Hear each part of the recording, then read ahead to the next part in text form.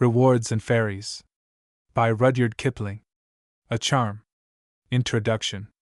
Once upon a time, Dan and Una, brother and sister, living in the English country, had the good fortune to meet with Puck, alias Robin Goodfellow, alias Nick O'Lincoln, alias Lob Lie by the Fire, the last survivor in England of those whom mortals call fairies. Their proper name, of course, is the People of the Hills. This Puck, by means of the magic of oak, ash, and thorn, gave the children power. The result was that from time to time, and in different places on the farm and in the fields and in the country about, they saw and talked to some rather interesting people. One of these, for instance, was a knight of the Norman conquest, another a young centurion of a Roman legion stationed in England, another a builder and decorator of King Henry VII's time, and so on and so forth, as I have tried to explain in a book called Puck of Pook's Hill. A year or so later, the children met Puck once more, and though they were then older and wiser, and wore boots regularly instead of going barefooted when they got the chance, Puck was as kind to them as ever, and introduced them to more people of the old days. He was careful, of course, to take away their memory of their walks and conversations afterwards, but otherwise he did not interfere, and Dan and Una would find the strangest sort of persons in their gardens or woods. In the stories that follow I am trying to tell something about those people. Cold Iron. When Dan and Una had arranged to go out before breakfast, they did not remember that it was midsummer morning. They only wanted to see the otter which, old Hobden said, had been fishing their brook for weeks, and early morning was the time to surprise him. As they tiptoed out of the house into the wonderful stillness, the church clock struck 5. Dan took a few steps across the dew-blobbed lawn, and looked at his black footprints. "I think we ought to be kind to our poor boots," he said. "They'll get horrid wet." It was their first summer in boots, and they hated them, so they took them off, and slung them round their necks, and paddled joyfully over the dripping turf where the shadows lay the wrong way, like evening in the east. The sun was well up and warm, but by the brook the last of the night mist still fumed off the water. They picked up the chain of Otter's footprints on the mud, and followed it from the bank, between the weeds and the drenched mowing, while the birds shouted with surprise. Then the track left the brook and became a smear, as though a log had been dragged along. They traced it into 3 Cows Meadow, over the mill sluice to the forge, round Hobden's garden, and then up the slope till it ran out on the short turf and fern of Pook's Hill, and they heard the cock pheasants crowing in the woods behind them. "No use," said Dan, questing like a puzzled hound. "The dew's drying off, and old Hobden says otters'll travel for miles." "I'm sure we've traveled miles." Una fanned herself with her hat. "How still it is! It's going to be a regular roaster." She looked down the valley, where no chimney yet smoked. "Hobden's up." Dan pointed to the open door of the forge cottage. "What d'you suppose he has for breakfast?" "One of them. He says they eat good all times of the year." Una jerked her head at some stately pheasants going down to the brook for a drink. A few steps farther on a fox broke almost under their bare feet, yapped, and trotted off. "Ah, Muse Reynolds, Muse Reynolds," Dan was quoting from old Hobden, "if I knowed all you knowed, I'd know something. See the winged hats in Puck of Pook's Hill. I say," Una lowered her voice, "you know that funny feeling of things having happened before? I felt it when you said, Muse Reynolds." "So did I," Dan began. "What is it?" They faced each other, stammering with excitement. "Wait a shake. I'll remember in a minute. Wasn't it something about a fox, last year?" "Oh, I nearly had it then," Dan cried. "Be quiet," said Una, prancing excitedly. "There was something happened before we met the fox last year. Hills. Broken Hills, the play at the theater, See What You See." "I remember now," Dan shouted. "It's as plain as the nose on your face. Pook's Hill, Puck's Hill, Puck." "I remember, too," said Una. "And it's Midsummer Day again." The young fern on a knoll rustled, and Puck walked out, chewing a green-topped rush. "Good midsummer morning to you. Here's a happy meeting," said he. They shook hands all round, and asked questions. "You've wintered well," he said after a while, and looked them up and down. "Nothing much wrong with you, seemingly." "They've put us into boots," said Una. "Look at my feet, they're all pale white, and my toes are squig-ed together awfully." Yes, boots make a difference. Puck wriggled his brown, square, hairy foot, and cropped a dandelion flower between the big toe and the next. I could do that, last year, Dan said dismally, as he tried and failed.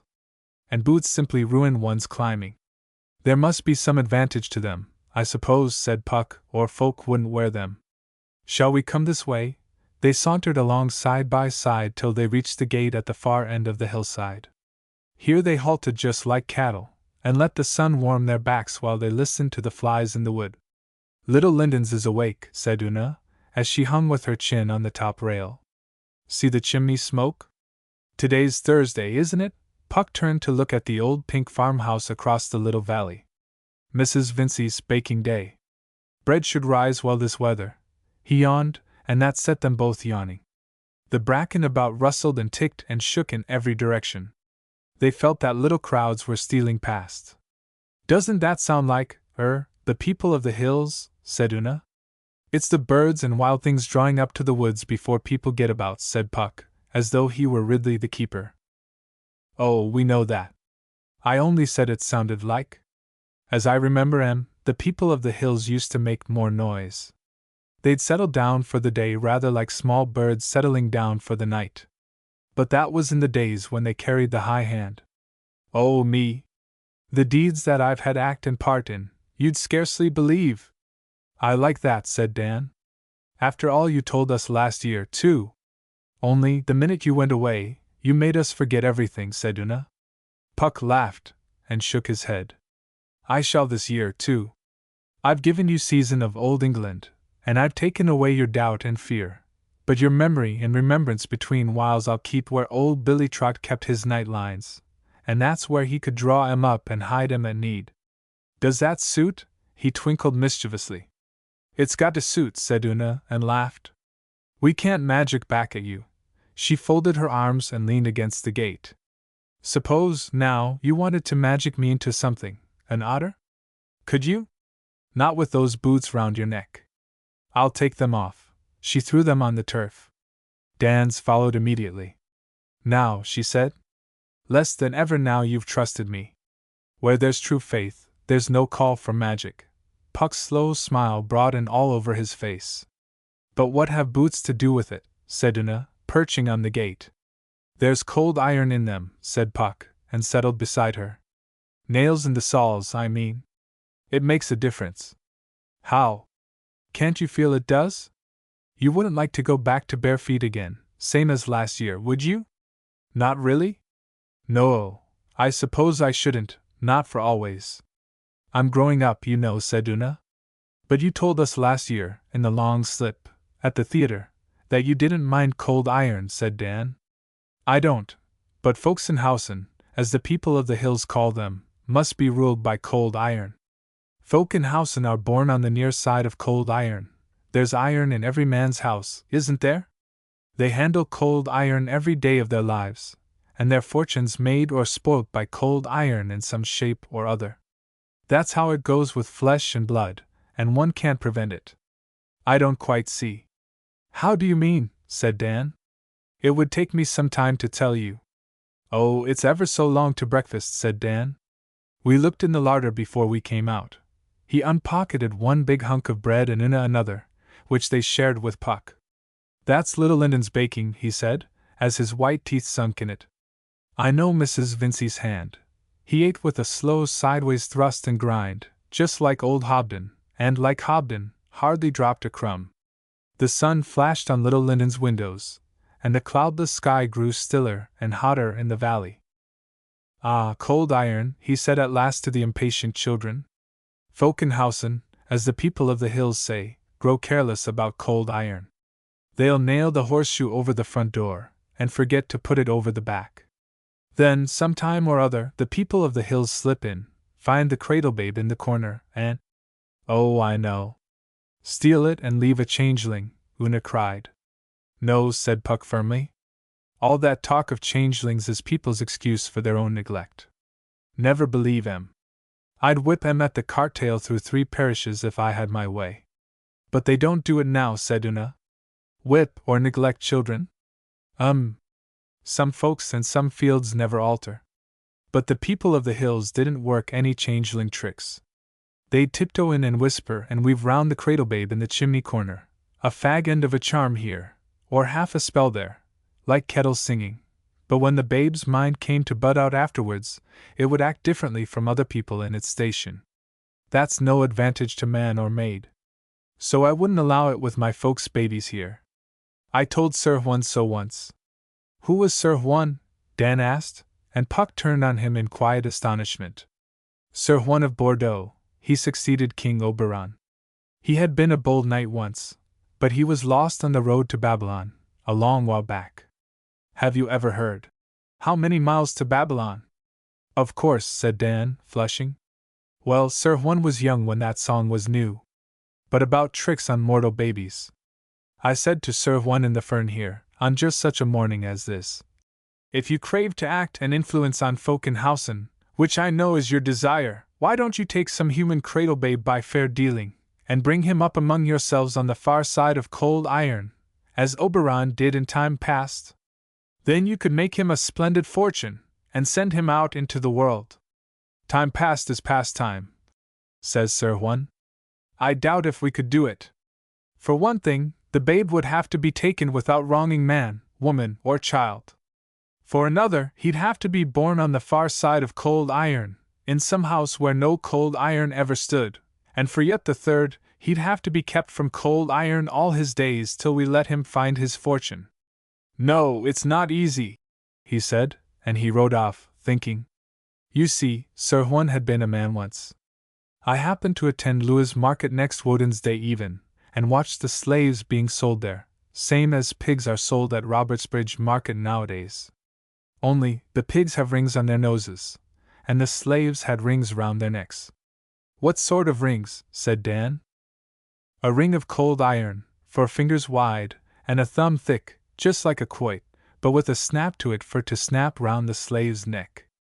They used to do a big trade in slave rings at the forge here, and ship them to all parts of old England, packed in oak sawdust. But as I was saying, there was a farmer out of the Weald who had bought a woman with a babe in her arms, and he didn't want any encumbrances to her driving his beasts home for him. Beast himself, said Una, and kicked her bare heel on the gate. So he blamed the auctioneer. It's none o' my baby, the wench puts in. I took it off a woman in our gang who died on Terrible Down yesterday. I'll take it off to the church then, says the farmer. Mother Church'll make a monk of it, and we'll step along home. It was dusk then. He slipped down to St. Pancras Church, and laid the babe at the cold chapel door. I breathed on the back of his stooping neck, and I've heard he never could be warm at any fire afterwards. I should have been surprised if he could. Then I whipped up the babe, and came flying home here like a bat to his belfry. On the dewy break of morning of Thor's own day, just such a day as this, I laid the babe outside the hill here, and the people flocked up and wondered at the sight. You've brought him, then? Sir Juan said, staring like any mortal man. Yes, and he's brought his mouth with him, too, I said. The babe was crying loud for his breakfast. What is he? Says Sir Juan, when the women folk had drawn him under to feed him. Full moon and morning star may know, I says. I don't. By what I could make out of him in the moonlight, he's without brand or blemish. I'll answer for it that he's born on the far side of cold iron, for he was born under a shaw on Terrible Down, and I've wronged neither man, woman, nor child in taking him, for he is the son of a dead slave woman. All to the good, Robin, Sir Juan said. He'll be the less anxious to leave us. Oh, we'll give him a splendid fortune, and we shall act and influence on folk in Hausen as we have always craved. His lady came up then, and drew him under to watch the babe's wonderful doings. Who was his lady? Said Dan. The Lady Esclarmonde. She had been a woman once, till she followed Sir Juan across the fern, as we say. Babies are no special treat to me, I've watched too many of them, so I stayed on the hill. Presently I heard hammering down at the forge there. Puck pointed towards Hobden's cottage. It was too early for any workman, but it passed through my mind that the breaking day was Thor's own day. A slow northeast wind blew up and set the oaks sawing and fretting in a way I remembered, so I slipped over to see what I could see. And what did you see? A smith forging something or other out of cold iron. When it was finished, he weighed it in his hand, his back was towards me, and tossed it from him a longish quoit throw down the valley. I saw cold iron flash in the sun, but I couldn't quite make out where it fell. That didn't trouble me. I knew it would be found sooner or later by someone. How did you know? Dan went on. Because I knew the smith that made it, said Puck quietly. Wayland Smith? Una suggested. Sewellan Sword and Puck of Puck's Hill. No, I should have passed the time o' day with Wayland Smith, of course. This other was different. So, Puck made a queer crescent in the air with his finger. I counted the blades of grass under my nose till the wind dropped, and he had gone, he and his hammer. Was it Thor then? Una murmured under her breath. Who else? It was Thor's own day, Puck repeated the sign. I didn't tell Sir Juan or his lady what I'd seen. Borrow trouble for yourself if that's your nature, but don't lend it to your neighbors. Moreover, I might have been mistaken about the smith's work. He might have been making things for mere amusement, though it wasn't like him, or he might have thrown away an old piece of made iron. One can never be sure. So I held my tongue and enjoyed the babe. He was a wonderful child, and the people of the hills were so set on him, they wouldn't have believed me. He took to me wonderfully. As soon as he could walk, he'd putter forth with me all about my hill here. Fern makes soft falling. He knew when day broke on earth above, for he'd thump, thump, thump, like an old buck rabbit in a berry, and I'd hear him say, Opie! Till someone who knew the charm let him out, and then it would be, Robin! Robin! All round Robin Hood's barn, as we say, till he'd found me. The dear, said Una. I'd like to have seen him. Yes, he was a boy. And when it came to learning his words, spells and such like, he'd sit on the hill in the long shadows, worrying out bits of charms to try on passers-by. And when the bird flew to him, or the tree bowed to him for pure love's sake, like everything else on my hill, he'd shout, Robin! Look, see! Look, see, Robin! And sputter out some spell or other that they had taught him, all wrong and first, till I hadn't the heart to tell him it was his own dear self and not the words that worked the wonder. When he got more abreast of his words, and could cast spells for sure, as we say, he took more and more notice of things and people in the world. People, of course, always drew him, for he was mortal all through.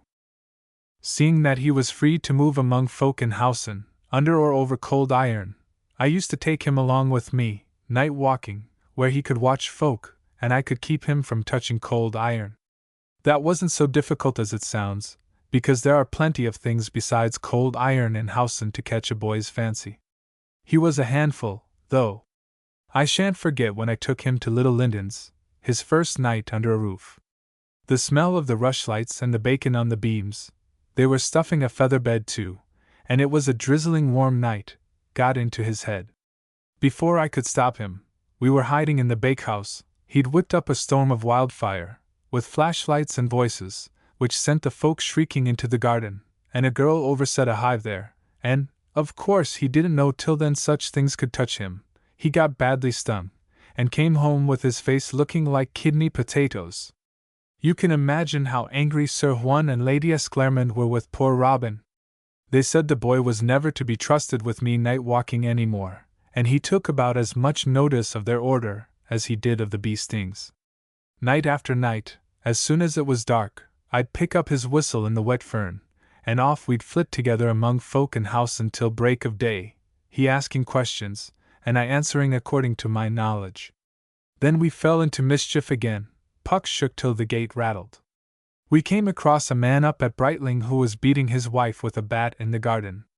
I was just going to toss the man over his own woodlump when the boy jumped the hedge and ran at him. Of course the woman took her husband's part, and while the man beat him, the woman scratted his face. It wasn't till I danced among the cabbages like Brightling beacon all ablaze that they gave up and ran indoors. The boy's fine green and gold clothes were torn all to pieces, and he had been welted in 20 places with the man's bat, and scratted by the woman's nails to pieces. He looked like a Robertsbridge hopper on a Monday morning. Robin, said he, while I was trying to clean him down with a bunch of hay. I don't quite understand Folkenhausen. I went to help that old woman, and she hit me, Robin. What else did you expect? I said.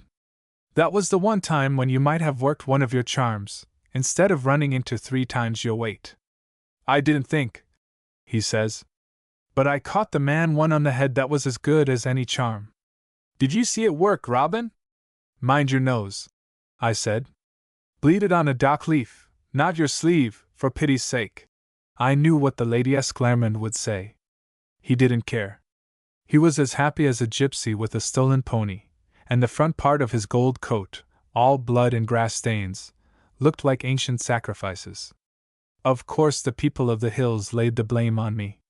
The boy could do nothing wrong, in their eyes.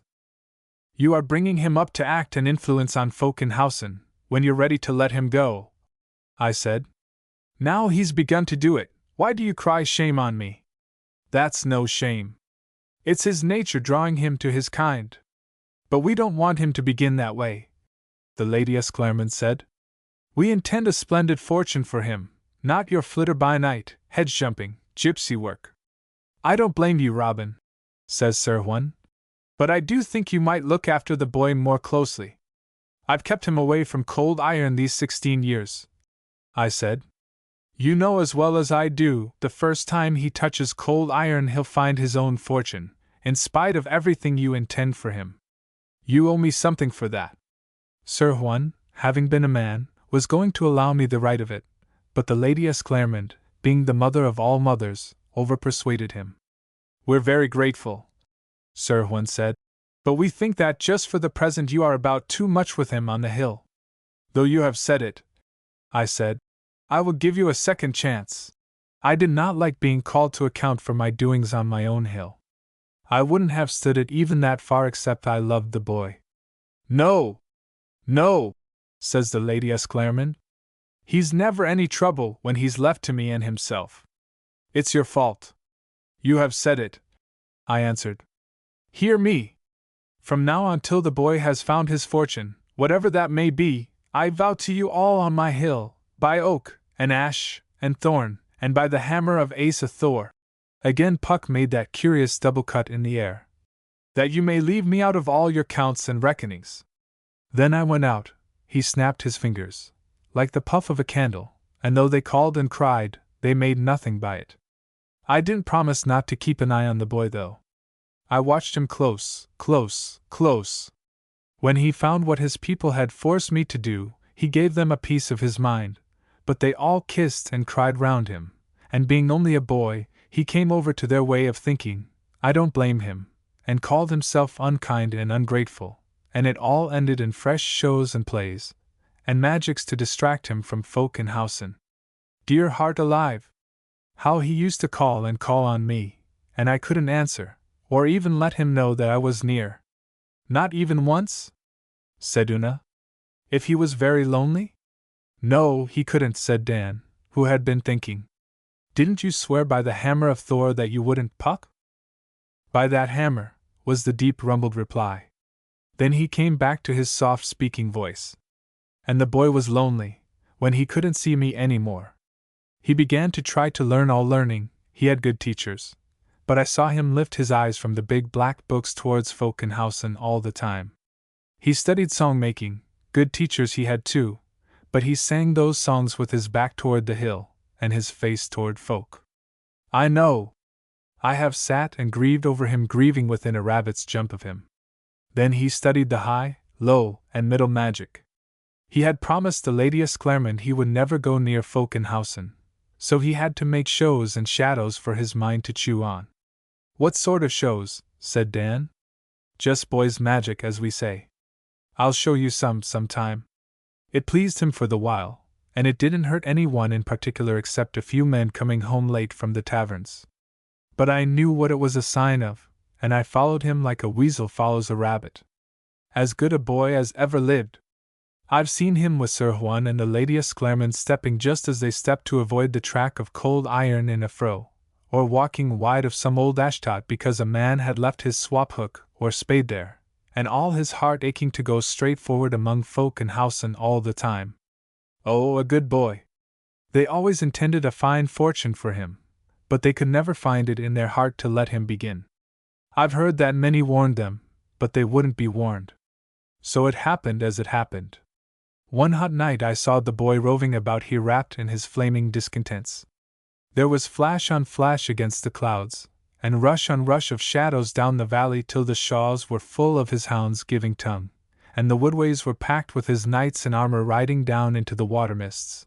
All his own magic, of course. Behind them you could see great castles lifting slow and splendid on arches of moonshine, with maidens waving their hands at the windows, which all turned into roaring rivers, and then would come the darkness of his own young heart wiping out the whole slateful. But boy's magic doesn't trouble me, or Merlin's either for that matter.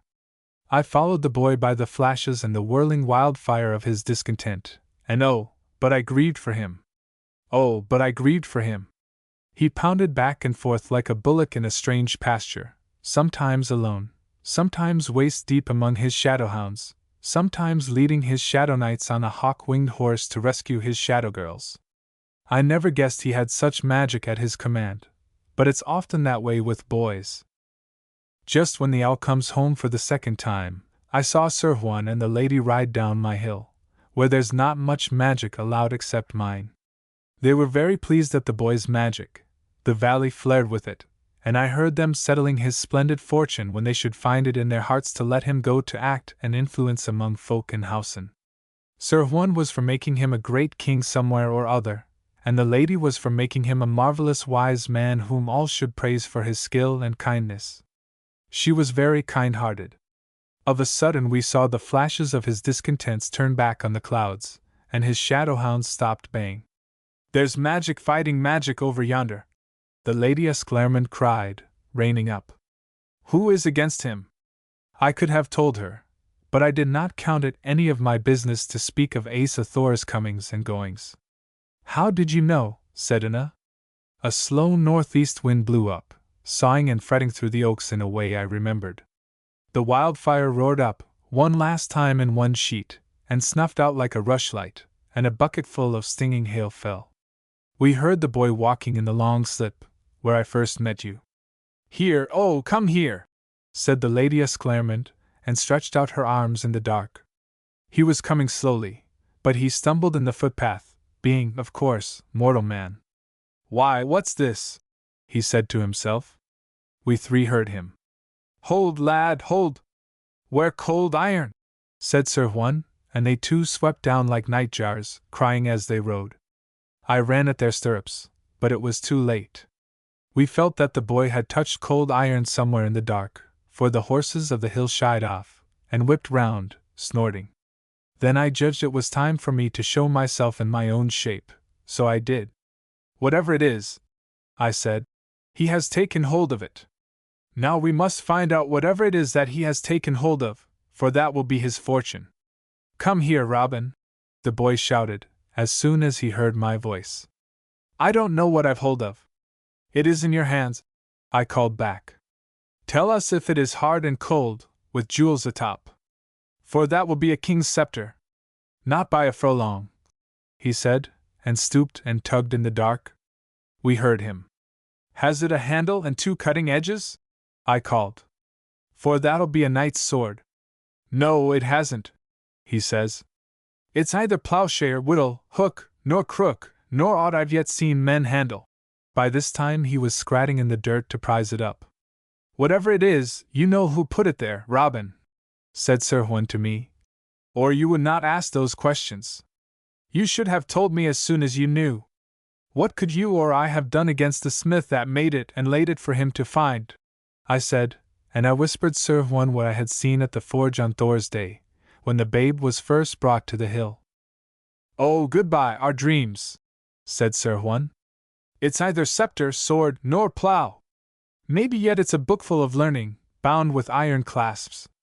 There's a chance for a splendid fortune in that sometimes."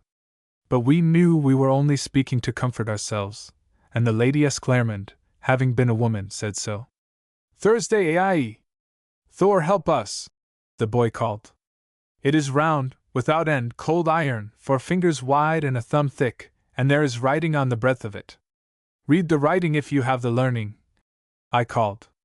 The darkness had lifted by then, and the owl was out over the fern again. He called back, reading the runes on the iron. And there he stood, in clear starlight, with a new, heavy, shining slavering round his proud neck. "Is this how it goes?" he asked, while the Lady Esclairmonde cried. "That is how it goes," I said. He hadn't snapped the catch home yet, though. "What fortune does it mean for him?" said Sir Huon, while the boy fingered the ring. "You who walk under cold iron, you must tell us and teach us." "Tell I can, but teach I cannot," I said. "The virtue of the ring is only that he must go among folk in housen henceforward, doing what they want done, or what he knows they need, all old England over. Never will he be his own master, nor yet ever any man's. He will get half he gives, and give twice what he gets, till his life's last breath, and if he lays aside his load before he draws that last breath, all his work will go for naught." "Oh, cruel, wicked Thor!" cried the Lady Esclairmonde. "Ah, look, see, all of you! The catch is still open! He hasn't locked it. He can still take it off. He can still come back. Come back!" She went as near as she dared, but she could not lay hands on cold iron. The boy could have taken it off, yes.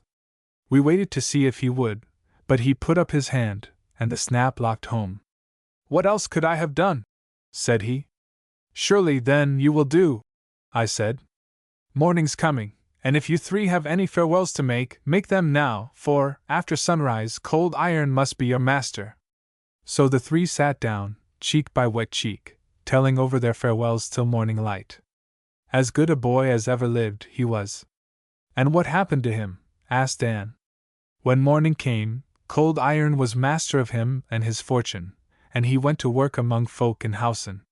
Presently he came across a maid like-minded with himself, and they were wedded, and had bushels of children, as the saying is. Perhaps you'll meet some of his breed this year." "Thank you," said Una. "But what did the poor Lady Esclairmonde do? What can you do when Asa Thor lays the cold iron in a lad's path?" She and Sir Huon were comforted to think they had given the boy good store of learning to act and influence on folk in housen. For he was a good boy. "Isn't it getting on for breakfast time? I'll walk with you a piece." When they were well in the center of the bone-dry fern, Dan nudged Una, who stopped and put on a boot as quickly as she could. "Now," she said, "you can't get any oak, ash, and thorn leaves from here," and she balanced wildly on one leg. "I'm standing on cold iron. What'll you do if we don't go away?" "Yeah?" "Of all mortal impudence," said Puck, as Dan, also in one boot, grabbed his sister's hand to steady himself. He walked round them, shaking with delight. "You think I can only work with a handful of dead leaves? This comes of taking away your doubt and fear. I'll show you." A minute later they charged into old Hobden at his simple breakfast of cold roast pheasant, shouting that there was a wasp's nest in the fern which they had nearly stepped on, and asking him to come and smoke it out. "It's too early for wasps' nests, and I don't go diggin' in the hill, not for shillin's," said the old man placidly. "You've a thorn in your foot, Miss Una. Sit down, and put on your t'other boot. You're too old to be caperin' barefoot on an empty stomach. Stay it with this chicken o' mine. Cold iron. Gloriana. The two cousins. Gloriana. Willow's Shaw, the little fenced wood where the hop poles are stacked like Indian wigwams, had been given to Dan and Una for their very own kingdom when they were quite small. As they grew older, they contrived to keep it most particularly private.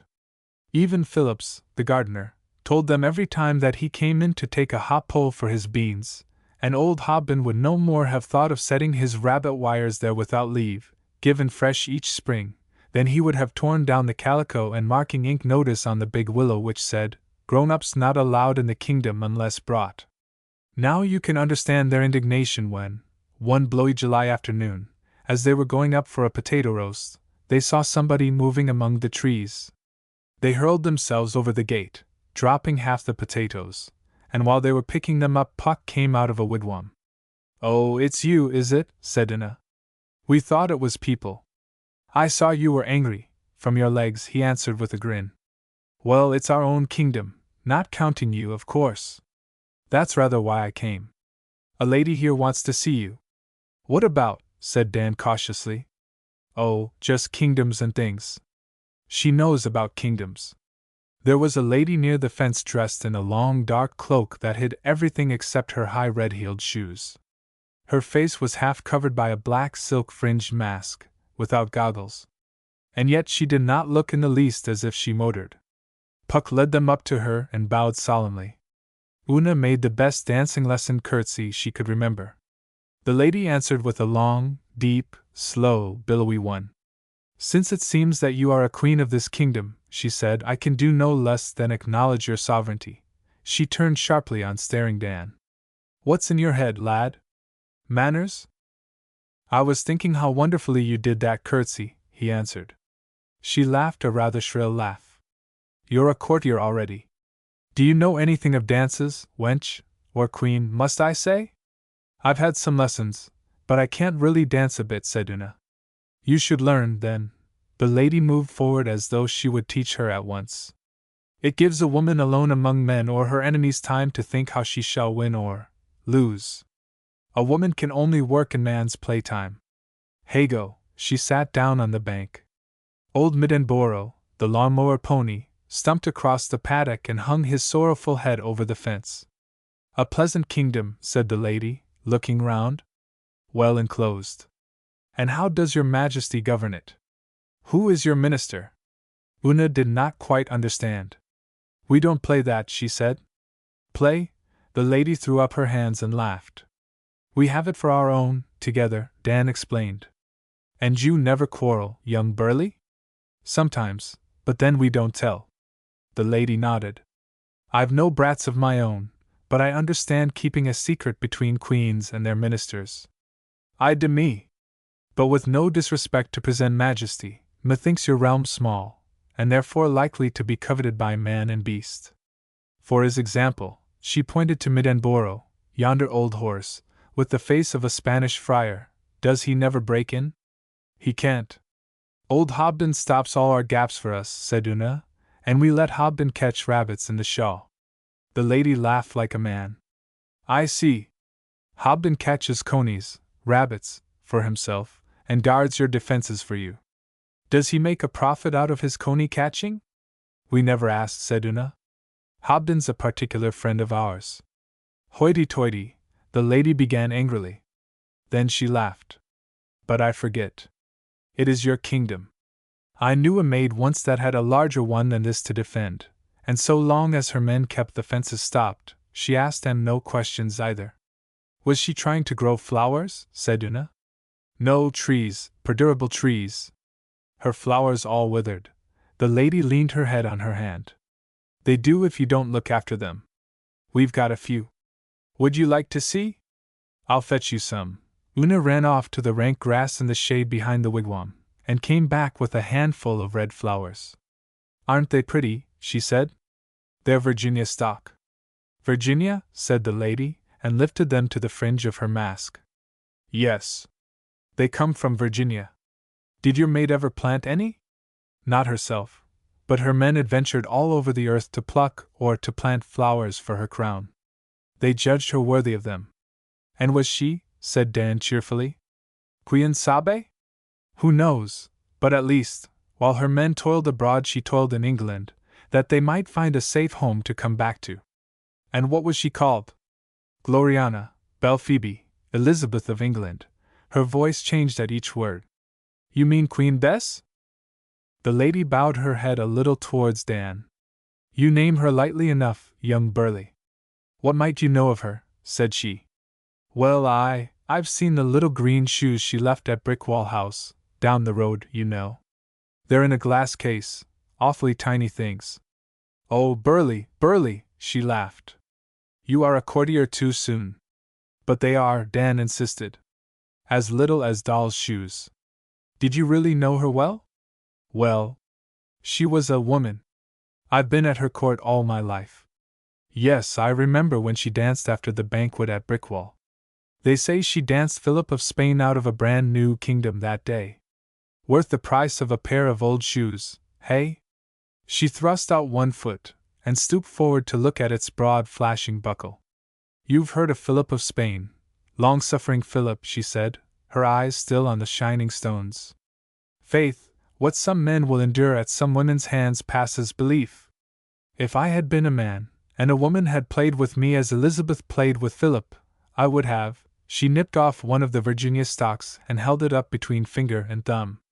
But for all that, she began to strip the leaves one by one, they say, and I am persuaded that Philip loved her.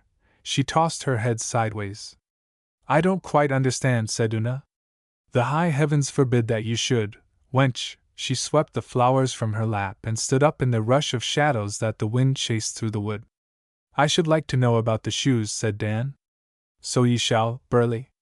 So ye shall, if ye watch me. 'Twill be as good as a play. We've never been to a play, said Una. The lady looked at her and laughed. I'll make one for you. Watch. You are to imagine that she, Gloriana, Belphoebe, Elizabeth, has gone on a progress to ride to comfort her sad heart. Maids are often melancholic, and while she halts at Brickwall House, the village, what was its name? She pushed Puck with her foot. Norgem, he croaked, and squatted by the wigwam.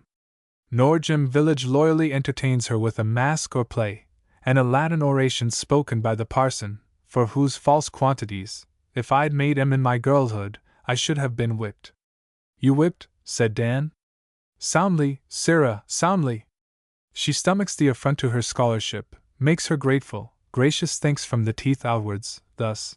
The lady yawned. Oh, a queen may love her subjects in her heart, and yet be dog-wearied of 'em in body and mind, and so sits down, her skirts foamed about her as she sat, to a banquet beneath Brickwall Oak. Here for her sins she is waited upon by, what were the young cockerels' names that served Gloriana at table? Fruins, Courthopes, Fullers, Hussies, Puck began. She held up her long jeweled hand. Spare the rest. They were the best blood of Sussex, and by so much the more clumsy in handling the dishes and plates. Wherefore, she looked funnily over her shoulder, you are to think of Gloriana in a green and gold-laced habit, dreadfully expecting that the jostling youths behind her would, of pure jealousy or devotion, spatter it with sauces and wines. The gown was Philip's gift, too.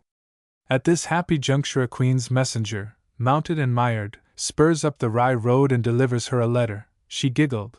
A letter from a good, simple, frantic Spanish gentleman called Don Philip. That wasn't Philip, King of Spain? Dan asked. Truly it was. Twixt you and me and the bedpost, young Burley, these kings and queens are very like men and women, and I've heard they write each other fond, foolish letters that none of their ministers should open. Did her ministers ever open Queen Elizabeth's letters? Said Una. Faith, yes. But she'd have done as much for theirs any day.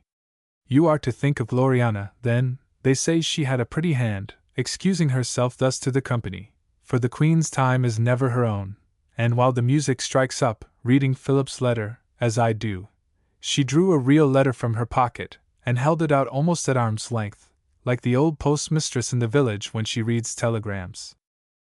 H.M. H.M. H.M. Philip writes as ever most lovingly. He says his Gloriana is cold, for which reason he burns for her through a fair written page. She turned it with a snap.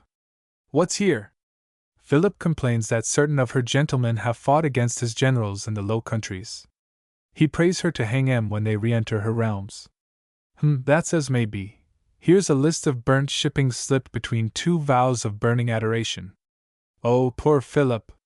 His admirals at sea, no less than 3 of 'em, have been boarded, sacked, and scuttled on their lawful voyages by certain English mariners, gentlemen, he will not call them, who are now at large and working more piracies in his American Ocean, which the Pope gave him. He and the Pope should guard it then, Philip hears, but his devout ears will not credit it, that Gloriana in some fashion countenances these villains' misdeeds, shares in their booty, and, oh shame, has even lent them ships royal for their sinful thefts. Therefore he requires, which is a word Gloriana loves not, requires that she shall hang 'em when they return to England, and afterwards shall account to him for all the goods and gold they have plundered. A most loving request. If Gloriana will not be Philip's bride, she shall be his broker and his butcher. Should she still be stiff-necked, he writes, see where the pen digged the innocent paper, that he hath both the means and the intention to be revenged on her. Aha! Now we come to the Spaniard in his shirt. She waved the letter merrily. Listen here. Philip will prepare for Gloriana a destruction from the west, far exceeding that which Pedro de Avila wrought upon the Huguenots. And he rests and remains, kissing her feet and her hands, her slave, her enemy, or her conqueror, as he shall find that she uses him. She thrust back the letter under her cloak, and went on acting, but in a softer voice.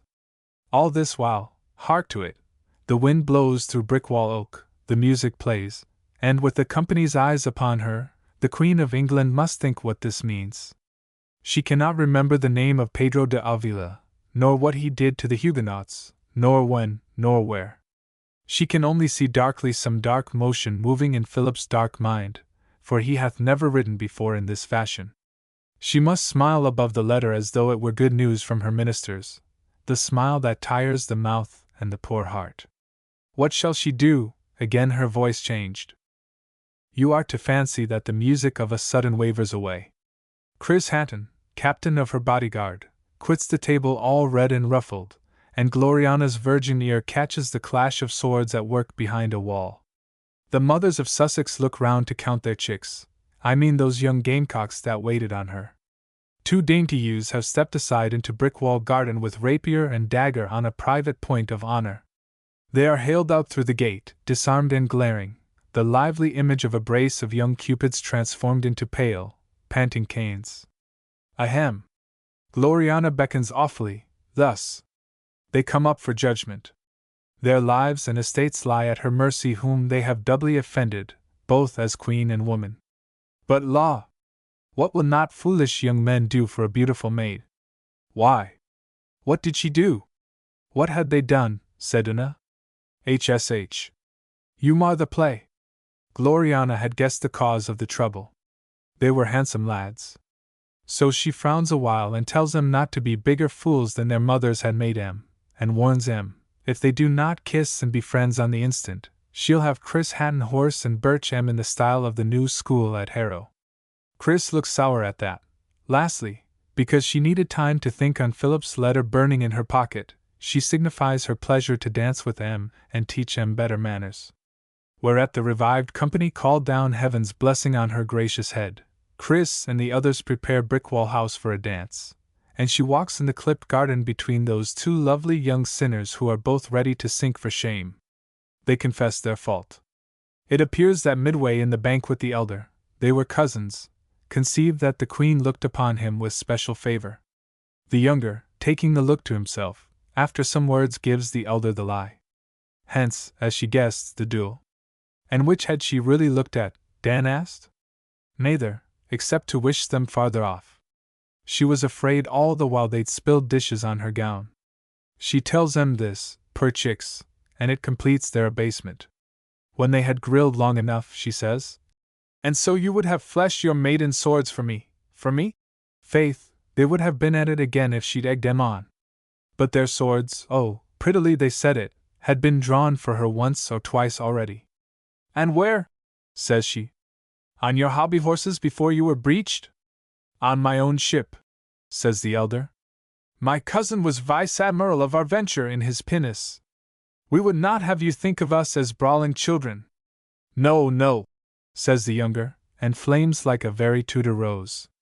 At least the Spaniards know us better. Admiral boy, vice-admiral babe, says Gloriana. I cry your pardon. The heat of these present times ripens childhood to age more quickly than I can follow. But we are at peace with Spain. Where did you break your queen's peace?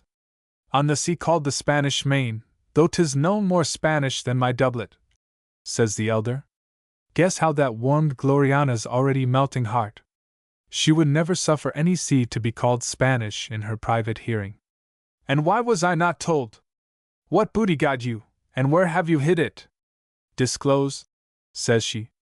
You stand in some danger of the gallows for pirates. The axe, most gracious lady, says the elder. For we are gentle born. He spoke truth, but no woman can brook contradiction. Hoity-toity, says she, and but that she remembered that she was queen, she'd have cuffed the pair of 'em. It shall be gallows, hurdle, and Dunkard if I choose. Had our queen known of our going beforehand, Philip might have held her to blame for some small things we did on the seas. The younger lisps.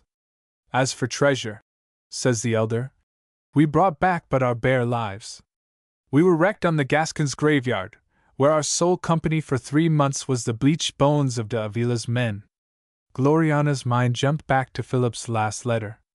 De Avila that destroyed the Huguenots? What do you know of him? She says.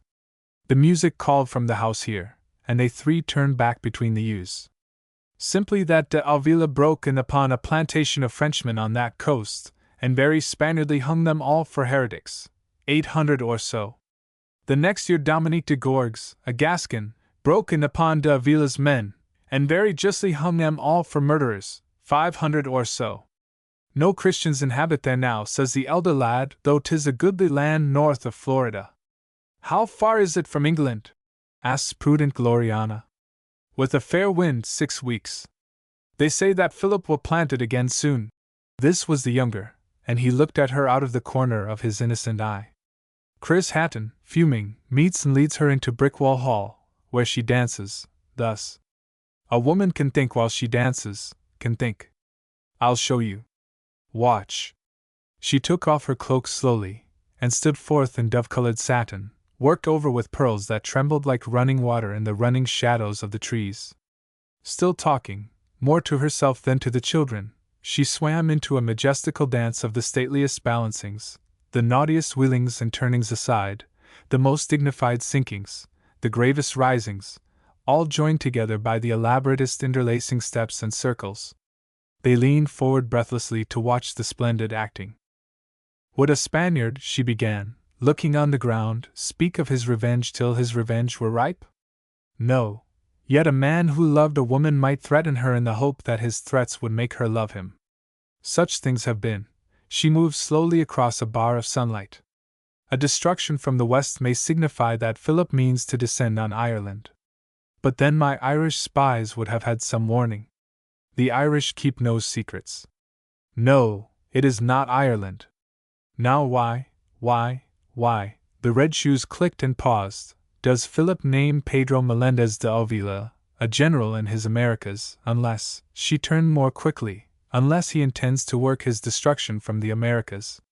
Did he say de Avila only to put her off her guard, or for this once has his black pen betrayed his black heart? She raised herself to her full height. England must forestall Master Philip. But not openly, she sank again. We cannot fight Spain openly. Not yet, not yet. She stepped 3 paces as though she were pegging down some snare with her twinkling shoe buckles. The Queen's mad gentlemen may fight Philip's poor admirals where they find em, but England, Gloriana, Harry's daughter, must keep the peace. Perhaps, after all, Philip loves her, as many men and boys do. That may help England.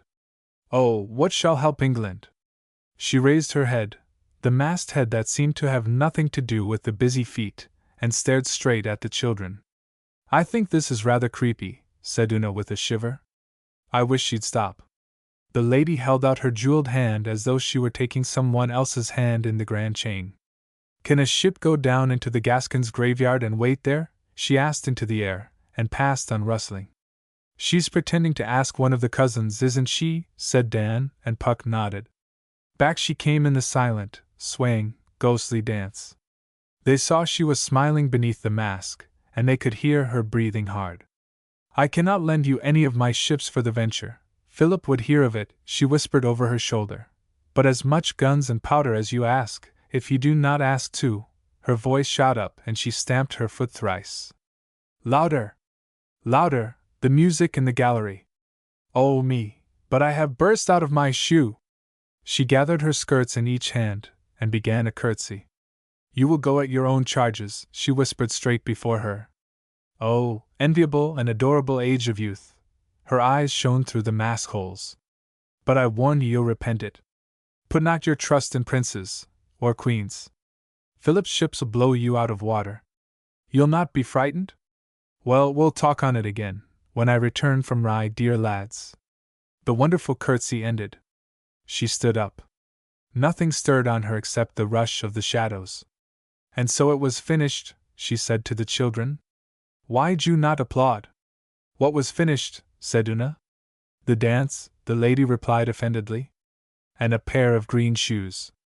I don't understand a bit, said Una. Eh? What did you make of it, young Burley? I'm not quite sure, Dan began, but you never can be, with a woman.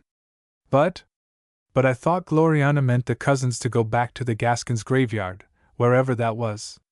'Twas Virginia afterwards. Her plantation of Virginia. Virginia afterwards, and stop Philip from taking it. Didn't she say she'd lend them guns? Right so. But not ships, then. And I thought you meant they must have told her they'd do it off their own bat, without getting her into a row with Philip. Was I right?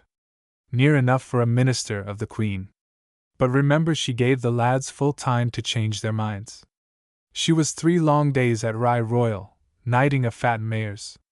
When she came back to Brickwall, they met her a mile down the road, and she could feel their eyes burn through her riding mask. Chris Hatton, poor fool, was vexed at it. You would not birch them when I gave you the chance, says she to Chris. Now you must get me half an hour's private speech with M in Brickwall Garden. Eve tempted Adam in a garden. Quick, man, or I may repent. She was a queen. Why did she not send for them herself? Said Una. The lady shook her head. That was never her way. I've seen her walk to her own mirror by byends, and the woman that cannot walk straight there is past praying for. Yet I would have you pray for her. What else in England's name could she have done? She lifted her hand to her throat for a moment. Faith, she cried, I'd forgotten the little green shoes. She left them at Brickwall, so she did. And I remember she gave the Norgem parson, John Withers, was he, a text for his sermon. Over Edom have I cast out my shoe. Neat, if he'd understood. I don't understand, said Una. What about the 2 cousins? You are as cruel as a woman, the lady answered. I was not to blame. I told you I gave them time to change their minds. On my honor, I demi, she asked no more of them at first than to wait a while off that coast, the Gaskins graveyard, to hover a little if their ships chanced to pass that way. They had only one tall ship and a pinnace, only to watch and bring me word of Philip's doings. One must watch Philip always. What a murrain right had he to make any plantation there, 100 leagues north of his Spanish Main, and only 6 weeks from England? By my dread father's soul, I tell you he had none, none. She stamped her red foot again, and the 2 children shrunk back for a second. Nay, nay. You must not turn from me too. She laid it all fairly before the lads in Brickwall Garden between the yews. I told them that if Philip sent a fleet, and to make a plantation he could not well send less, their poor little cockboats could not sink it. They answered that, with submission, the fight would be their own concern. She showed him again that there could be only one end to it: quick death on the sea, or slow death in Philip's prisons. They asked no more than to embrace death for my sake. Many men have prayed to me for life. I've refused them, and slept none the worse after. But when my men, my tall, fantastical young men, beseech me on their knees for leave to die for me, it shakes me, it shakes me to the marrow of my old bones. Her chest sounded like a board as she hit it. She showed them all. I told them that this was no time for open war with Spain. If by miracle inconceivable they prevailed against Philip's fleet, Philip would hold me accountable. For England's sake, to save war, I should e'en be forced, I told them so, to give him up their young lives. If they failed, and again by some miracle escaped Philip's hand, and crept back to England with their bare lives, they must lie, oh, I told them all, under my sovereign displeasure. She could not know them, see them, nor hear their names, nor stretch out a finger to save them from the gallows, if Philip chose to ask it. Be it the gallows then, says the elder. I could have wept, but that my face was made for the day. Either way, any way, this venture is death, which I know you fear not. But it is death with assured dishonor, I cried. Yet our queen will know in her heart what we have done, says the younger. Sweetheart, I said. A queen has no heart. But she is a woman, and a woman would not forget, says the elder. We will go, They knelt at my feet. Nay, dear lads, but here, I said, and I opened my arms to them and I kissed them. Be ruled by me, I said. We'll hire some ill-featured old tarry breeks of an admiral to watch the graveyard, and you shall come to court. Hire whom you please, says the elder. We are ruled by you body and soul. And the younger, who shook most when I kissed him, says between his white lips, I think you have power to make a god of a man. Come to court and be sure of't, I said. They shook their heads and I knew that go they would. If I had not kissed them, perhaps I might have prevailed. Then why did you do it? Said Una. I don't think you knew really what you wanted done. May it please your majesty. The lady bowed her head low. This Gloriana whom I have represented for your pleasure was a woman and a queen. Remember her when you come to your kingdom. But did the cousins go to the Gascons' graveyard? Said Dan, as Una frowned. They went, said the lady. Did they ever come back? Una began. But did they stop King Philip's fleet? Dan interrupted. The lady turned to him eagerly. D'you think they did right to go? She asked. I don't see what else they could have done, Dan replied, after thinking it over. D'you think she did right to send them? The lady's voice rose a little. Well, said Dan, I don't see what else she could have done either, do you? How did they stop King Philip from getting Virginia? There's the sad part of it. They sailed out that autumn from Rye Royal, and there never came back so much as a single rope yarn to show what had befallen them. The winds blew, and they were not. Does that make you alter your mind, young Burleigh? I expect they were drowned then. Anyhow, Philip didn't score, did he? Gloriana wiped out her score with Philip later. But if Philip had won, would you have blamed Gloriana for wasting those lads' lives? Of course not. She was bound to try to stop him. The lady coughed. You have the root of the matter in you. Were I queen, I'd make you minister. We don't play that game, said Una, who felt that she disliked the lady as much as she disliked the noise the high wind made tearing through Willow's shawl. Play, said the lady with a laugh, and threw up her hands affectedly. The sunshine caught the jewels on her many rings and made them flash till Una's eyes dazzled, and she had to rub them. Then she saw Dan on his knees picking up the potatoes they had spilled at the gate.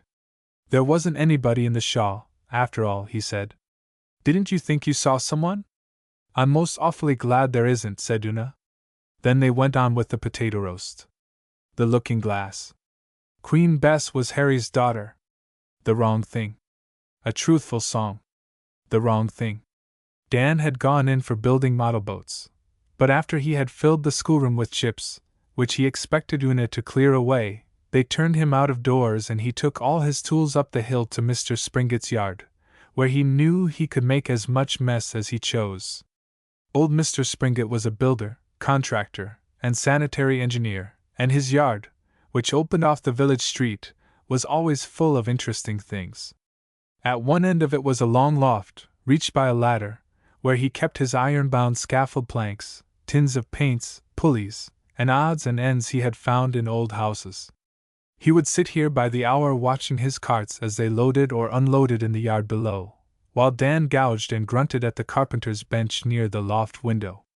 Mr. Springett and Dan had always been particular friends, for Mr. Springett was so old he could remember when railways were being made in the southern counties of England, and people were allowed to drive dogs in carts. One hot, still afternoon, the tar paper on the roof smelt like ships. Dan, in his shirt sleeves, was smoothing down a new schooner's bow, and Mr. Springett was talking of barns and houses he had built. He said he never forgot any stick or stone he had ever handled, or any man, woman, or child he had ever met. Just then he was very proud of the village hall at the entrance of the village, which he had finished a few weeks before. And I don't mind telling you, mused Dan, he said, that the hall will be my last job top of this mortal earth. I didn't make £10, no, nor yet 5, out o' the whole contract, but my name's lettered on the foundation stone, Ralph Springett, builder, and the stone she's bedded on 4-foot good concrete. If she shifts any time these 500 years, I'll sure ly turn in my grave. I told the Lunnon architect so when he come down to oversee my work. What did he say? Dan was sandpapering the schooner's port bow. Nothing. The haul ain't more than one of his small jobs for him, but 'tain't small to me, and my name is cut and lettered, frontin' the village street. I do hope and pray, for time everlastin'. You'll want the little round file for that holler in her bow. Who's there? Mr. Springett turned stiffly in his chair. A long pile of scaffold planks ran down the center of the loft. Dan looked, and saw Hal O' the Draft's tousled head beyond them. See Hal O' the Draft in Puck of Puck's Hill. Be you the builder of the village hall? He asked of Mr. Springett. I be, was the answer.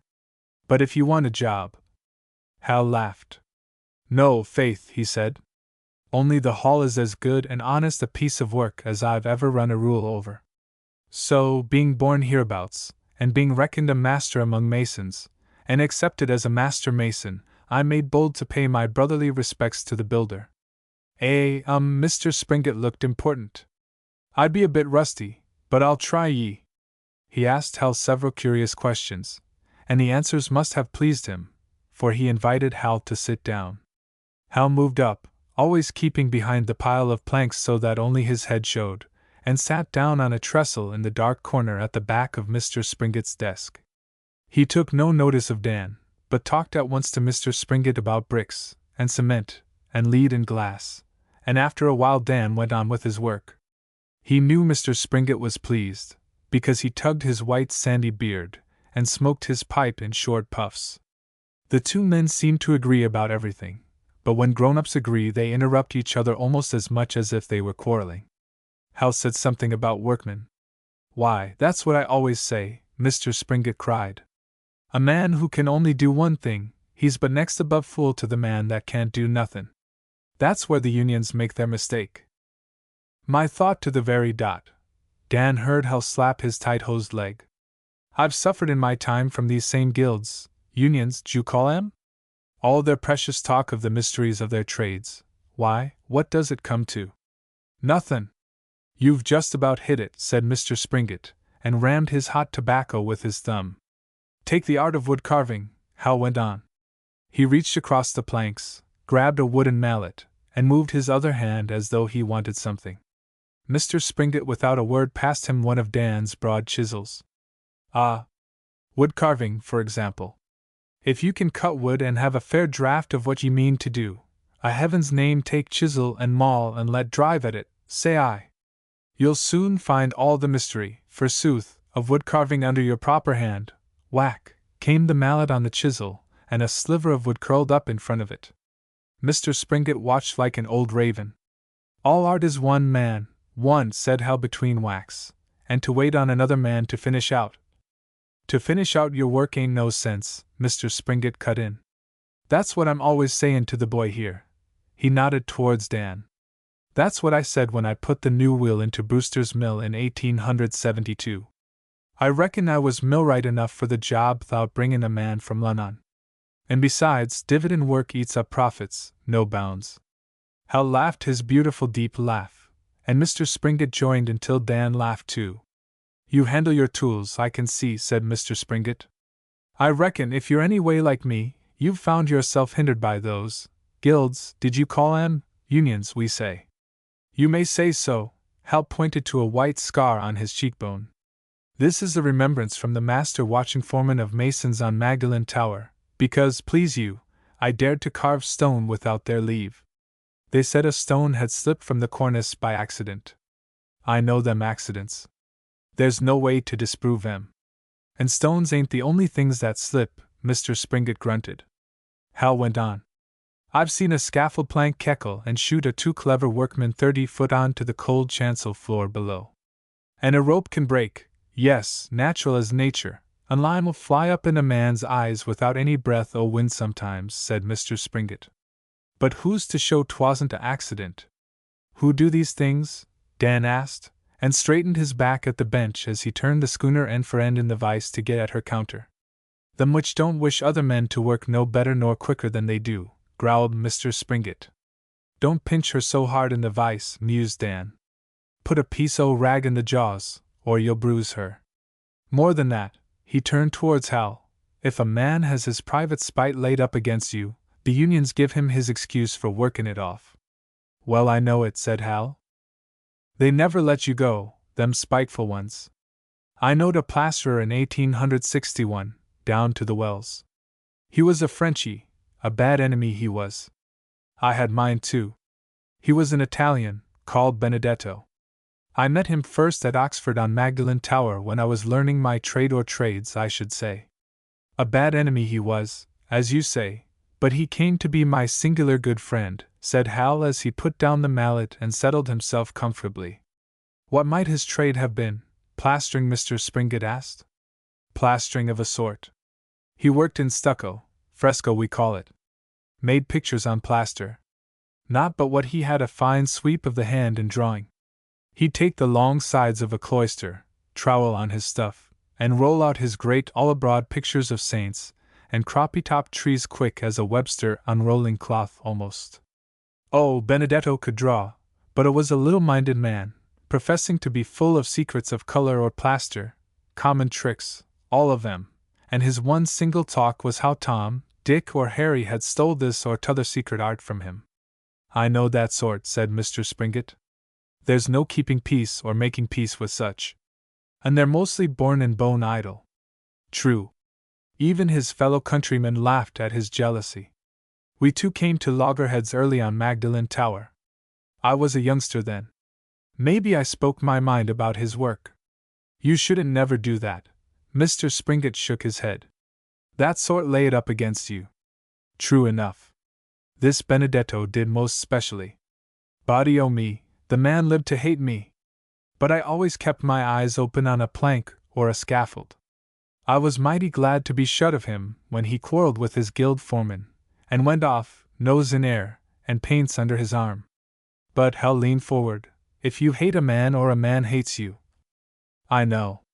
You're everlastin' running across him, Mr. Springett interrupted. Excuse me, sir. He leaned out of the window, and shouted to a carter who was loading a cart with bricks. Ain't you no more sense than to heap 'em up that way, he said. Take and throw 100 of 'em off. It's more than the team can compass. Throw 'em off, I tell you, and make another trip for what's left over. Excuse me, sir. You was sayin' dash. I was saying that before the end of the year I went to Barry to strengthen the lead work in the great Abbey East window there. Now that's just one of the things I've never done. But I mind there was a cheap excursion to Chichester in 1879, and I went and watched 'em lead in a wonderful fine window in Chichester Cathedral. I stayed watchin' till 'twas time for us to go back. Dunno as I had 2 drinks p'raps, all that day. Hal smiled. At Barry, then, sure enough, I met my enemy Benedetto.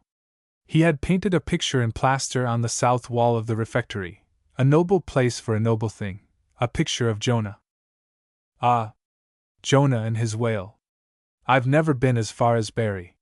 You've worked about a lot, said Mr. Springett, with his eyes on the carter below. No, not the whale. This was a picture of Jonah and the pompion that withered. But all that Benedetto had shown was a peevish grey beard huddled up in angle-edged drapery beneath a pompion on a wooden trellis. This last, being a dead thing, he'd drawn it as 'twere to the life. But fierce old Jonah, bared in the sun, angry even to death that his cold prophecy was disproven, Jonah, ashamed, and already hearing the children of Nineveh running to mock him, that was what Benedetto had not drawn. He better ha' stuck to his whale, then, said Mr. Springett. He'd ha' done no better with that. He draws the damp cloth off the picture, and shows it to me. I was a craftsman too, d'ye see? 'Tis good, I said, but it goes no deeper than the plaster. What? He said in a whisper. Be thy own judge, Benedetto, I answered. Does it go deeper than the plaster? He reeled against a piece of dry wall. No, he says, and I know it. I could not hate thee more than I have done these 5 years, but if I live, I will try, Hal. I will try. Then he goes away. I pitied him, but I had spoken truth. His picture went no deeper than the plaster. Ah, said Mr. Springett, who had turned quite red. You was talkin' so fast I didn't understand what you was drivin' at. I've seen men, good workmen they was, try to do more than they could do, and they couldn't compass it. They knowed it, and it nigh broke their hearts like. You was in your right, o' course, sir, to say what you thought o' his work, but if you'll excuse me, was you in your duty? I was wrong to say it, Hal replied. God forgive me, I was young. He was workman enough himself to know where he failed. But it all came evens in the long run. By the same token, did ye ever hear o' one Torrigiano, Torrisini we called him? I can't say I ever did. Was he a Frenchy like? No, a hectoring, hard-mouthed, long-sword Italian builder, as vain as a peacock and as strong as a bull, but mark you, a master workman. More than that, he could get his best work out of the worst men. Which it's a gift. I had a foreman bricklayer like him once, said Mr. Springett. He used to prod 'em in the back like with a pointing trowel, and they did wonders. I've seen our Torrisini lay a prentice down with one buffet and raise him with another, to make a mason of him. I worked under him at building a chapel in London, a chapel and a tomb for the king. I never knew kings went to chapel much, said Mr. Springett. But I always hold with a man, don't care who he be, seein' about his own grave before he dies. 'Tidn't the sort of thing to leave to your family after the will's read. I reckon 'twas a fine vault? None finer in England. This Torrigiano had the contract for it, as you'd say. He picked master craftsmen from all parts, England, France, Italy, the Low Countries, no odds to him so long as they knew their work, and he drove them like pigs at Brightling Fair. He called us English all pigs. We suffered it because he was a master in his craft. If he misliked any work that a man had done, with his own great hands he'd rive it out, and tear it down before us all. Ah, you pig, you English pig! He'd scream in the dumb wretch's face. You answer me? You look at me? You think at me? Come out with me into the cloisters. I will teach you carving myself. I will gild you all over. But when his passion had blown out, he'd slip his arm round the man's neck, and impart knowledge worth gold. 'Twould have done your heart good, mused Springett, to see the 200 of us masons, jewelers, carvers, gilders, ironworkers, and the rest, all toiling like cock-angels, and this mad Italian hornet fleeing one to next up and down the chapel. Done your heart good, it would. I believe you, said Mr. Springett. In 1854, I mind, the railway was bein' made into Hastings. There was 2,000 navvies on it, all young, all strong, and I was one of 'em. Oh, dearie me! Excuse me, sir, but was your enemy workin' with you? Benedetto? Be sure he was. He followed me like a lover. He painted pictures on the chapel ceiling, slung from a chair. Torrigiano made us promise not to fight till the work should be finished. We were both master craftsmen, D.C., and he needed us. None the less, I never went aloft to carve without testing all my ropes and knots each morning. We were never far from each other. Benedetto used sharpen his knife on his sole while he waited for his plaster to dry. Wheat. I'd hear it where I hung chipping round a pillar-head, and we'd nod to each other friendly-like. Oh, he was a craftsman, was Benedetto, but his hate spoiled his eye and his hand. I mind the night I had finished the models for the bronze saints round the tomb. Torrigiano embraced me before all the chapel, and bade me to supper. I met Benedetto when I came out. He was slavering in the porch like a mad dog. Workin' himself up to it, said Mr. Springett. Did he have it in at you that night? No, that time he kept his oath to Torrigiano. But I pitied him. Well, now I come to my own follies. I had never thought too little of myself, but after Torrisini had put his arm round my neck Hal broke into a laugh. I lay there was not much odds twixt me and a cock sparrow in his pride. I was pretty middlin' young once on a time, said Mr. Springett. Then ye know that a man can't drink and dice and dress fine, and keep company above his station, but his work suffers for it, mused Springett. I never held much with dressin' up, but you're right. The worst mistakes I ever made they was made of a Monday morning, Mr. Springett answered. We've all been one sort of fool or t'other. Mused Dan, take the smallest gouge, or you'll be spluttin' her stem works clean out. Can't ye see the grain of the wood don't favor a chisel? I'll spare you some of my follies. But there was a man called Brigandine, Bob Brigandine, clerk of the king's ships, a little, smooth, bustling at me, as clever as a woman to get work done for nothing, a wonderful smooth-tongued pleader. He made much o' me, and asked me to draft him out a drawing, a piece of carved and gilt scrollwork for the bows of one of the king's ships. The Sovereign was her name. Was she a man of war? Asked Anne. She was a warship, and a woman called Catherine of Castile desired the king to give her the ship for a pleasure ship of her own. I did not know at the time, but she'd been at Bob to get this scrollwork done and fitted that the king might see it. I made him the picture, in an hour, all of a heat after supper, one great heaving play of dolphins and a Neptune or so reining in webby-footed seahorses, and Arion with his harp high atop of them. It was 23 foot long, and maybe 9 foot deep, painted and gilt. It must ha' just about looked fine, said Mr. Springett.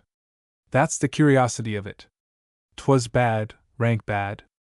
In my conceit I must needs show it to Torrigiano, in the chapel. He straddles his legs, hunches his knife behind him, and whistles like a stormcock through a sleet shower. Benedetto was behind him. We were never far apart, I've told you. That is pig's work, says our master. Swine's work. You make any more such things, even after your fine court suppers, and you shall be sent away. Benedetto licks his lips like a cat. It is so bad then, master? He says. What a pity! Yes, says Torrigiano. Scarcely you could do things so bad. I will condescend to show. He talks to me then and there. No shouting, no swearing, it was too bad for that, but good, memorable counsel, bitten in slowly. Then he sets me to draft out a pair of iron gates, to take, as he said, the taste of my naughty dolphins out of my mouth. Iron's sweet stuff if you don't torture her, and hammered work is all pure, truthful line, with a reason and a support for every curve and bar of it. A week at that settled my stomach handsomely, and the master let me put the work through the smithy, where I sweated out more of my foolish pride. Good stuff is good iron, said Mr. Springett. I'd done a pair of lodge gates once in 1863. Oh, I forgot to say that Bob Brigandine whipped away my draft of the ship's scrollwork, and would not give it back to me to redraw. He said 'twould do well enough. Howsoever, my lawful work kept me too busy to remember him. Body o' me, but I worked that winter upon the gates and the bronzes for the tomb as I'd never worked before. I was leaner than a lath, but I lived then. Hal looked at Mr. Springett with his wise, crinkled-up eyes, and the old man smiled back. Ouch, Dan cried. He had been hollowing out the schooner's afterdeck. The little gouge had slipped and gashed the ball of his left thumb, an ugly, triangular tear. That came of not steadying your wrist, said Hal calmly. Don't bleed over the wood. Do your work with your heart's blood, but no need to let it show. He rose and peered into a corner of the loft. Mr. Springett had risen too, and swept down a ball of cobwebs from a rafter. Clap that on, was all he said, and put your handkerchief atop. 'Twill cake over in a minute. It don't hurt now, do it? No, said Dan indignantly. You know it has happened lots of times. I'll tie it up myself. Go on, sir. And it'll happen hundreds of times more, said Hal with a friendly nod as he sat down again. But he did not go on till Dan's hand was tied up properly. Then he said, one dark December day, too dark to judge color, we was all sitting and talking round the fires in the chapel, you heard good talk there, when Bob Brigandine bustles in and, Hal, you're sent for, he squeals. I was at Torrigiano's feet on a pile of putlocks, as I might be here, toasting a herring on my knife's point. 'Twas the one English thing our master liked, salt herring. I'm busy about my art, I calls. Art? Says Bob. What's art compared to your scrollwork for the Sovereign? Come! Be sure your sins will find you out, says Torrigiano. Go with him and see. As I followed Bob out, I was aware of Benedetto, like a black spot when the eyes are tired, slittering up behind me. Bob hurries through the streets in the raw fog, slips into a doorway, upstairs, along passages, and at last thrusts me into a little cold room vilely hung with Flemish tapestries, and no furnishing except a table and my draft of the Sovereign's scrollwork. Here he leaves me. Presently comes in a dark, long-nosed man in a fur cap. Master Harry Daw? Said he. The same, I says. Where a plague has Bob Brigandine gone? His thin eyebrows surged up in a piece and come down again in a stiff bar. He went to the king, he says. All one. Where's your pleasure with me? I says, shivering, for it was mortal cold. He lays his hand flat on my draft. Master Daw, he says, do you know the present price of gold leaf for all this wicked gilding of yours? By that I guessed he was some cheese-paring clerk or other of the king's ships, so I gave him the price. I forget it now, but it worked out to £30, carved, gilt, and fitted in place. £30, he said, as though I had pulled a tooth of him. You talk as though £30 was to be had for the asking. None the less, he says, your draft's a fine piece of work. I'd been looking at it ever since I came in, and 'twas viler even than I judged it at first. My eye and hand had been purified the past months, d'ye see, by my iron work. I could do it better now, I said. The more I studied my squabby Neptunes the less I liked him, and Arion was a pure flaming shame atop of the unbalanced dolphins. I doubt it will be fresh expense to draft it again, he says. Bob never paid me for the first draft. I lay he'll never pay me for the second. 'Twill cost the king nothing if I redraw it, I says. There's a woman wishes it to be done quickly, he says. We'll stick to your first drawing, Master Daw. But £30 is £30. You must make it less. And all the while the faults in my draft fair leaped out and hit me between the eyes. At any cost, I thinks to myself, I must get it back and redraft it. He grunts at me impatiently, and a splendid thought comes to me, which shall save me. By the same token, it was quite honest. They ain't always, says Mr. Springett. How did you get out of it? By the truth. I says to Master Furcap, as I might to you here, I says. I'll tell you something, since you seem a knowledgeable man. Is the sovereign to lie in Thames River all her days, or will she take the high seas? Oh, he says quickly, the king keeps no cats that don't catch mice. She must sail the seas, Master Daw. She'll be hired to merchants for the trade. She'll be out in all shapes o' weathers. Does that make any odds? Why then, says I, the first heavy sea she sticks her nose into'll claw off half that scroll work, and the next will finish it. If she's meant for a pleasure ship, give me my draft again, and I'll portrait you a pretty, light piece of scroll work, good cheap. If she's meant for the open sea, pitch the draft into the fire. She can never carry that weight on her bows. He looks at me squintlings and plucks his underlip. Is this your honest, unswayed opinion? He says. Body o' me! Ask about, I says. Any seaman could tell you 'tis true. I'm advising you against my own profit, but why I do so is my own concern. Not altogether, he says. It's some of mine. You've saved me £30, Master Daw, and you've given me good arguments to use against a wilful woman that wants my fine new ship for her own toy. We'll not have any scroll work. His face shined with pure joy. Then see that the £30 you saved on it are honestly paid the king, I says, and keep clear, O women folk. I gathered up my draft and crumpled it under my arm. If that's all you need of me, I'll be gone, I says. I'm pressed. He turns him round and fumbles in a corner. Too pressed to be made a knight, Sir Harry? He says, and comes at me smiling, with 3/4 of a rusty sword.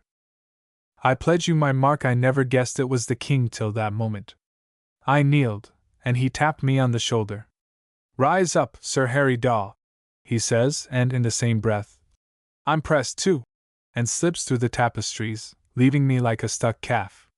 It come over me, in a bitter wave like, that here was I, a master craftsman, who had worked no bounds, soul or body, to make the king's tomb and chapel a triumph and a glory for all time, and here, d'ye see, I was made knight, not for anything I'd slaved over, or given my heart and guts to, but expressly because I'd saved him £30 and a tongue lashing from Catherine of Castile, she that had asked for the ship.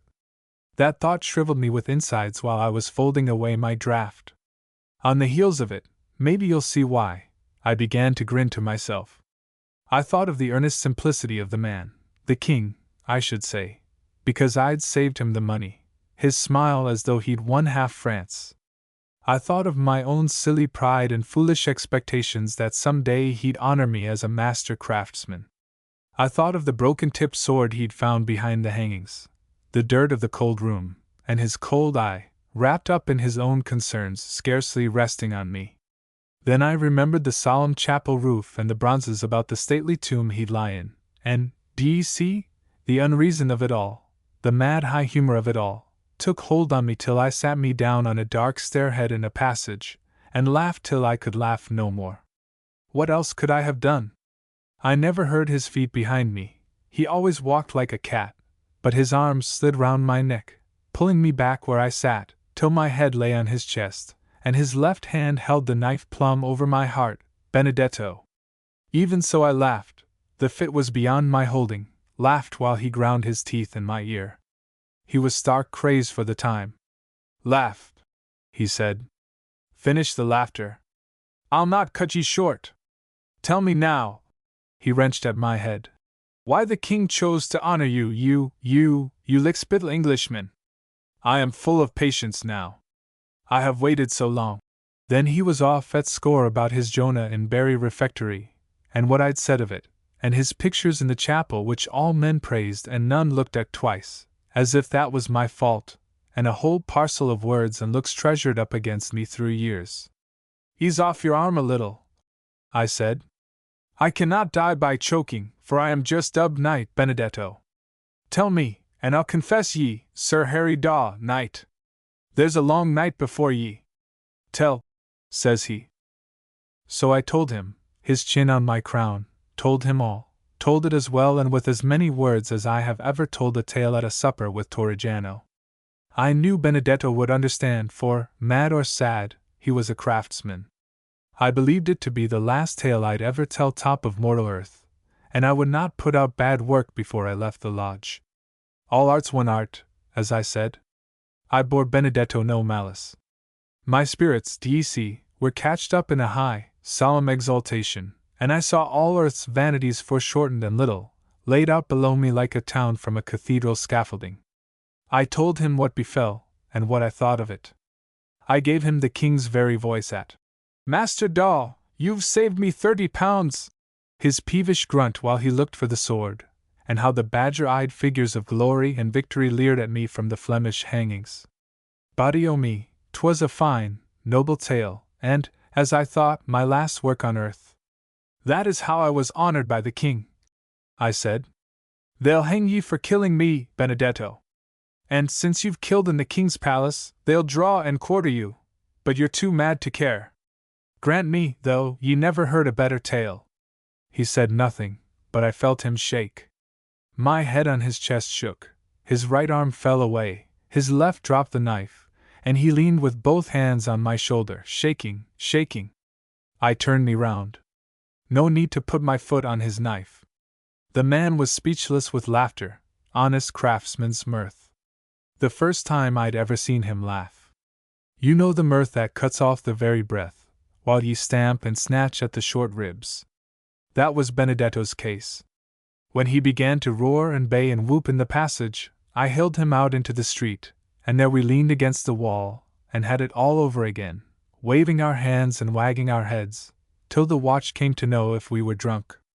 Benedetto says to M, solemn as an owl, "You have saved me £30, mused Daw." And off he peeled.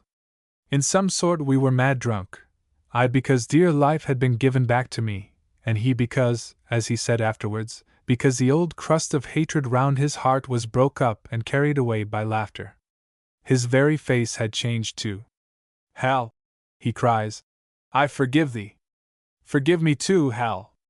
Oh, you English, you English! Did it gall thee, Hal, to see the rust on the dirty sword? Tell me again, Hal, how the king grunted with joy. Oh, let us tell the master." So we reeled back to the chapel, arms round each other's necks, and when we could speak, he thought we'd been fighting. We told the master. Yes, we told Torrigiano, and he laughed till he rolled on the new cold pavement. Then he knocked our heads together. "Ah, you English!" he cried. "You are more than pigs. You are English. Now you are well punished for your dirty fishes. Put the draft in the fire, and never do so any more. You are a fool, Hal, and you are a fool, Benedetto, but I need your works to please this beautiful English king. And I meant to kill Hal, says Benedetto. Master, I meant to kill him because the English king had made him a knight. Ah, says the master, shaking his finger. Benedetto, if you had killed my Hal, I should have killed you, in the cloister. But you are a craftsman too, so I should have killed you like a craftsman, very, very slowly, in an hour, if I could spare the time. That was Torrigiano, the master. Mr. Springett sat quite still for some time after Hal had finished. Then he turned dark red, then he rocked to and fro, then he coughed, and wheezed till the tears ran down his face. Dan knew by this that he was laughing, but it surprised Hal at first. Excuse me, sir, said Mr. Springett, but I was thinking of some stables I built for a gentleman in 1874. They was stables in blue brick, very particular work. Dunno as they weren't the best job which ever I'd done. But the gentleman's lady, she'd come from Lunnon, new married, she was all for buildin' what was called a haw-haw, what you and me you'd call a dick, right across his park. A middlin' big job which I'd have had the contract of, for she spoke to me in the library about it. But I told her there was a line o' springs just where she wanted to dig her ditch, and she'd flood the park if she went on. Were there any springs at all? Said Hal. Bound to be springs everywhere if you dig deep enough, ain't there? But what I said about the springs put her out o' conceit o' diggin' haw-haws, and she took and built a white-tiled dairy instead. But when I sent in my last bill for the stables, the gentleman he paid it 'thout even lookin' at it, and I hadn't forgotten nothin', I do assure you. More than that, he slips 2 5-pound notes into my hand in the library, and Ralph, he says, he allers called me by name. Ralph, he says, you've saved me a heap of expense and trouble this autumn. I didn't say nothin', o' course. I knowed he didn't want any haws-haws digged across his park no more'n I did, but I never said nothin'. No more he didn't say nothin' about my blue brick stables, which was really the best and honestest piece o' work I'd done in quite a while. He give me £10 for savin' him a hem of a deal o' trouble at home. I reckon things are pretty much alike, all times, in all places. Hal and he laughed together. Dan couldn't quite understand what they thought so funny, and went on with his work for some time without speaking. When he looked up, Mr. Springett, alone, was wiping his eyes with his green and yellow pocket handkerchief. Bless me, mused Dan, I've been asleep, he said. And I've dreamed a dream which has made me laugh as I ain't laughed in a long day. I can't remember what 'twas all about, but they do say that when old men take to Logan in their sleep, they're middlin' ripe for the next world. Have you been workin' honest, mused Dan? Rather, said Dan, unclamping the schooner from the vise. And look how I've cut myself with the small gouge. Yes. You want a lump o' cobwebs to that, said Mr. Springett. Oh, I see you've put it on already. That's right, mused Dan. King Henry VII and the shipwrights. Mark Lake Witches. The Way Through the Woods. Mark Lake Witches. When Dan took up boat building, Una coaxed Mrs. Vincey, the farmer's wife at Little Lindens, to teach her to milk. Mrs. Vincey milks in the pasture in summer, which is different from milking in the shed, because the cows are not tied up, and until they know you they will not stand still. After 3 weeks Una could milk Red Cow or Kitty Shorthorn quite dry, without her wrists aching, and then she allowed Dan to look. But milking did not amuse him, and it was pleasanter for Una to be alone in the quiet pastures with quiet-spoken Mrs. Vincey. So, evening after evening, she slipped across to Little Lindens, took her stool from the fern clump beside the fallen oak, and went to work, her pail between her knees, and her head pressed hard into the cow's flank. As often as not, Mrs. Vincey would be milking Cross Pansy at the other end of the pasture, and would not come near till it was time to strain and pour off. Once, in the middle of a milking, Kitty Shorthorn boxed Una's ear with her tail. You old pig, said Una, nearly crying, for a cow's tail can hurt. Why didn't you tie it down, child? Said a voice behind her. I meant to, but the flies are so bad I let her off, and this is what she's done. Una looked round, expecting Puck, and saw a curly-haired girl, not much taller than herself, but older, dressed in a curious high-waisted, lavender-colored riding habit, with a high hunched collar and a deep cape and a belt fastened with a steel clasp. She wore a yellow velvet cap and tan gauntlets, and carried a real hunting crop. Her cheeks were pale except for two pretty pink patches in the middle, and she talked with little gasps at the end of her sentences, as though she had been running. "You don't milk so badly, child," she said, and when she smiled her teeth showed small and even and pearly. "Can you milk?" Una asked, and then flushed, for she heard Puck's chuckle. He stepped out of the fern and sat down, holding Kitty Shorthorn's tail. "There isn't much," he said, "that Miss Philadelphia doesn't know about milk, or, for that matter, butter and eggs. She's a great housewife." "Oh," said Una. "I'm sorry I can't shake hands. Mine are all milky, but Mrs. Vincy is going to teach me butter making this summer." "Ah, I'm going to London this summer," the girl said, "to my aunt in Bloomsbury." She coughed as she began to hum. "Oh, what a town! What a wonderful metropolis!" "You've got a cold," said Una. "No, only my stupid cough. But it's vastly better than it was last winter. It will disappear in London air. Everyone says so. D'you like doctors, child?" "I don't know any," Una replied. "But I'm sure I shouldn't." "Think yourself lucky, child." "I beg your pardon," the girl laughed, for Una frowned. "I'm not a child, and my name's Una," she said. "Mine's Philadelphia. But everybody except Renee calls me Phil. I'm Squire Bucksteed's daughter, over at Mark Lake yonder." She jerked her little round chin towards the south behind Darlington. "Sure, why you know Mark Lake?" "We went a picnic to Mark Lake Green once," said Una. "It's awfully pretty. I like all those funny little roads that don't lead anywhere." "They lead over our land," said Philadelphia stiffly, "and the coach road is only 4 miles away. One can go anywhere from the green. I went to the assize ball at Lewes last year." She spun round and took a few dancing steps, but stopped with her hand to her side. "It gives me a stitch," she explained. "No odds. 'Twill go away in London air. That's the latest French step, child. Renee taught it me." "D'you hate the French, Una?" "Well, I hate French, of course, but I don't mind Mamselle. She's rather decent." "Is Renee your French governess?" Philadelphia laughed till she caught her breath again. "Oh no!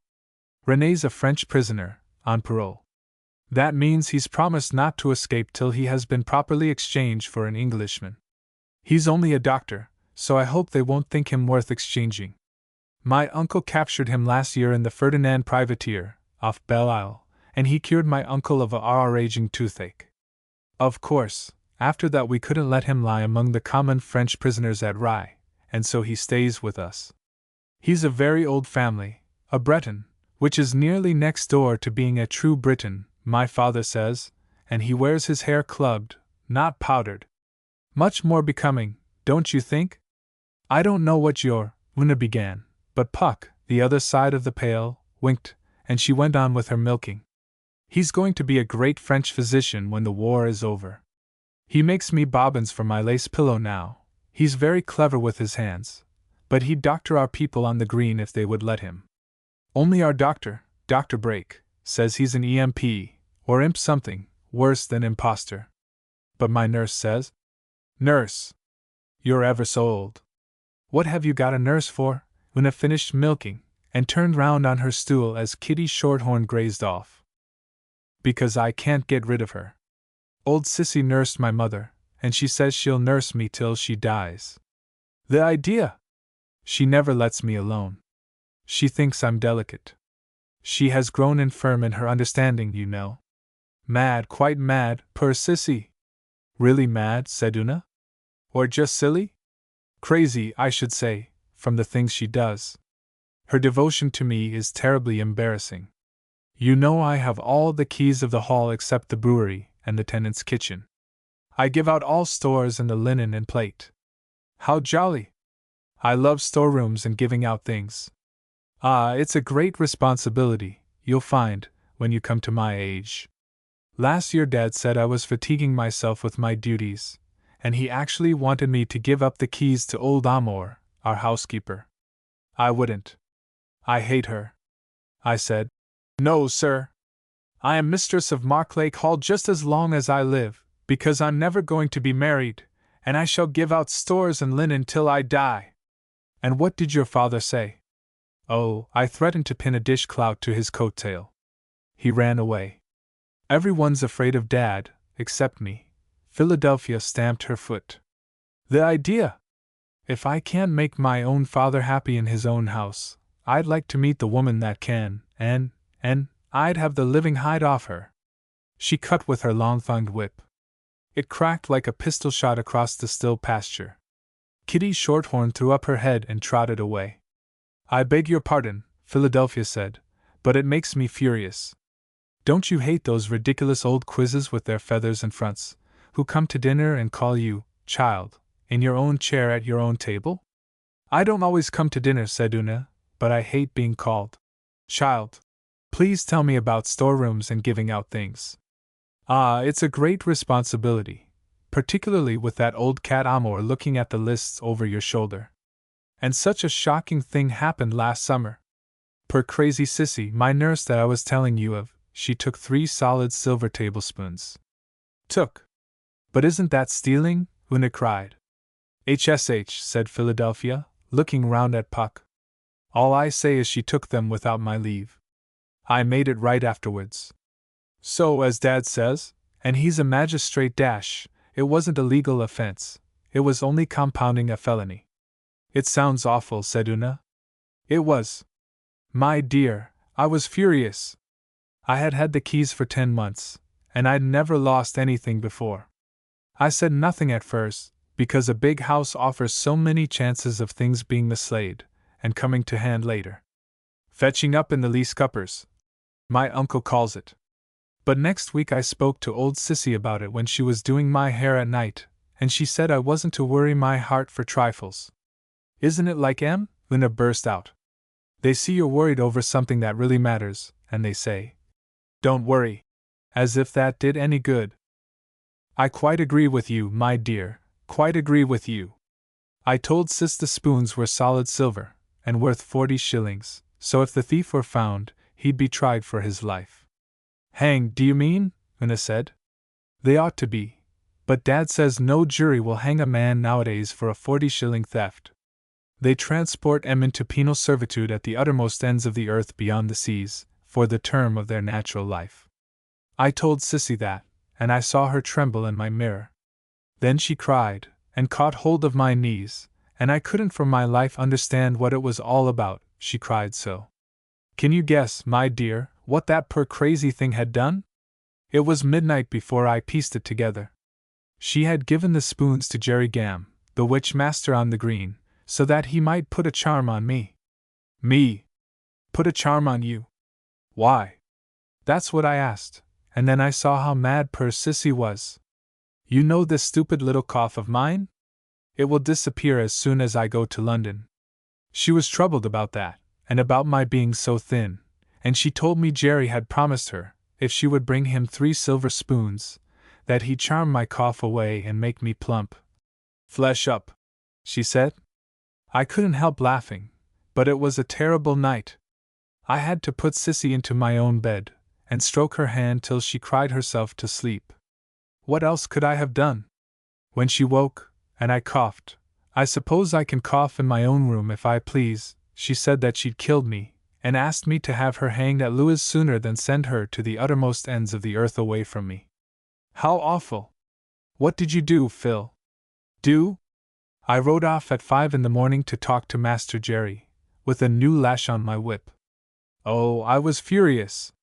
Witch master or no witch master, I meant to.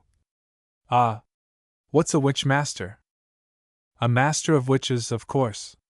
I don't believe there are witches, but people say every village has a few, and Jerry was the master of all ours at Marklake. He has been a smuggler, and a man-of-war's man, and now he pretends to be a carpenter and joiner. He can make almost anything, but he really is a white wizard. He cures people by herbs and charms. He can cure them after Dr. Brake has given them up, and that's why Dr. Brake hates him so. He used to make me toy carts, and charm off my warts when I was a child. Philadelphia spread out her hands with the delicate shiny little nails. It isn't counted lucky to cross him. He has his ways of getting even with you, they say. But I wasn't afraid of Jerry. I saw him working in his garden, and I leaned out of my saddle and double-thonged him between the shoulders, over the hedge. Well, my dear, for the first time since Dad gave him to me, my troubadour, I wish you could see the sweet creature, shied across the road, and I spilled out into the hedge-top. Most undignified. Jerry pulled me through to his side and brushed the leaves off me. I was horribly pricked, but I didn't care. Now, Jerry, I said, I'm going to take the hide off you first, and send you to Louis afterwards. You well know why. Oh, he said, and he sat down among his beehives. Then I reckon you've come about old Sissy's business, my dear. I reckon I just about have, I said. Stand away from these hives. I can't get at you there. That's why I be where I be, he said. If you'll excuse me, Miss Phil, I don't hold with bein' flogged before breakfast, at my time o' life. He's a huge big man, but he looked so comical squatting among the hives that, I know I oughtn't to, I laughed, and he laughed. I always laugh at the wrong time. But I soon recovered my dignity and I said, Then give me back what you made poor Sissy steal. Your poor Sissy, he said. She's a hatful o' trouble. But you shall have them, Miss Phil. They're already put by for you. And would you believe it, the old sinner pulled my 3 silver spoons out of his dirty pocket, and polished them on his cuff. Here they be, he says, and he gave them to me, just as cool as though I'd come to have my warts charmed. That's the worst of people having known you when you were young. But I preserved my composure. Jerry, I said, what in the world are we to do? If you'd been caught with these things on you, you'd have been hanged. I know it, he said. But they're yours now. But you made my Sissy steal them, I said. That I didn't, he said. Your Sissy, she was pickin' at me and terrifyin' me all the long day and every day for weeks, to put a charm on you, Miss Phil, and take away your little spitty cough. Yes. I knew that, Jerry, and to make me flesh up, I said. I'm much obliged to you, but I'm not one of your pigs. Ah.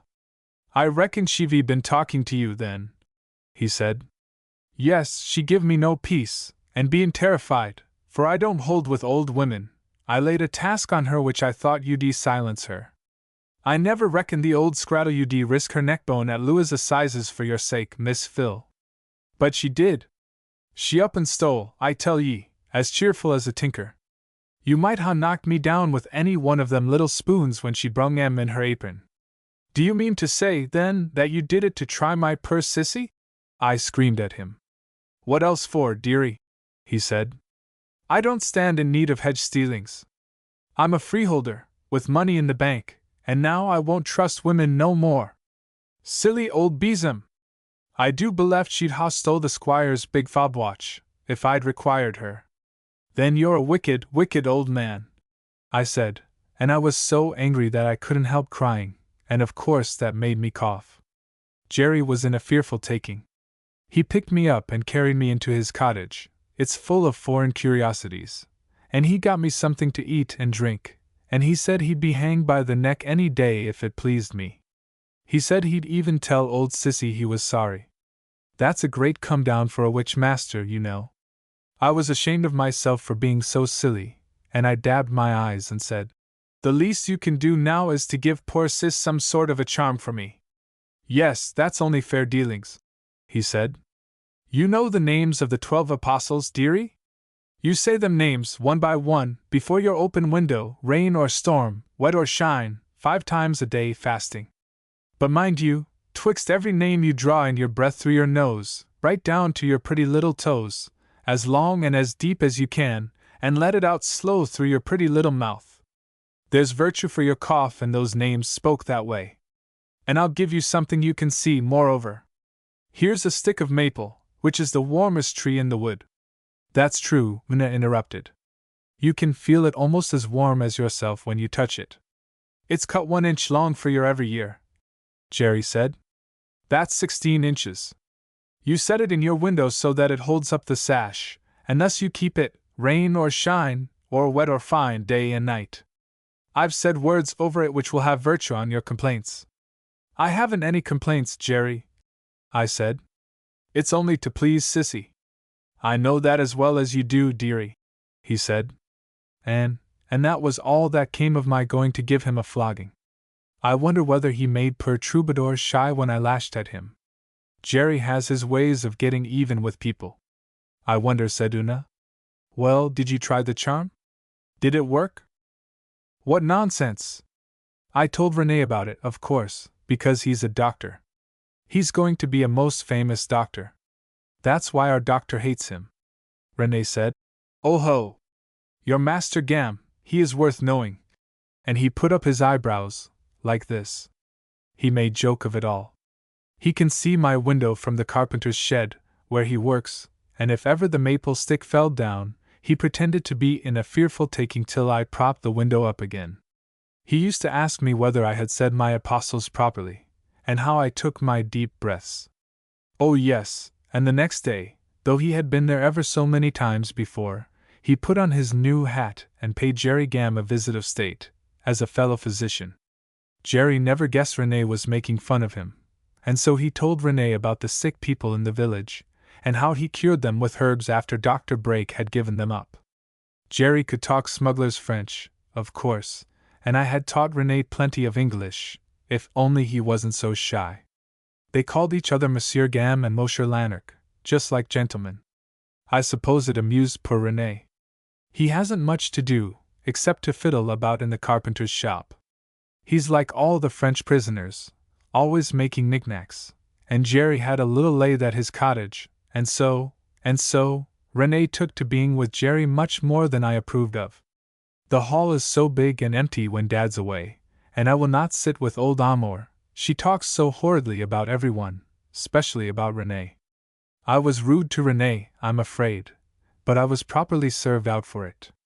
One always is. You see, Dad went down to Hastings to pay his respects to the general who commanded the brigade there, and to bring him to the hall afterwards.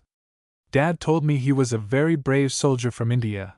He was colonel of Dad's regiment, the 33rd Foot, after Dad left the army, and then he changed his name from Wesley to Wellesley, or else the other way about, and Dad said I was to get out all the silver for him, and I knew that meant a big dinner. So I sent down to the sea for early mackerel, and had such a morning in the kitchen and the storerooms. Old Amour nearly cried. However, my dear, I made all my preparations in ample time, but the fish didn't arrive, it never does, and I wanted Rene to ride to Pevensey and bring it himself. He had gone over to Jerry, of course, as he always used, unless I requested his presence beforehand. I can't send for Rene every time I want him. He should be there. Now, don't you ever do what I did, child, because it's in the highest degree unladylike. But one of our woods runs up to Jerry's garden, and if you climb, it's ungenteel, but I can climb like a kitten. There's an old hollow oak just above the pigsty where you can hear and see everything below. Truthfully, I only went to tell Rene about the mackerel, but I saw him and Jerry sitting on the seat playing with wooden toy trumpets. So I slipped into the hollow, and choked down my cough, and listened. Rene had never shown me any of these trumpets. Trumpets? Aren't you too old for trumpets? Said Una.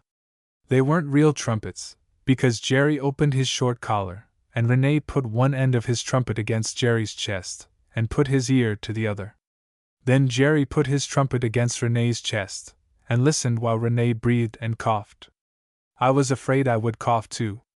This Hollywood one is the best, said Jerry. 'Tis wonderful like hearin' a man's soul whisperin' in his innards, but unless I've a buzzin' in my ears, Mosher Lanark, you make much about the same kind o' noises as old Gaffer Macklin, but not quite so loud as young Copper. It sounds like breakers on a reef, a long way off. Comprenny? Perfectly, said Rene. I drive on the breakers. But before I strike, I shall save hundreds, thousands, millions perhaps, by my little trumpets. Now tell me what sounds the old Gaffer Macklin have made in his chest, and what the young Copper also. Jerry talked for nearly a quarter of an hour about sick people in the village, while Rene asked questions. Then he sighed and said, You explain very well, Monsieur Gam, But if only I had your opportunities to listen for myself. Do you think these poor people would let me listen to them through my trumpet, for a little money? No. Rene's as poor as a church mouse. They'd kill you, monsieur.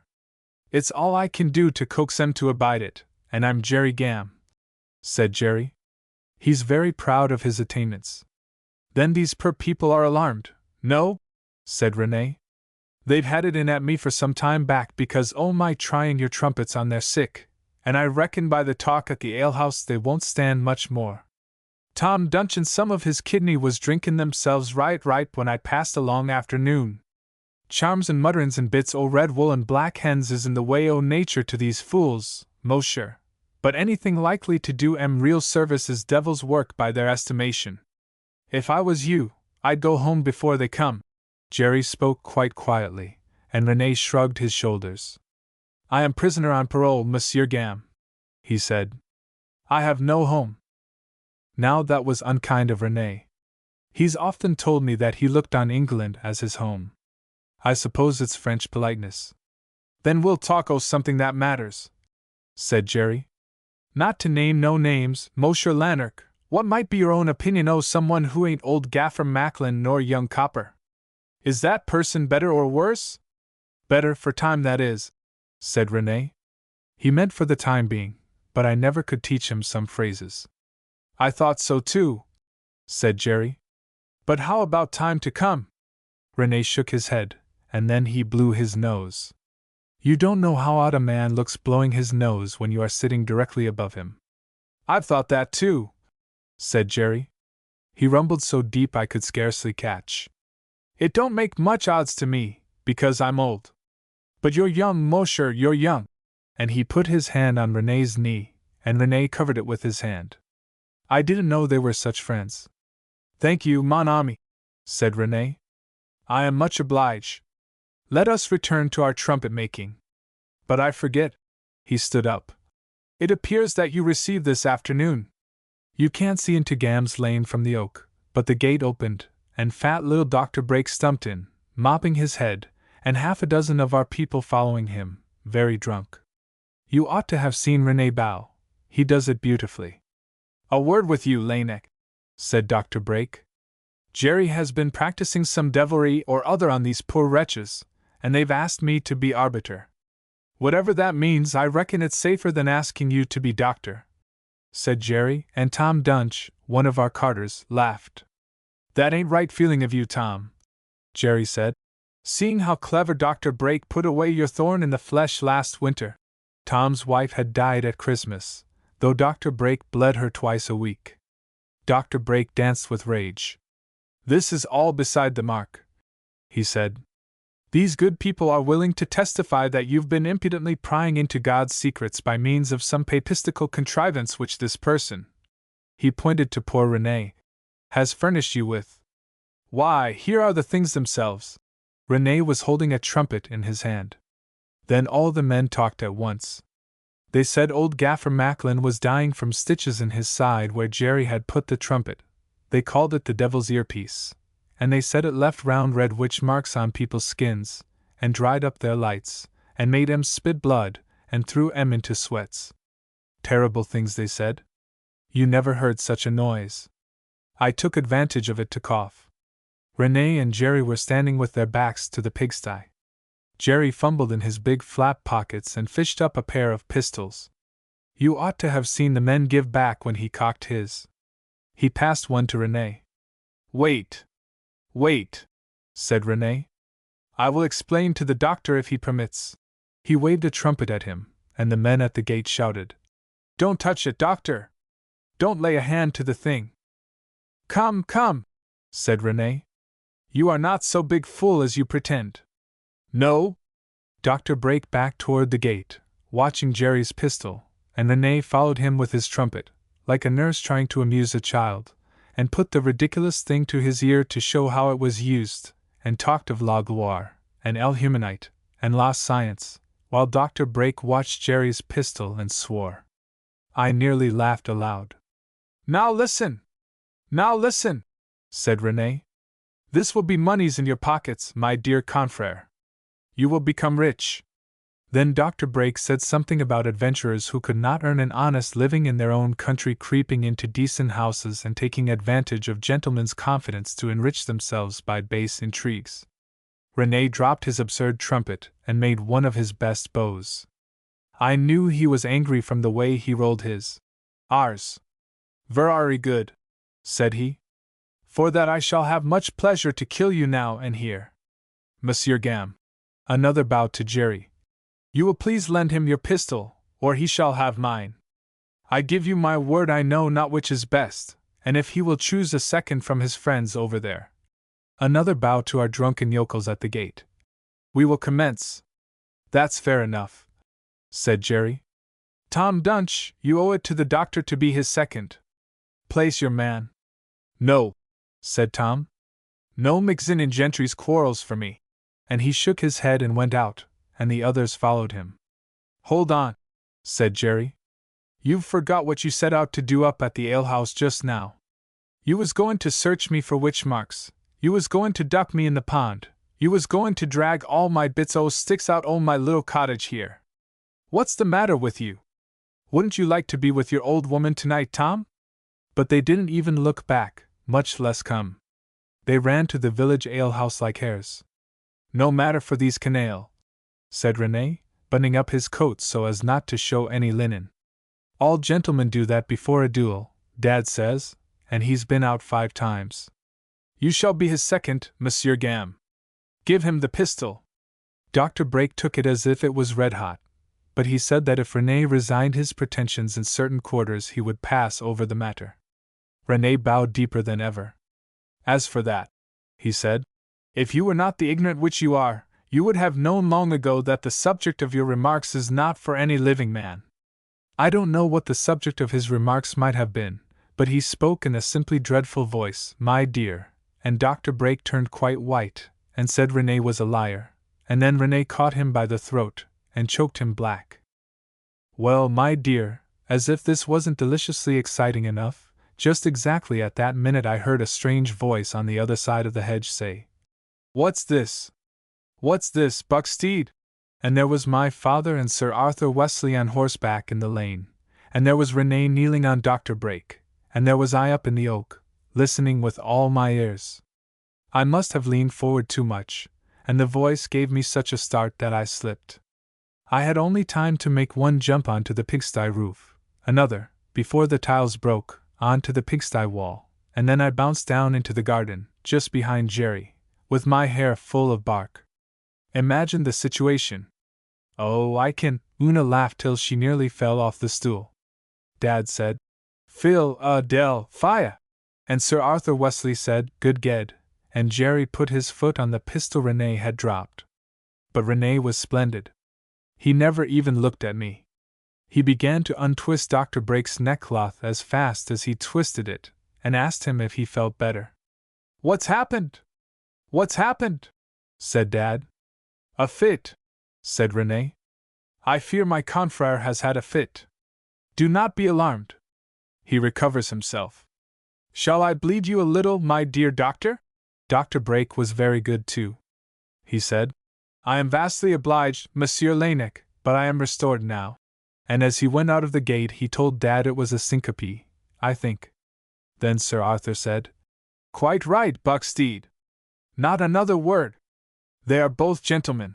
And he took off his cocked hat to Dr. Brake and René. But poor Dad wouldn't let well alone. He kept saying, "Philadelphia, what does all this mean?" "Well, sir," I said, "I've only just come down.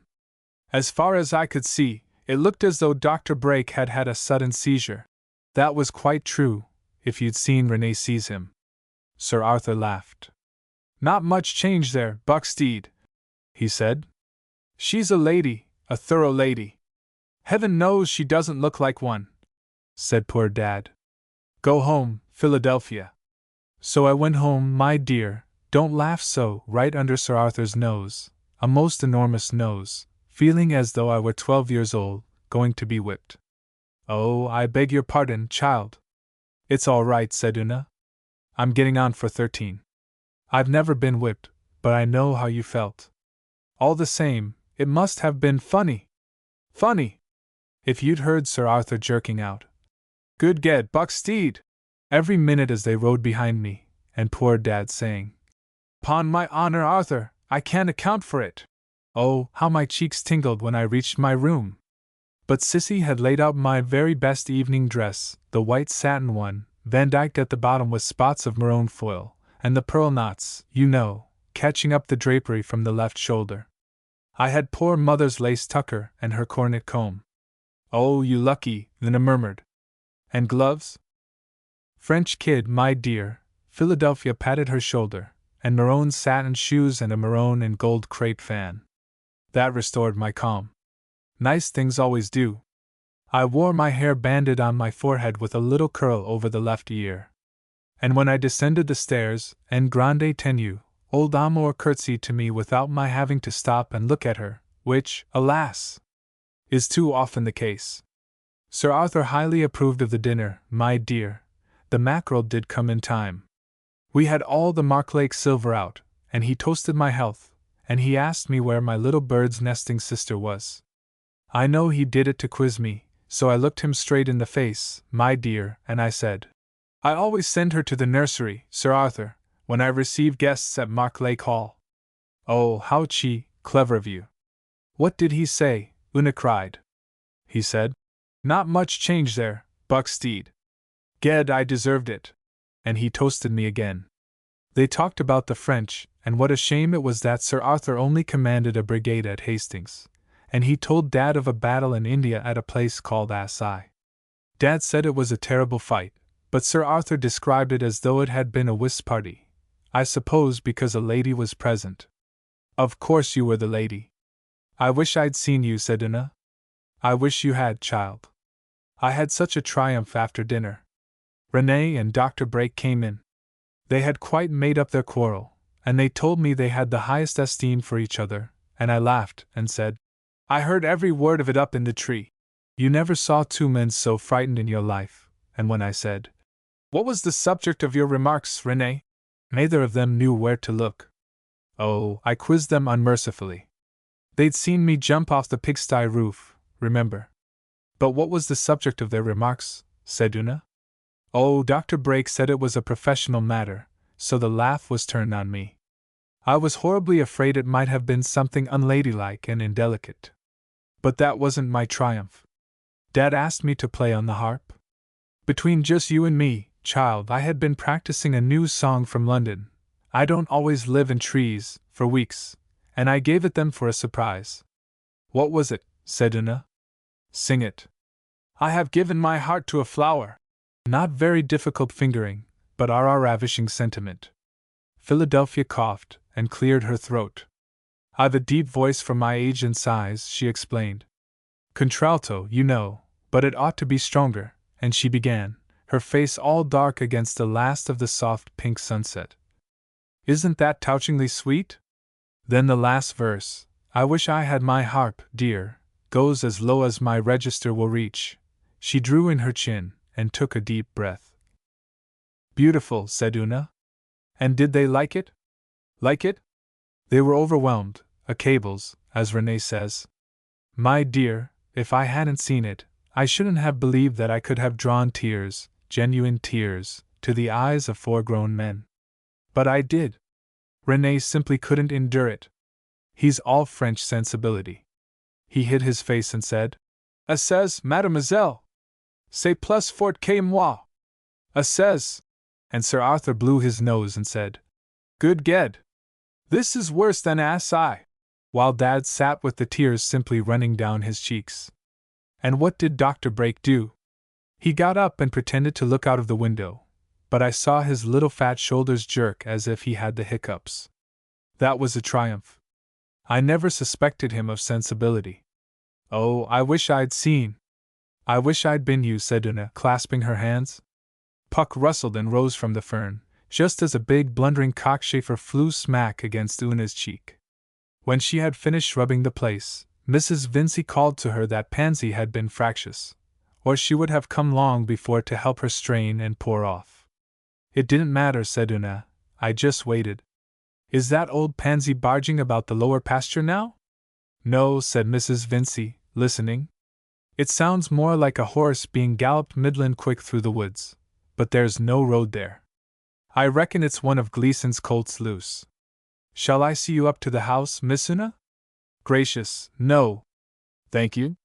What's going to hurt me? Said Una, and she put her stool away behind the oak, and strolled home through the gaps that old Hobden kept open for her. Brookland Road. The Knife and the Naked Chalk. The Run of the Downs. The Knife and the Naked Chalk. The children went to the seaside for a month, and lived in a flint village on the bare windy chalk downs, quite 30 miles away from home. They made friends with an old shepherd called Mr. Dudney, who had known their father when their father was little. He did not talk like their own people in the Weald of Sussex, and he used different names for farm things, but he understood how they felt, and let them go with him. He had a tiny cottage about half a mile from the village, where his wife made mead from thyme honey, and nursed sick lambs in front of a coal fire, while old Jim, who was Mr. Dudney's sheepdog's father, lay at the door. They brought up beef bones for old Jim. You must never give a sheepdog mutton bones, and if Mr. Dudney happened to be far in the downs, Mrs. Dudney would tell the dog to take them to him, and he did. One August afternoon, when the village watercart had made the streets smell specially townified, they went to look for their shepherd as usual, and, as usual, old Jim crawled over the doorstep and took them in charge. The sun was hot, the dry grass was very slippery, and the distances were very distant. It's just like the sea, said Una, when old Jim halted in the shade of a lonely flint barn on a bare rise. You see where you're going, and you go there, and there's nothing between. Dan slipped off his shoes. When we get home I shall sit in the woods all day, he said. Woof, said old Jim, to show he was ready, and struck across a long rolling stretch of turf. Presently he asked for his beef bone. Not yet, said Dan. Where's Mr. Dudney? Where's master? Old Jim looked as if he thought they were mad, and asked again. Don't you give it him, Una cried. I'm not going to be left howling in a desert. Show, boy. Show, said Dan, for the downs seemed as bare as the palm of your hand. Old Jim sighed, and trotted forward. Soon they spied the blob of Mr. Dudney's hat against the sky a long way off. Right. All right, said Dan. Old Jim wheeled round, took his bone carefully between his blunted teeth, and returned to the shadow of the old barn, looking just like a wolf. The children went on. 2 kestrels hung bivvering and squealing above them. A gull flapped lazily along the white edge of the cliffs. The curves of the downs shook a little in the heat, and so did Mr. Dudney's distant head. They walked toward it very slowly and found themselves staring into a horseshoe-shaped hollow 100 feet deep, whose steep sides were laced with tangled sheep tracks. The flock grazed on the flat at the bottom, under charge of young Jim. Mr. Dudney sat comfortably knitting on the edge of the slope, his crook between his knees. They told him what old Jim had done. Ah, he thought you could see my head as soon as he did. The closeter you be to the turf the more you see things. You look warm like, said Mr. Dudney. We be, said Una, flopping down. And tired. Set beside o me here. The shadow'll begin to stretch out in a little while, and a heat shake o' wind will come up with it that'll overlay your eyes like so much wool. We don't want to sleep, said Una indignantly, but she settled herself as she spoke, in the first strip of early afternoon shade. O' course not. You come to talk with me same as your father used. He didn't need no dog to guide him to Norton Pit. Well, he belonged here, said Dan, and laid himself down at length on the turf. He did. And what beats me is why he went off to live among them messy trees in the Weald, when he might ha' stayed here and looked all about him. There's no profit to trees. They draw the lightning, and sheep shelter under 'em, and so, like as not, you'll lose a half-score ewes struck dead in one storm. TCK. Your father knew that. Trees aren't messy. Una rose on her elbow. And what about firewood? I don't like coal. Eh? You lie a piece more uphill and you'll lie more natural, said Mr. Dudney, with his provoking deaf smile. Now press your face down and smell to the turf. That's Southdown thyme which makes our Southdown mutton beyond compare, and my mother told me 'twill cure anything except broken necks or hearts. I forget which. They sniffed, and somehow forgot to lift their cheeks from the soft, thymy cushions. You don't get nothing like that in the Weald. Watercress, maybe, said Mr. Dudney. But we've water, brooks full of it, where you paddle in hot weather, Una replied, watching a yellow and violet-banded snail shell close to her eye. Brooks flood. Then you must shift your sheep, let alone foot rot afterward. I'd put more dependence on a dewpond any day. How's a dewpond made? Said Dan, and tilted his hat over his eyes. Mr. Dudney explained. The air trembled a little as though it could not make up its mind whether to slide into the pit or move across the open. But it seemed easiest to go downhill, and the children felt one soft puff after another slip and sidled down the slope in fragrant breaths that baffed on their eyelids. The little whisper of the sea by the cliffs joined with the whisper of the wind over the grass, the hum of insects in the thyme, the ruffle and rustle of the flock below, and a thickish mutter deep in the very chalk beneath them. Mr. Dudney stopped explaining, and went on with his knitting. They were roused by voices. The shadow had crept halfway down the steep side of Norton Pit, and on the edge of it, his back to them, Puck sat beside a half-naked man who seemed busy at some work. The wind had dropped, and in that funnel of ground every least noise and movement reached them like whispers up a water pipe. That is clever, said Puck, leaning over. How truly you shape it. Yes, but what does the beast care for a brittle flint tip? Bah, the man flicked something contemptuously over his shoulder. It fell between Dan and Una, a beautiful dark blue flint arrowhead still hot from the maker's hand. The man reached for another stone, and worked away like a thrush with a snail shell. Flint work is fool's work, he said at last. One does it because one always did it, but when it comes to dealing with the beast, no good. He shook his shaggy head. The beast was dealt with long ago. He has gone, said Puck. He'll be back at lambing time. I know him. He chipped very carefully, and the flints squeaked. Not he. Children can lie out on the chalk now all day through and go home safe. Can they? Well, call the beast by his true name, and I'll believe it, the man replied. Surely. Puck leaped to his feet, curved his hands round his mouth, and shouted, Wolf! Wolf! Norton Pit threw back the echo from its dry sides, wuff, wuff, like young Jim's bark. You see? You hear? Said Puck. Nobody answers. Grey Shepherd is gone. Feet in the Night has run off. There are no more wolves. Wonderful! The man wiped his forehead as though he were hot. Who drove him away? You! Many men through many years, each working in his own country. Were you one of them? Puck answered. The man slid his sheepskin cloak to his waist, and without a word pointed to his side, which was all seamed and blotched with scars. His arms, too, were dimpled from shoulder to elbow with horrible white dimples. I see, said Puck. It is the beast's mark. What did you use against him? Hand, hammer, and spear, as our fathers did before us. So? Then how? Puck twitched aside the man's dark brown cloak. How did a flint worker come by that? Show, man, show! He held out his little hand. The man slipped a long dark iron knife, almost a short sword, from his belt, and after breathing on it, handed it hilt first to Puck, who took it with his head on one side, as you should when you look at the works of a watch, squinted down the dark blade, and very delicately rubbed his forefinger from the point to the hilt. Good, said he, in a surprised tone. It should be. The children of the night made it, the man answered. So I see by the iron. What might it have cost you? This, the man raised his hand to his cheek. Puck whistled like a wheeled starling. By the great rings of the chalk, he cried. Was that your price? Turn sunward that I may see better, and shut your eye. He slipped his hand beneath the man's chin, and swung him till he faced the children up the slope. They saw that his right eye was gone, and the eyelid lay shrunk. Quickly Puck turned him round again, and the two sat down. It was for the sheep. The sheep are the people, said the man, in an ashamed voice. What else could I have done? You know, old one. Puck sighed a little fluttering sigh. Take the knife. I listen.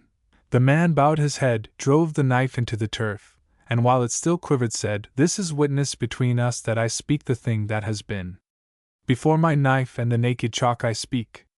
Touch. Puck laid a hand on the hilt. It stopped shaking. The children wriggled a little nearer. I am of the people of the worked flint. I am the one son of the priestess who sells the winds to the men of the sea. I am the buyer of the knife, the keeper of the people, the man began, in a sort of singing shout. These are my names in this country of the naked chalk, between the trees and the sea. Yours was a great country. Your names are great too, said Puck. One cannot feed some things on names and songs. The man hit himself on the chest. It is better, always better, to count one's children safe round the fire, their mother among them. Aye, said Puck. I think this will be a very old tale. I warm myself and eat at any fire that I choose, but there is no one to light me a fire or cook my meat. I sold all that when I bought the magic knife for my people. It was not right that the beast should master man. What else could I have done? I hear. I know. I listened, said Puck. When I was old enough to take my place in the sheep guard, the beast gnawed all our country like a bone between his teeth. He came in behind the flocks at watering time, and watched them round the dewponds. He leaped into the folds between our knees at the shearing. He walked out alongside the grazing flocks, and chose his meat on the hoof while our boys threw flints at him. He crept by night into the huts, and licked the babe from between the mother's hands. He called his companions and pulled down men in broad daylight on the naked chalk. No, not always did he do so. This was his cunning. He would go away for a while to let us forget him. A year, 2 years perhaps, we neither smelt, nor heard, nor saw him. When our flocks had increased, when our men did not always look behind them, when children strayed from the fenced places, when our women walked alone to draw water, back came the curse of the chalk, grey shepherd, feet in the night, the beast, the beast, the beast. He laughed at our little brittle arrows and our poor blunt spears. He learned to run in under the stroke of the hammer. I think he knew when there was a flaw in the flint. Often it does not show till you bring it down on his snout. Then, poof, the false flint falls all to flinders, and you are left with the hammer handle in your fist, and his teeth in your flank. I have felt them. At evening, too, in the dew, or when it has misted and rained, your spearhead lashing slack off, though you have kept them beneath your cloak all day. You are alone, but so close to the home ponds that you stop to tighten the sinews with hands, teeth, and a piece of driftwood. You bend over and pull, so. That is the minute for which he has followed you since the stars went out. Ar! Where are? He says. Nort and Pitt gave back the growl like a pack of real wolves. Then he is on your right shoulder feeling for the vein in your neck, and perhaps your sheep run on without you. To fight the beast is nothing, but to be despised by the beast when he fights you, that is like his teeth in the heart. Old one, why is it that men desire so greatly, and can do so little? I do not know. Did you desire so much? Said Puck. I desired to master the beast. It is not right that the beast should master man. But my people were afraid. Even my mother, the priestess, was afraid when I told her what I desired. We were accustomed to be afraid of the beast. When I was made a man and a maiden, she was a priestess, waited for me at the dew ponds, the beast flitted from off the chalk. Perhaps it was a sickness. Perhaps he had gone to his gods to learn how to do us new harm. But he went, and we breathed more freely. The women sang again. The children were not so much guarded. Our flocks grazed far out. I took mine yonder. He pointed inland to the hazy line of the weald, where the new grass was best. They grazed north. I followed till we were close to the trees. He lowered his voice. Close there where the children of the night live. He pointed north again. Ah, now I remember a thing, said Puck. Tell me, why did your people fear the trees so extremely? Because the gods hate the trees and strike them with lightning. We can see them burning for days all along the chalk's edge. Besides, all the chalk knows that the children of the night, though they worship our gods, are magicians. When a man goes into their country, they change his spirit, they put words into his mouth, they make him like talking water. But a voice in my heart told me to go toward the north. While I watched my sheep there I saw 3 beasts chasing a man, who ran toward the trees. By this I knew he was a child of the night. We flint workers fear the trees more than we fear the beast. He had no hammer. He carried a knife like this one. A beast leaped at him. He stretched out his knife. The beast fell dead. The other beasts ran away howling, which they would never have done from a flint worker. The man went in among the trees. I looked for the dead beast. He had been killed in a new way, by a single deep, clean cut, without bruise or tear, which had split his bad heart. Wonderful! So I saw that the man's knife was magic, and I thought how to get it, thought strongly how to get it. When I brought the flocks to the shearing, my mother the priestess asked me, "What is the new thing which you have seen and I see in your face?" I said, "It is a sorrow to me." And she answered, "All new things are sorrow. Sit in my place, and eat sorrow." I sat down in her place by the fire, where she talks to the ghosts in winter, and two voices spoke in my heart. One voice said, "Ask the children of the night for the magic knife. It is not fit that the beast should master man." I listened to that voice. One voice said, "If you go among the trees, the children of the night will change your spirit. Eat and sleep here." The other voice said, "Ask for the knife." I listened to that voice. I said to my mother in the morning, "I go away to find a thing for the people, but I do not know whether I shall return in my own shape." She answered, "Whether you live or die, or are made different, I am your mother." "True," said Puck. "The old ones themselves cannot change men's mothers even if they would. Let us thank the old ones." I spoke to my maiden, the priestess who waited for me at the Dupins. She promised fine things too. The man laughed. I went away to that place where I had seen the magician with the knife. I lay out 2 days on the short grass before I ventured among the trees. I felt my way before me with a stick. I was afraid of the terrible talking trees. I was afraid of the ghosts in the branches, of the soft ground underfoot, of the red and black waters. I was afraid, above all, of the change. It came. They saw him wipe his forehead once again, and his strong back muscles quivered till he laid his hand on the knife hilt. A fire without a flame burned in my head, an evil taste grew in my mouth, my eyelids shut hot over my eyes, my breath was hot between my teeth, and my hands were like the hands of a stranger. I was made to sing songs and to mock the trees, though I was afraid of them. At the same time I saw myself laughing, and I was very sad for this fine young man, who was myself. Ah! The children of the night know magic.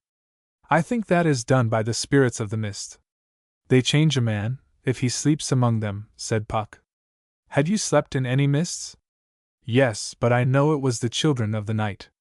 After 3 days I saw a red light behind the trees, and I heard a heavy noise. I saw the children of the night dig red stones from a hole, and lay them in fires. The stones melted like tallow, and the men beat the soft stuff with hammers. I wished to speak to these men, but the words were changed in my mouth, and all I could say was, "Do not make that noise. It hurts my head." By this I knew that I was bewitched, and I clung to the trees, and prayed the children of the night to take off their spells. They were cruel. They asked me many questions which they would never allow me to answer. They changed my words between my teeth till I wept. Then they led me into a hut, and covered the floor with hot stones and dashed water on the stones, and sang charms till the sweat poured off me like water. I slept. When I waked, my own spirit, not the strange, shouting thing, was back in my body, and I was like a cool bright stone on the shingle between the sea and the sunshine. The magicians came to hear me, women and men, each wearing a magic knife. Their priestess was their ears and their mouth. I spoke. I spoke many words that went smoothly along like sheep in order when their shepherd, standing on a mound, can count those coming, and those far off getting ready to come. I asked for magic knives for my people. I said that my people would bring meat, and milk, and wool, and lay them in the short grass outside the trees, if the children of the night would leave magic knives for our people to take away. They were pleased. Their priestess said, "For whose sake have you come?" I answered, "The sheep are the people. If the beast kills our sheep, our people die. So I come for a magic knife to kill the beast." She said, "We do not know if our God will let us trade with the people of the naked chalk." Wait till we have asked? When they came back from the question place, their gods are our gods, their priestess said. The god needs a proof that your words are true. I said. What is the proof? She said.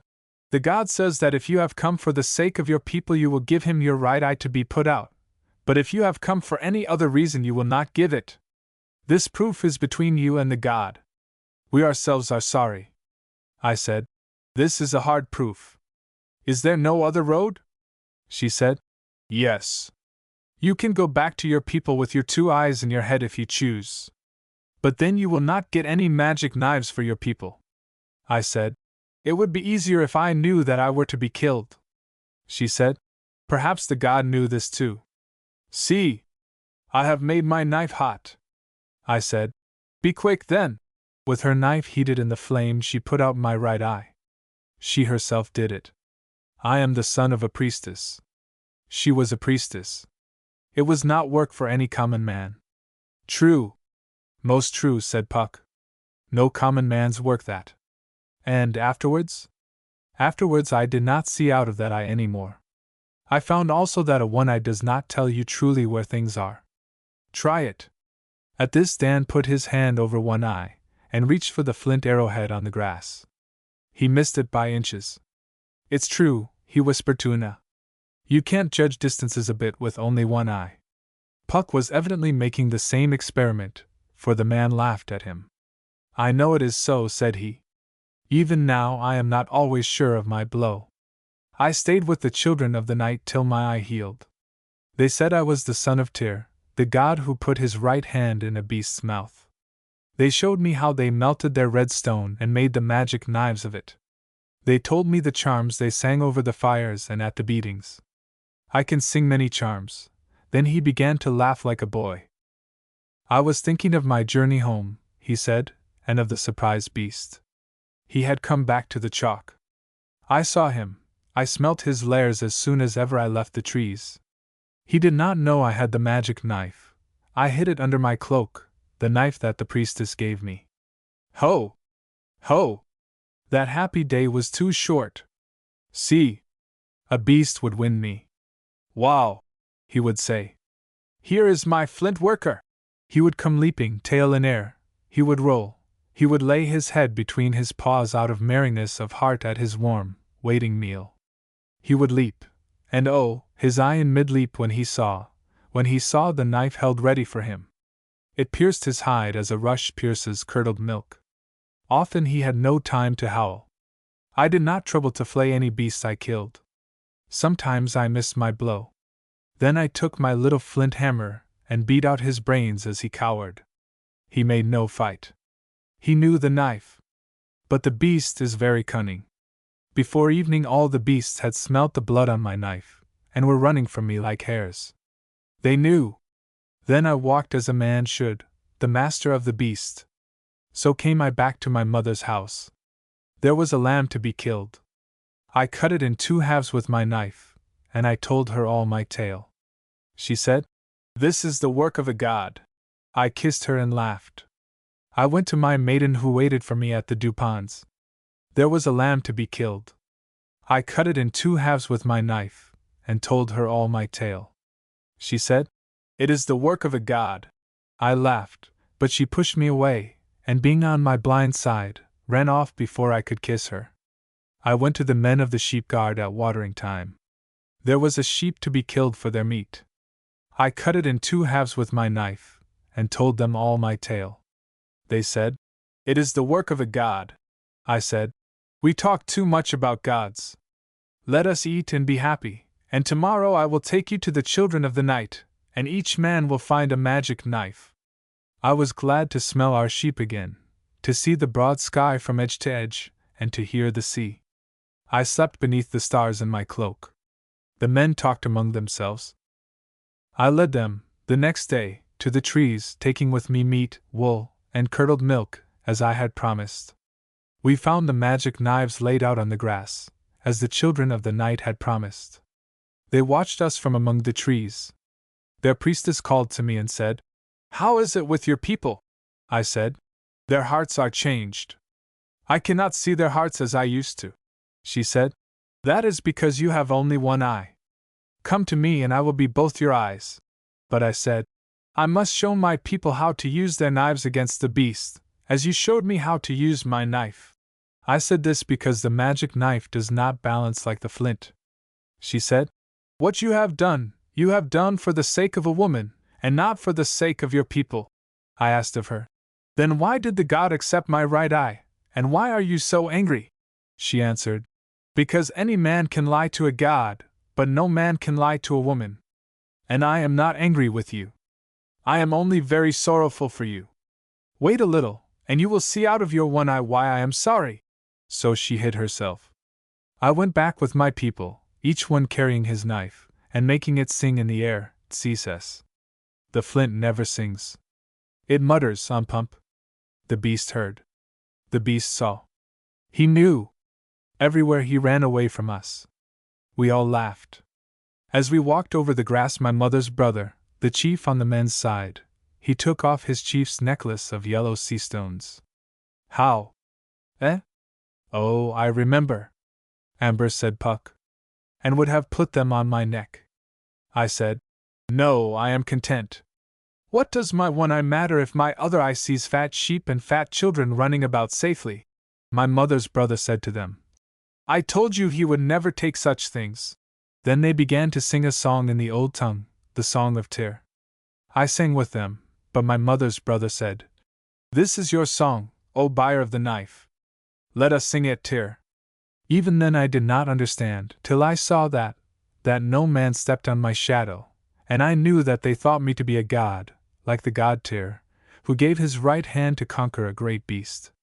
By the fire in the belly of the flint was that so, Puck rapped out. By my knife and the naked chalk, so it was. They made way for my shadow as though it had been a priestess walking to the barrows of the dead. I was afraid. I said to myself, My mother and my maiden will know I am not Tyr. But still I was afraid, with the fear of a man who falls into a steep flint pit while he runs, and feels that it will be hard to climb out. When we came to the Duponds, all our people were there. The men showed their knives and told their tale. The sheep guards also had seen the beast flying from us. The beast went west across the river in packs, howling. He knew the knife had come to the naked chalk at last, at last. He knew. So my work was done. I looked for my maiden among the priestesses. She looked at me, but she did not smile. She made the sign to me that our priestesses must make when they sacrificed to the old dead in the barrows. I would have spoken, but my mother's brother made himself my mouth, as though I had been one of the old dead in the barrows for whom our priests speak to the people on midsummer mornings. I remember. Well, I remember those midsummer mornings, said Puck. Then I went away angrily to my mother's house. She would have knelt before me. Then I was more angry, but she said, Only a god would have spoken to me thus, a priestess. A man would have feared the punishment of the gods. I looked at her and I laughed. I could not stop my unhappy laughing. They called me from the door by the name of Tyr himself. A young man with whom I had watched my first flocks, and chipped my first arrow, and fought my first beasts, called me by that name in the old tongue. He asked my leave to take my maiden. His eyes were lowered, his hands were on his forehead. He was full of the fear of a god, but of me, a man, he had no fear when he asked. I did not kill him. I said, Call the maiden. She came also without fear, this very one that had waited for me, that had talked with me, by our Duponds. Being a priestess, she lifted her eyes to me. As I look on a hill or a cloud, so she looked at me. She spoke in the old tongue which priestesses use when they make prayers to the old dead in the barrows. She asked leave that she might light the fire in my companion's house, and that I should bless their children. I did not kill her. I heard my own voice, little and cold, say, Let it be as you desire. And they went away hand in hand. My heart grew little and cold, a wind shouted in my ears, my eye darkened. I said to my mother, Can a god die? I heard her say, What is it? What is it, my son? And I fell into darkness full of hammer noises. I was not. Oh, poor, poor God, said Puck. And your wise mother? She knew. As soon as I dropped, she knew. When my spirit came back, I heard her whisper in my ear, "Whether you live or die, or are made different, I am your mother." That was good, better even than the water she gave me and the going away of the sickness. Though I was ashamed to have fallen down, yet I was very glad. She was glad too. Neither of us wished to lose the other. There is only the one mother for the one son. I heaped the fire for her, and barred the doors, and sat at her feet as before I went away, and she combed my hair, and sang. I said at last, "What is to be done to the people who say that I am Tyr?" She said, "He who has done a godlike thing must bear himself like a god. I see no way out of it. The people are now your sheep till you die. You cannot drive them off." I said, "This is a heavier sheep than I can lift." She said, "In time it will grow easy. In time perhaps you will not lay it down for any maiden anywhere. Be wise, be very wise, my son, for nothing is left you except the words, and the songs, and the worship of a god." "Oh, poor god," said Puck. "But those are not altogether bad things." "I know they are not, but I would sell them all for one small child of my own, smearing himself with the ashes of our own house fire." He wrenched his knife from the turf, thrust it into his belt, and stood up. "And yet what else could I have done?" he said. "The sheep are the people." "It is a very old tale," Puck answered. "I have heard the like of it not only on the naked chalk, but also among the trees, under oak, and ash, and thorn." The afternoon shadows filled all the quiet emptiness of Norton Pit. The children heard the sheep bells and young Jim's busy bark above them, and they scrambled up the slope to the level. "We let you have your sleep out," said Mr. Dunay, as the flock scattered before them. "It's making for tea time now." "Look what I've found," said Dan, and held up a little blue flint arrowhead as fresh as though it had been chipped that very day. "Oh," said Mr. Dunay, "the closeter you be to the turf the more you're apt to see things. I've found 'em often. Some says the fairies made 'em, but I says they was made by folks like ourselves, only a goodish time back. They're lucky to keep. Now, you couldn't ever have slept, not to any profit, among your father's trees same as you've laid out on naked chalk, could you?" "One doesn't want to sleep in the woods," said Una. "Then what's the good of 'em?" said Mr. Dunay. "Might as well set in the barn all day. Fetch 'em long, Jim boy." The downs, that looked so bare and hot when they came, were full of delicious little shadow dimples, the smell of the thyme and the salt mixed together on the southwest drift from the still sea.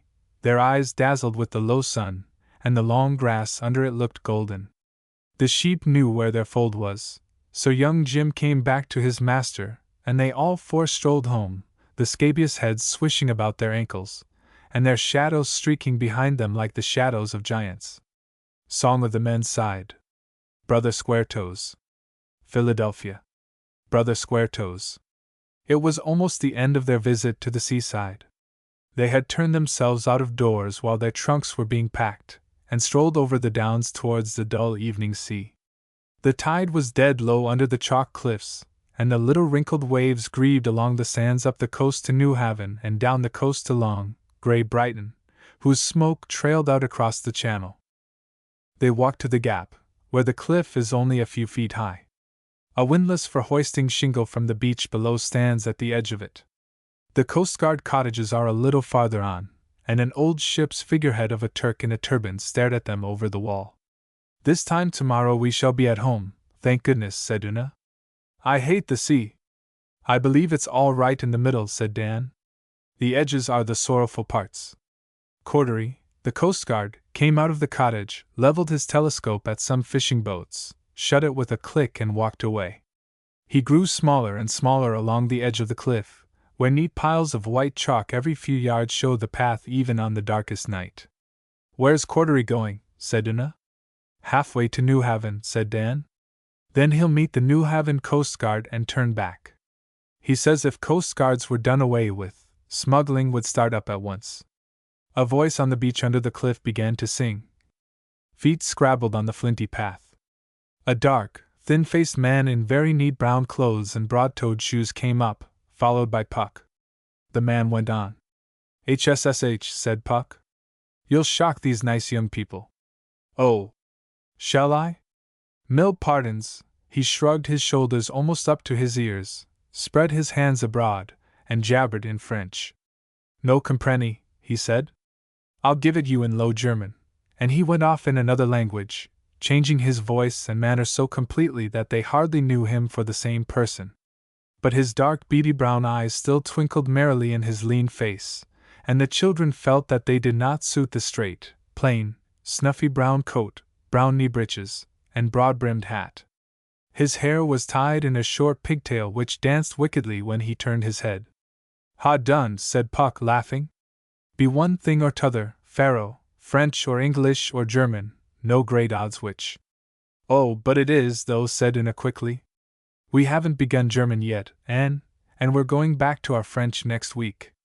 Aren't you English? Said Dan. We heard you singing just now. Aha! That was the Sussex side o' me. Dad he married a French girl out o' Boulogne, and French she stayed till her dyin' day. She was an Aurette, of course. Wheelies mostly marry Aurettes. Haven't you ever come across the saying? Then are you a smuggler? Una cried. And have you smuggled much? Said Dan. Mr. Lee nodded solemnly. Mind you, said he, I don't uphold smuggling for the generality o' mankind. Mostly they can't make a do of it. But I was brought up to the trade, d'ye see, in a lawful line o' descent on. He waved across the channel, on both sides the water. 'Twas all in the families, same as fiddling. The Aurettes used mostly to run the stuff across from Boulogne, and Wheelies landed it here and ran it up to London town, by the safest road. Then where did you live? Said Una. You mustn't ever live too close to your business in our trade. We kept our little fishing smack at Shoreham, but otherwise Wheelies was all honest Cottager folk, at Warminghurst under Washington, Brambaway, on the old Penn estate. Ah, said Puck, squatted by the windlass. I remember a piece about the Lees at Warminghurst, I do. I reckon that's truth, Pharaoh. Pharaoh laughed. Admittin' that's true, he said, my gypsy blood must be wore pretty thin, for I've made and kept a worldly fortune. By smuggling? Dan asked. No, in the tobacco trade. You don't mean to say you gave up smuggling just to go and be a tobacconist? Dan looked so disappointed they all had to laugh. I'm sorry, but there's all sorts of tobacconists, Pharaoh replied. How far out, now, would you call that smack with the patch on her foresail? He pointed to the fishing boats. A scant mile, said Puck after a quick look. Just about. It's 7 fathom under her, clean sand. That was where Uncle Aurette used to sink his brandy kegs from Boulogne, and we fished 'em up and rowed 'em into the gap here for the ponies to run inland. One thickish night in January of '93, Dad and Uncle Lot and me came over from Shoreham in the smack, and we found Uncle Aurette and the Lestranges, my cousins, waiting for us in their lugger with New Year's presents from Mother's folk in Boulogne. I remember Aunt Cecile, she'd sent me a fine new red knitted cap, which I put on then and there, for the French was having their revolution in those days, and red caps was all the fashion. Uncle Aurette tells us that they had cut off their King Louis's head, and moreover, the Brest forts had fired on an English man-o'-war. The news wasn't a week old. That means war again, when we was only just getting used to the peace, says Dad. Why can't King George's men and King Louis's men do on their uniforms and fight it out over our heads? Me too, I wish that, says Uncle Aurette. But they'll be pressing better men than themselves to fight for 'em. The press gangs are out already on our side. You look out for yours. I'll have to bide ashore and grow cabbages for a while, after I've run this cargo, but I do wish, Dad says, going over the lugger's side with our New Year presents under his arm and young Lestrange holding the lantern. I just do wish that those folk which make war so easy had to run one cargo a month all this winter. If you'd show 'em what honest work means. Well, I've warned ye, says Uncle Aurette. I'll be slipping off now before your revenue cutter comes. Give my love to sister and take care o' the kegs. It's sticking to southward. I remember him waving to us and young Stephen Lestrange blowing out the lantern. By the time we'd fished up the kegs the fog came down so thick Dad judged it risky for me to row 'em ashore, even though we could hear the ponies stamping on the beach. So he and Uncle Lot took the dinghy and left me in the smack playing on my fiddle to guide 'em back. Presently I heard guns. Two of 'em sounded mighty like Uncle Oret's 3-pounders. He didn't go naked about the seas after dark. Then come more, which I reckoned was Captain Giddens in the revenue cutter. He was open-handed with his compliments, but he would lay his guns himself. I stopped fiddling to listen, and I heard a whole skyful o' French up in the fog, and a high bow come down on top o' the smack. I hadn't time to call or think. I remember the smack heeling over, and me standing on the gunwale pushing against the ship's side as if I hoped to bear her off. Then the square of an open port, with a lantern in it, slid by in front of my nose. I kicked back on our gunwale as it went under and slipped through that port into the French ship, me and my fiddle. Gracious, said Una. What an adventure! Didn't anybody see you come in? Said Dan. There wasn't any one there. I'd made use of an orlop deck port, that's the next deck below the gun deck, which by rights should not have been open at all. The crew was standing by their guns up above. I rolled onto a pile of dunnage in the dark and I went to sleep.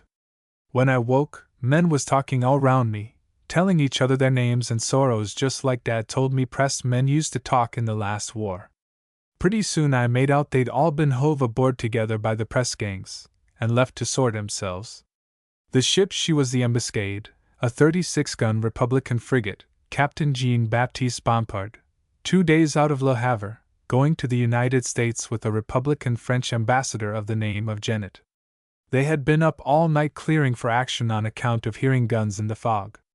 Uncle Oret and Captain Giddens must have been passing the time o' day with each other off New Haven, and the frigate had drifted past them. She never knew she'd run down our smack.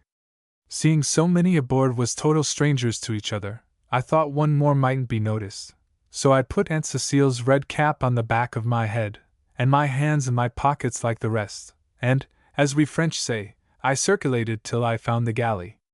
What? Here's one of 'em that isn't sick, says a cook. Take his breakfast to Citizen Bompard.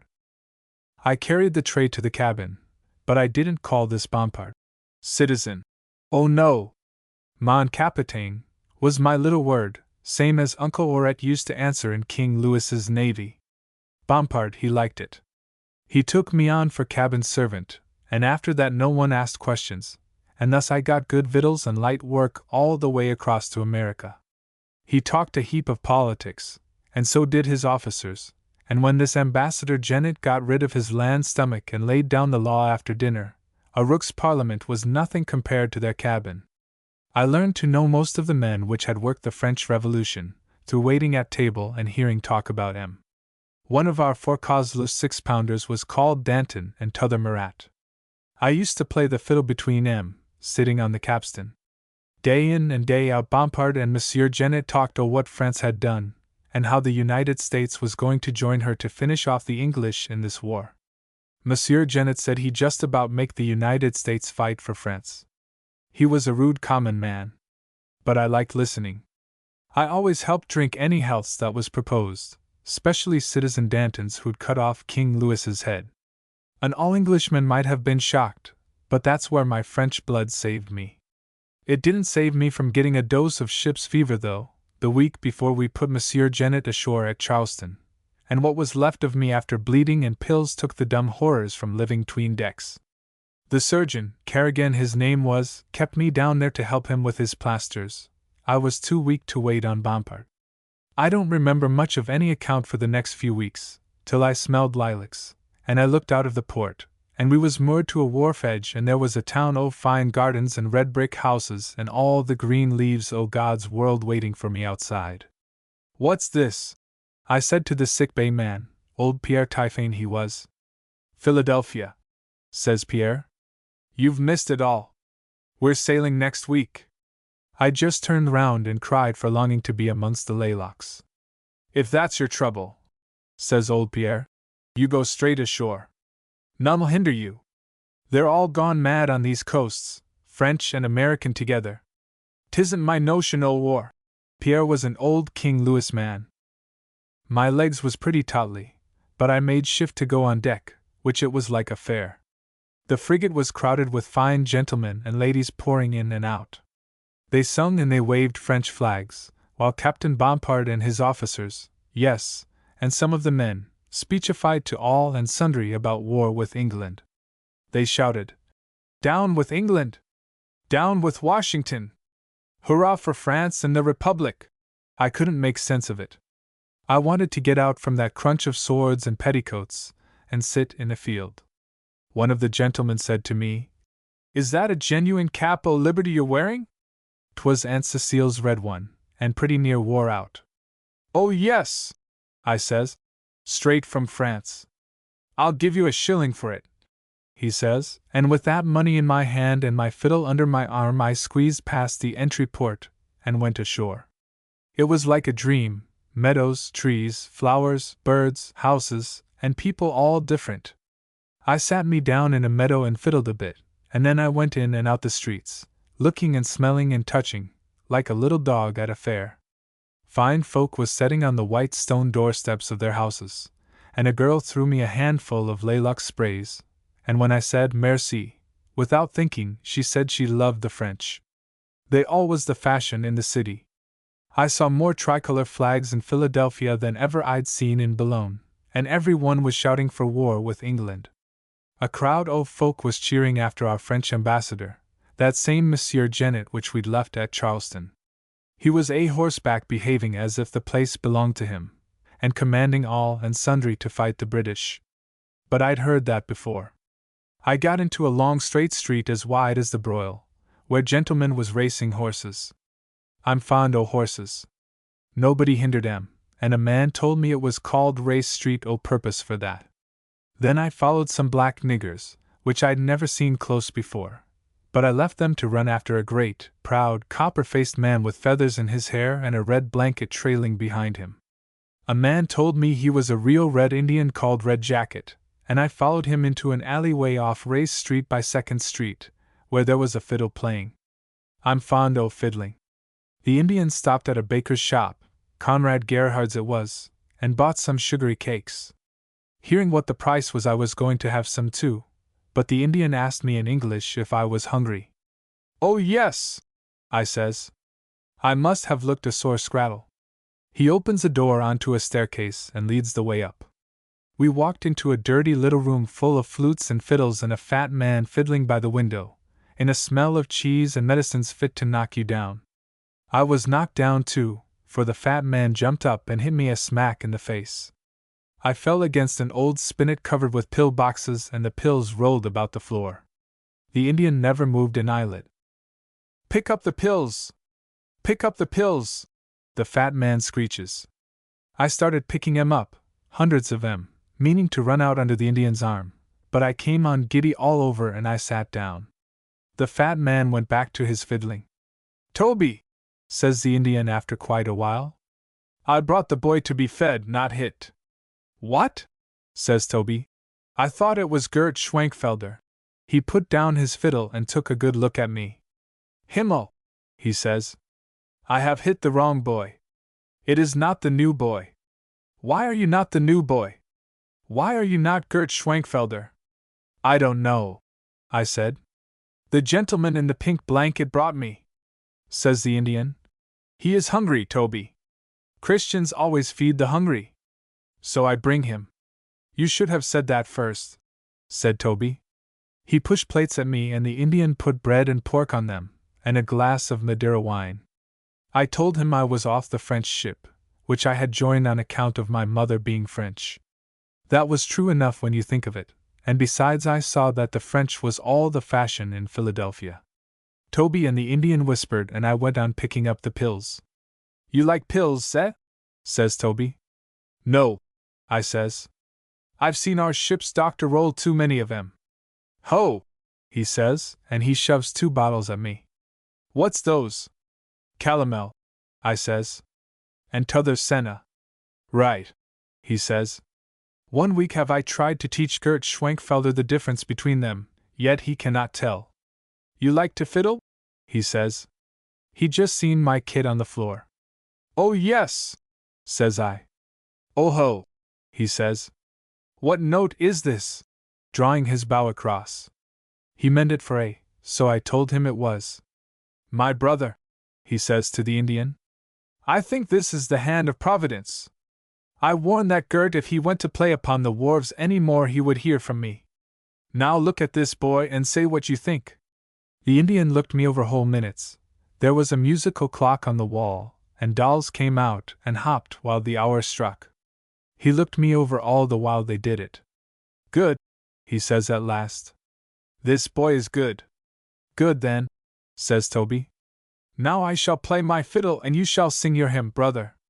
Boy, go down to the bakery and tell them you are young Gert Schwenkfelder that was. The horses are in Davy Jones's locker.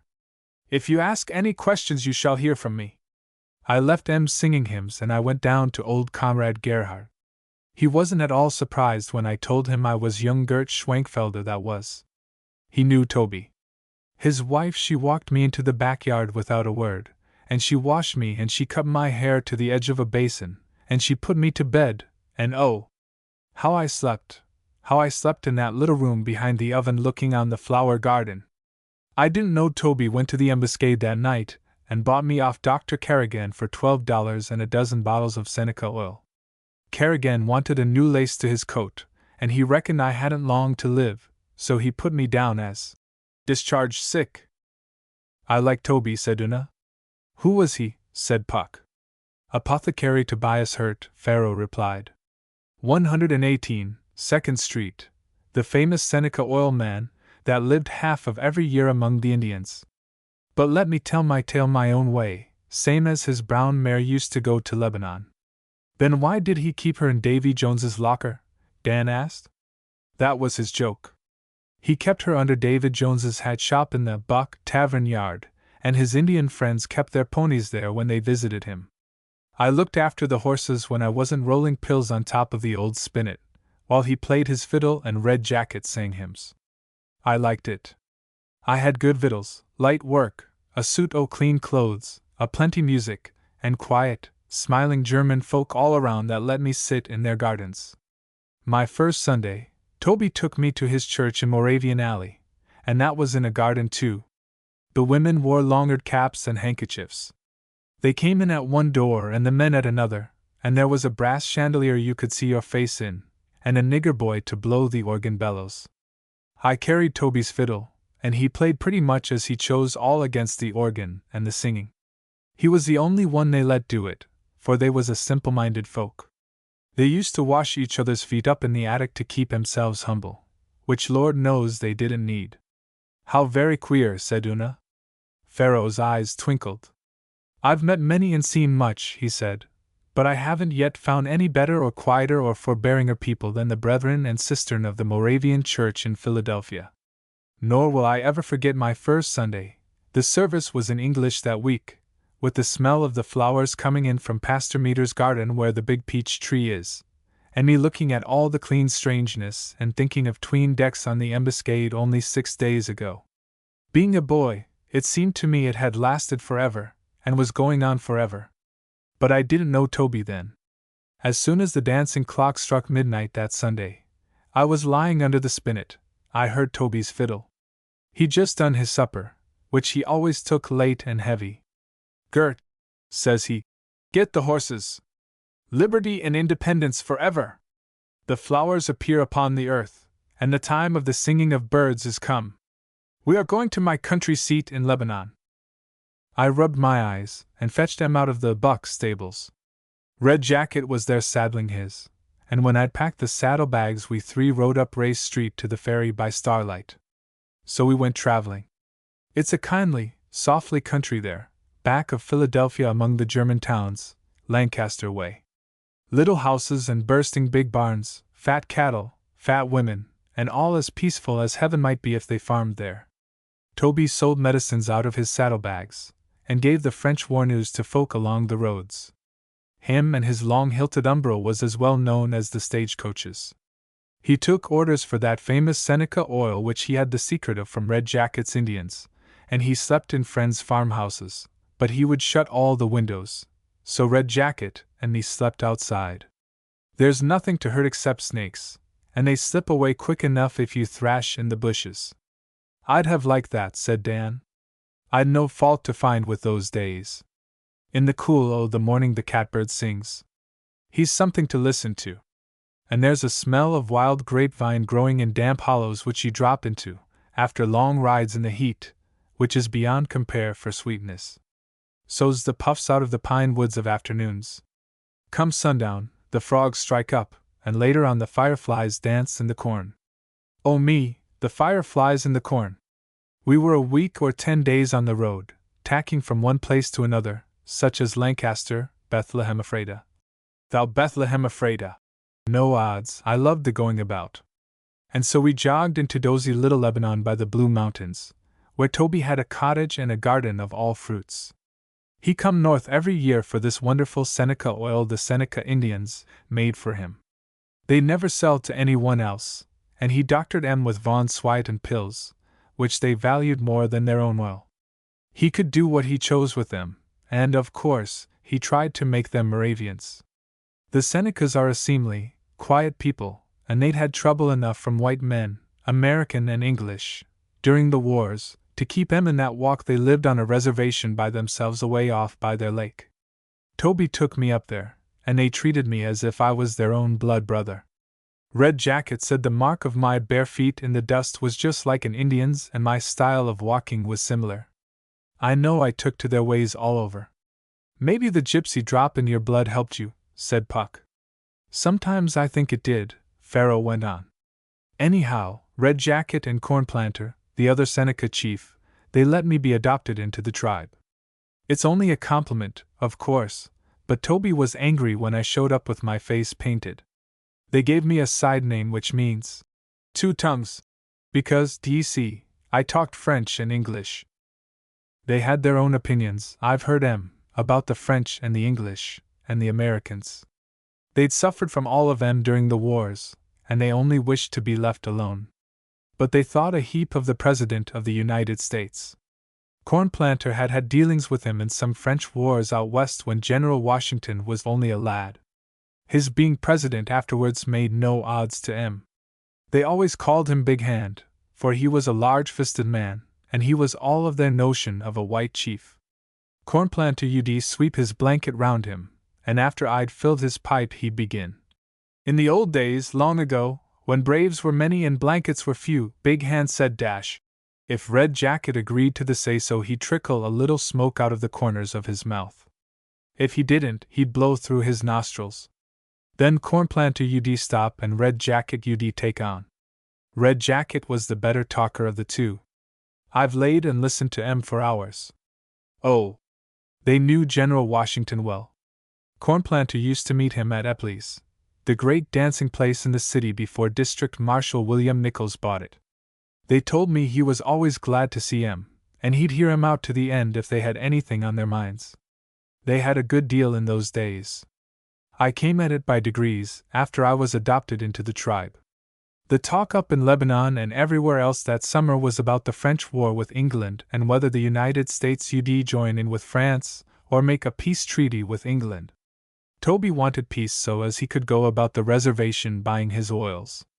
But most of the white men wished for war, and they was angry because the president wouldn't give the sign for it. The newspaper said men was burning Guy Fawkes images of General Washington and yelling after him in the streets of Philadelphia. You'd have been astonished what those two fine old chiefs knew of the ins and outs of such matters. The little I've learned of politics I picked up from Cornplanter and Red Jacket on the reservation. Toby used to read the Aurora newspaper.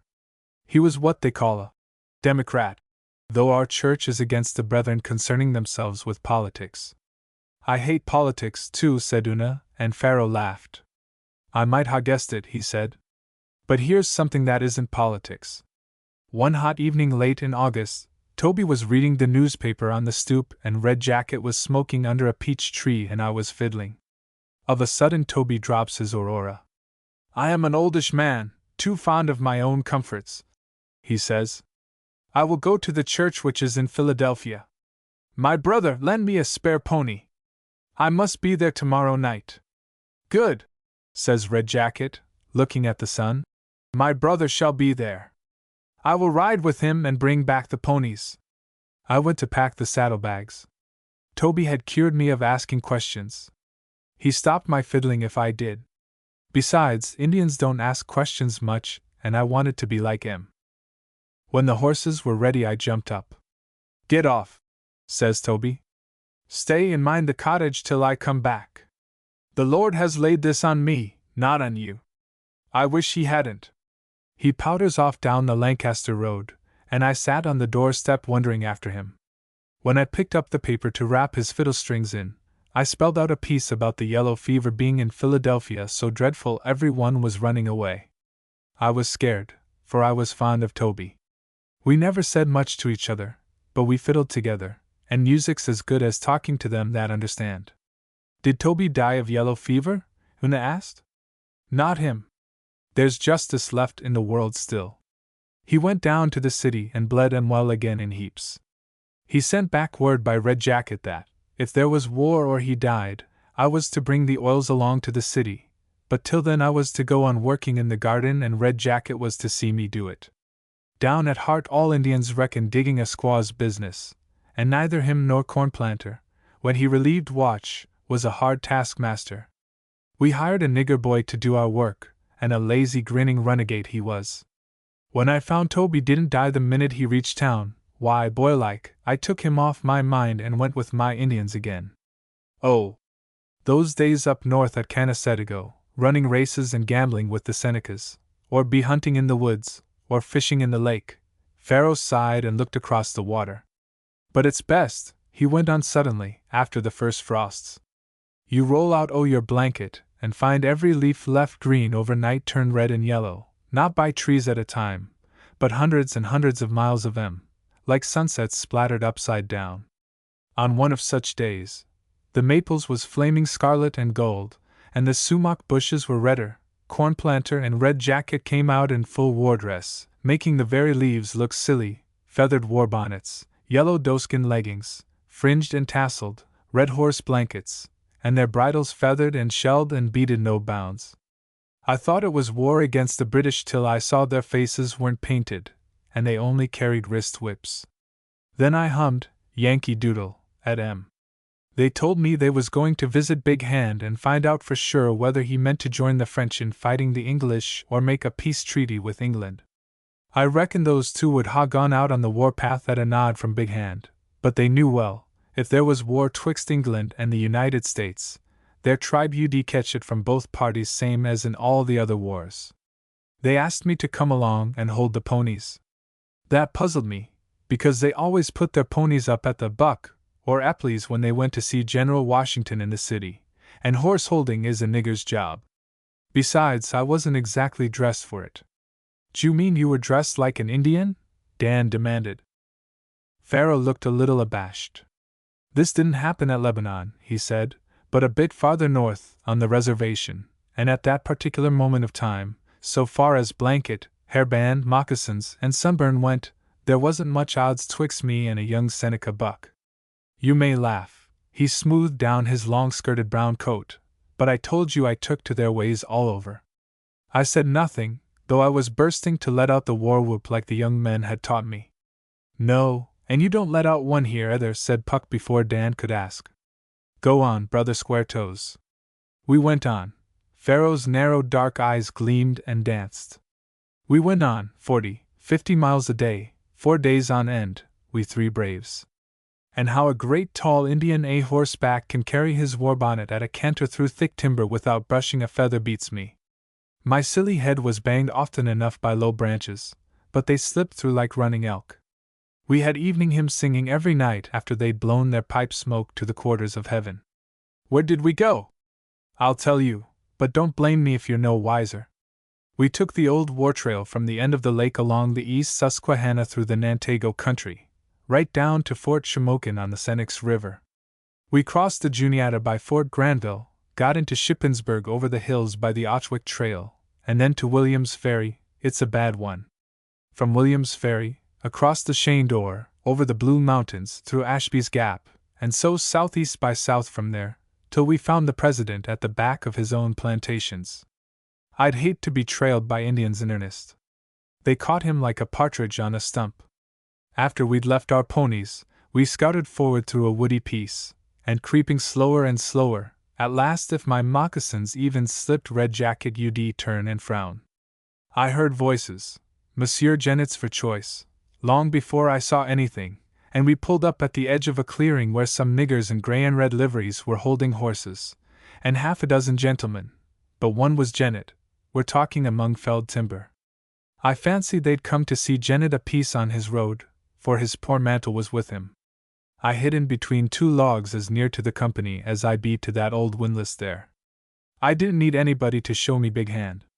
He stood up, very still, his legs a little apart, listening to Janet, that French ambassador, which never had more manners than a Bosham tinker. Janet was as good as ordering him to declare war on England at once.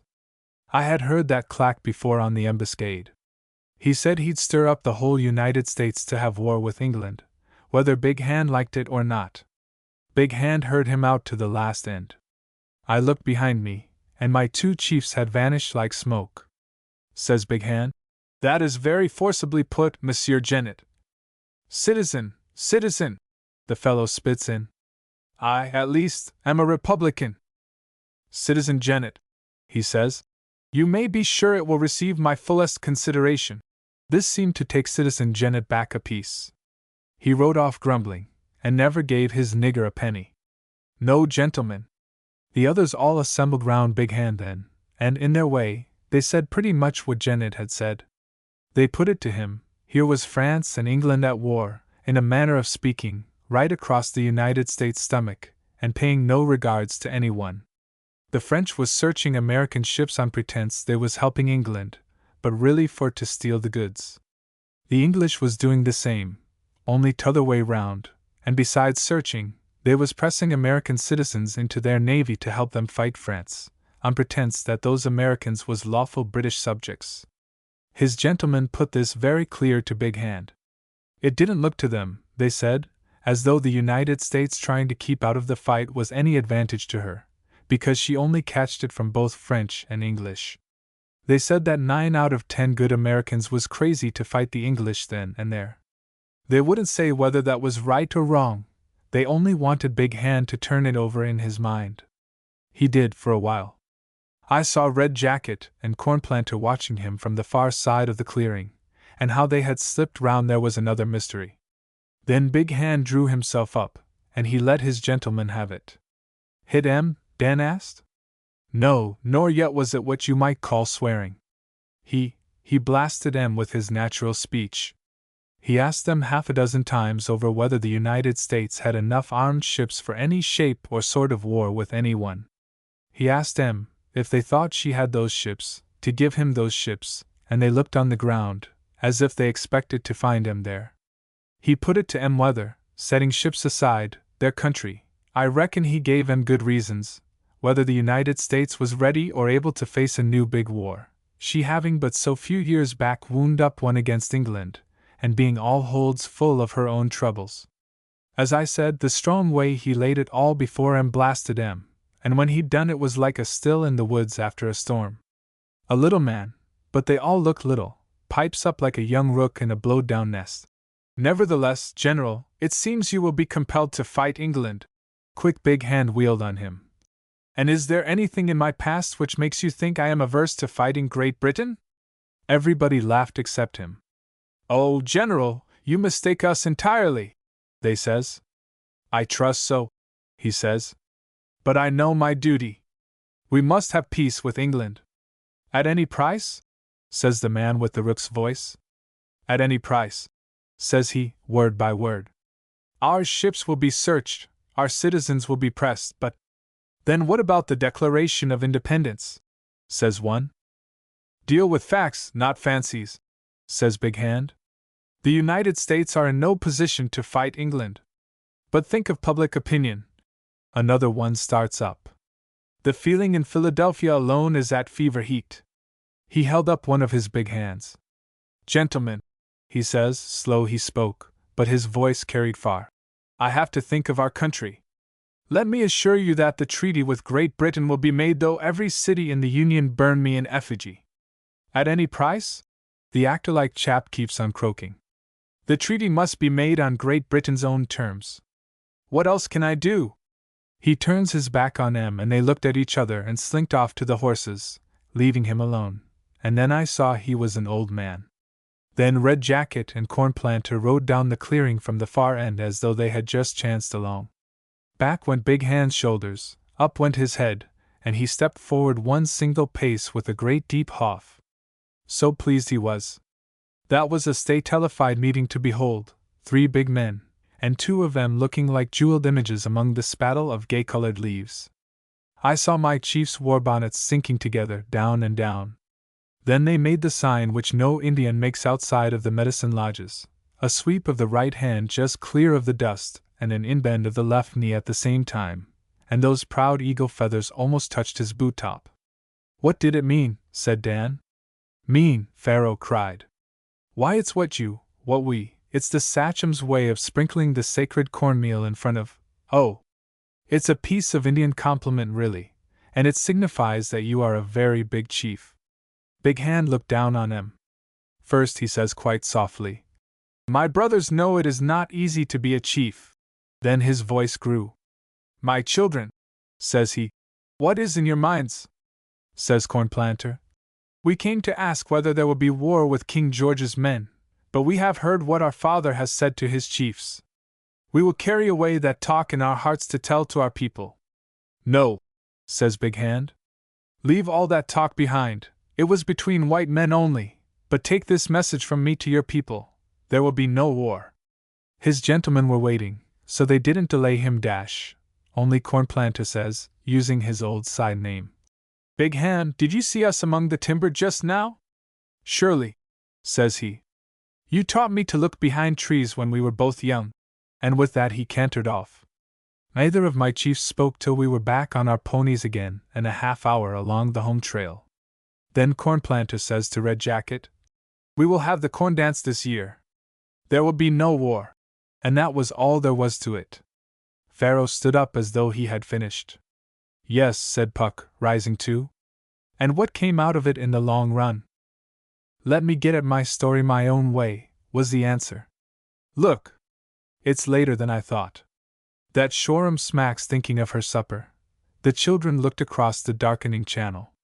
A smack had hoisted a lantern and slowly moved west where Brighton Pier lights ran out in a twinkling line. When they turned round the gap was empty behind them. I expect they've packed our trunks by now, said Dan. This time tomorrow we'll be home. If. A priest in spite of himself.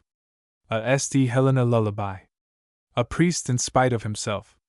The day after they came home from the seaside they set out on a tour of inspection to make sure everything was as they had left it. Soon they discovered that old Hobden had blocked their best hedge gaps with stakes and thorn bundles, and had trimmed up the hedges where the blackberries were setting. It can't be time for the gypsies to come along, said Una. Why, it was summer only the other day. There's smoke in Low Shaw, said Dan, sniffing. Let's make sure. They crossed the fields towards the thin line of blue smoke that leaned above the hollow of Low Shaw which lies beside the Kings Hill Road. It used to be an old quarry till somebody planted it, and you can look straight down into it from the edge of Banky Meadow. I thought so, Dan whispered, as they came up to the fence at the edge of the larches. A gypsy van, not the showman's sort, but the old black kind, with little windows high up and a baby gate across the door, was getting ready to leave. A man was harnessing the horses. An old woman crouched over the ashes of a fire made out of broken fence rails, and a girl sat on the van steps singing to a baby on her lap. A wise-looking, thin dog snuffed at a patch of fur on the ground till the old woman put it carefully in the middle of the fire. The girl reached back inside the van and tossed her a paper parcel. This was laid on the fire too, and they smelt singed feathers. Chicken feathers, said Dan. I wonder if they are old Hobden's. Una sneezed. The dog growled and crawled to the girl's feet. The old woman fanned the fire with her hat, while the man led the horses up to the shafts. They all moved as quickly and quietly as snakes over moss. Ah, said the girl. I'll teach you, she beat the dog, who seemed to expect it. Don't do that, Una called down. It wasn't his fault. How do you know what I'm beating him for? She answered. For not seeing us, said Dan. He was standing right in the smoke, and the wind was wrong for his nose, anyhow. The girl stopped beating the dog, and the old woman fanned faster than ever. You've fanned some of your feathers out of the fire, said Una. There's a tail feather by that chestnut tot. What of it? Said the old woman as she grabbed it. Oh, nothing, said Dan. Only I've heard say that tail feathers are as bad as the whole bird, sometimes. That was a saying of Hobden's about pheasants. Old Hobden always burned all feather and fur before he sat down to eat. Come on, mother, the man whispered. The old woman climbed into the van, and the horses drew it out of the deep rutted shaw onto the hard road. The girl waved her hands and shouted something they could not catch. That was Gypsy for, "Thank you kindly, brother and sister," said Pharaoh Lee. He was standing behind them, his fiddle under his arm. Gracious, you startled me, said Una. You startled old Priscilla Seville, Puck called from below them. Come and sit by their fire. She ought to have put it out before they left. They dropped down the ferny side of the shawl. Una raked the ashes together. Dan found a dead wormy oak branch that burns without flame, and they watched the smoke while Pharaoh played a curious wavery air. That's what the girl was humming to the baby, said Una. I know it, he nodded, and went on. He passed from one odd tune to another, and quite forgot the children. At last Puck asked him to go on with his adventures in Philadelphia and among the Seneca Indians. I'm telling it, he said, staring straight in front of him as he played. Can't you hear? Maybe, but they can't. Tell it aloud, said Puck. Pharaoh shook himself, laid his fiddle beside him, and began. I'd left Red Jacket and Cornplanter riding home with me after Big Hand had said that there wouldn't be any war. That's all there was to it. We believed Big Hand and we went home again, we three braves. When we reached Lebanon we found Toby at the cottage with his waistcoat a foot too big for him, so hard he had worked amongst the yellow fever people. He beat me for running off with the Indians, but 'twas worth it. I was glad to see him, and when we went back to Philadelphia for the winter, and I was told how he'd sacrificed himself over sick people in the yellow fever, I thought the world and all of him. No, I didn't either. I'd thought that all along. That yellow fever must have been something dreadful. Even in December people had no more than begun to trickle back to town. Whole houses stood empty and the niggers was robbing them out. But I can't call to mind that any of the Moravian brethren had died. It seemed like they had just kept on with their own concerns, and the good Lord he just looked after 'em. That was the winter, yes, winter of '93, the brethren bought a stove for the church. Toby spoke in favor of it because the cold spoiled his fiddle hand, but many thought stove heat not in the Bible, and there was yet a third party which always brought hickory coal foot warmers to service and wouldn't speak either way. They ended by casting the lot for it, which is like pitch and toss. After my summer with the Senecas, church stoves didn't highly interest me, so I took to haunting round among the French émigrés which Philadelphia was full of. My French and my fiddling helped me there, D.C. They come over in shiploads from France, where, by what I made out, every one was killing every one else by any means, and they spread themselves about the city, mostly in Dringer's Alley and Elfreth's Alley, and they did odd jobs till times should mend. But whatever they stooped to, they were gentry and kept a cheerful countenance, and after an evening's fiddling at one of their poor little proud parties, the brethren seemed old-fashioned. Pastor Meter and Brother Adam Goose didn't like my fiddling for hire, but Toby said it was lawful in me to earn my living by exercising my talents. He never let me be put upon. In February of '94, no, March it must have been, because a new ambassador called Fauché had come from France, with no more manners than Janet the old one. In March, Red Jacket came in from the reservation bringing news of all kind friends there. I showed him round the city, and we saw General Washington riding through a crowd of folk that shouted for war with England. They gave him quite rough music, but he looked twixt his horse's ears and made out not to notice. His stirrup breached Red Jacket's elbow, and Red Jacket whispered up, "My brother knows it is not easy to be a chief." Big Hand shot just one look at him, and nodded. Then there was a scuffle behind us over someone who wasn't hooting at Washington loud enough to please the people. We went away to be out of the fight. Indians won't risk being hit. What do they do if they are? Dan asked. Kill, of course. That's why they have such proper manners.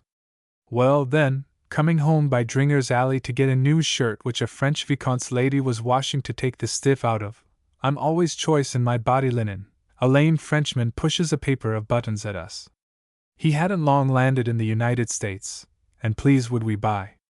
He sure was a pitiful scrattle, his coat half torn off, his face cut, but his hands steady, so I knew it wasn't drink. He said his name was Pringui, and he'd been knocked about in the crowd round the Stott, Independence Hall. One thing leading to another, we took him up to Toby's rooms, same as Red Jacket had taken me the year before. The compliments he paid to Toby's Madeira wine fairly conquered the old man, for he opened a second bottle and he told this Monsieur Pringui all about our great stove dispute in the church. I remember Pastor Meter and Brother Adam Goose dropped in, and although they and Toby were direct opposite sides regarding stoves, yet this Monsieur Pringui he made em feel as if he thought each one was in the right of it. He said he had been a clergyman before he had to leave France. He admired at Toby's fiddling, and he asked if Red Jacket, sitting by the spinet, was a simple Huron. Senecas aren't Hurons, they're Iroquois, of course, and Toby told him so. Well, then, in due time he arose and left in a style which made us feel he'd been favoring us, instead of us feeding him. I've never seen that so strong before, in a man. We all talked him over but couldn't make head or tail of him, and Red Jacket come out to walk with me to the French Quarter where I was due to fiddle at a party.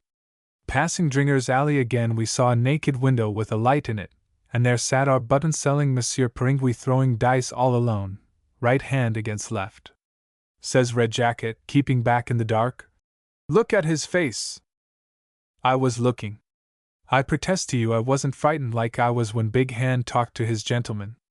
I only looked, and I wondered that even those dead dumb dice you'd dare to fall different from what that face wished.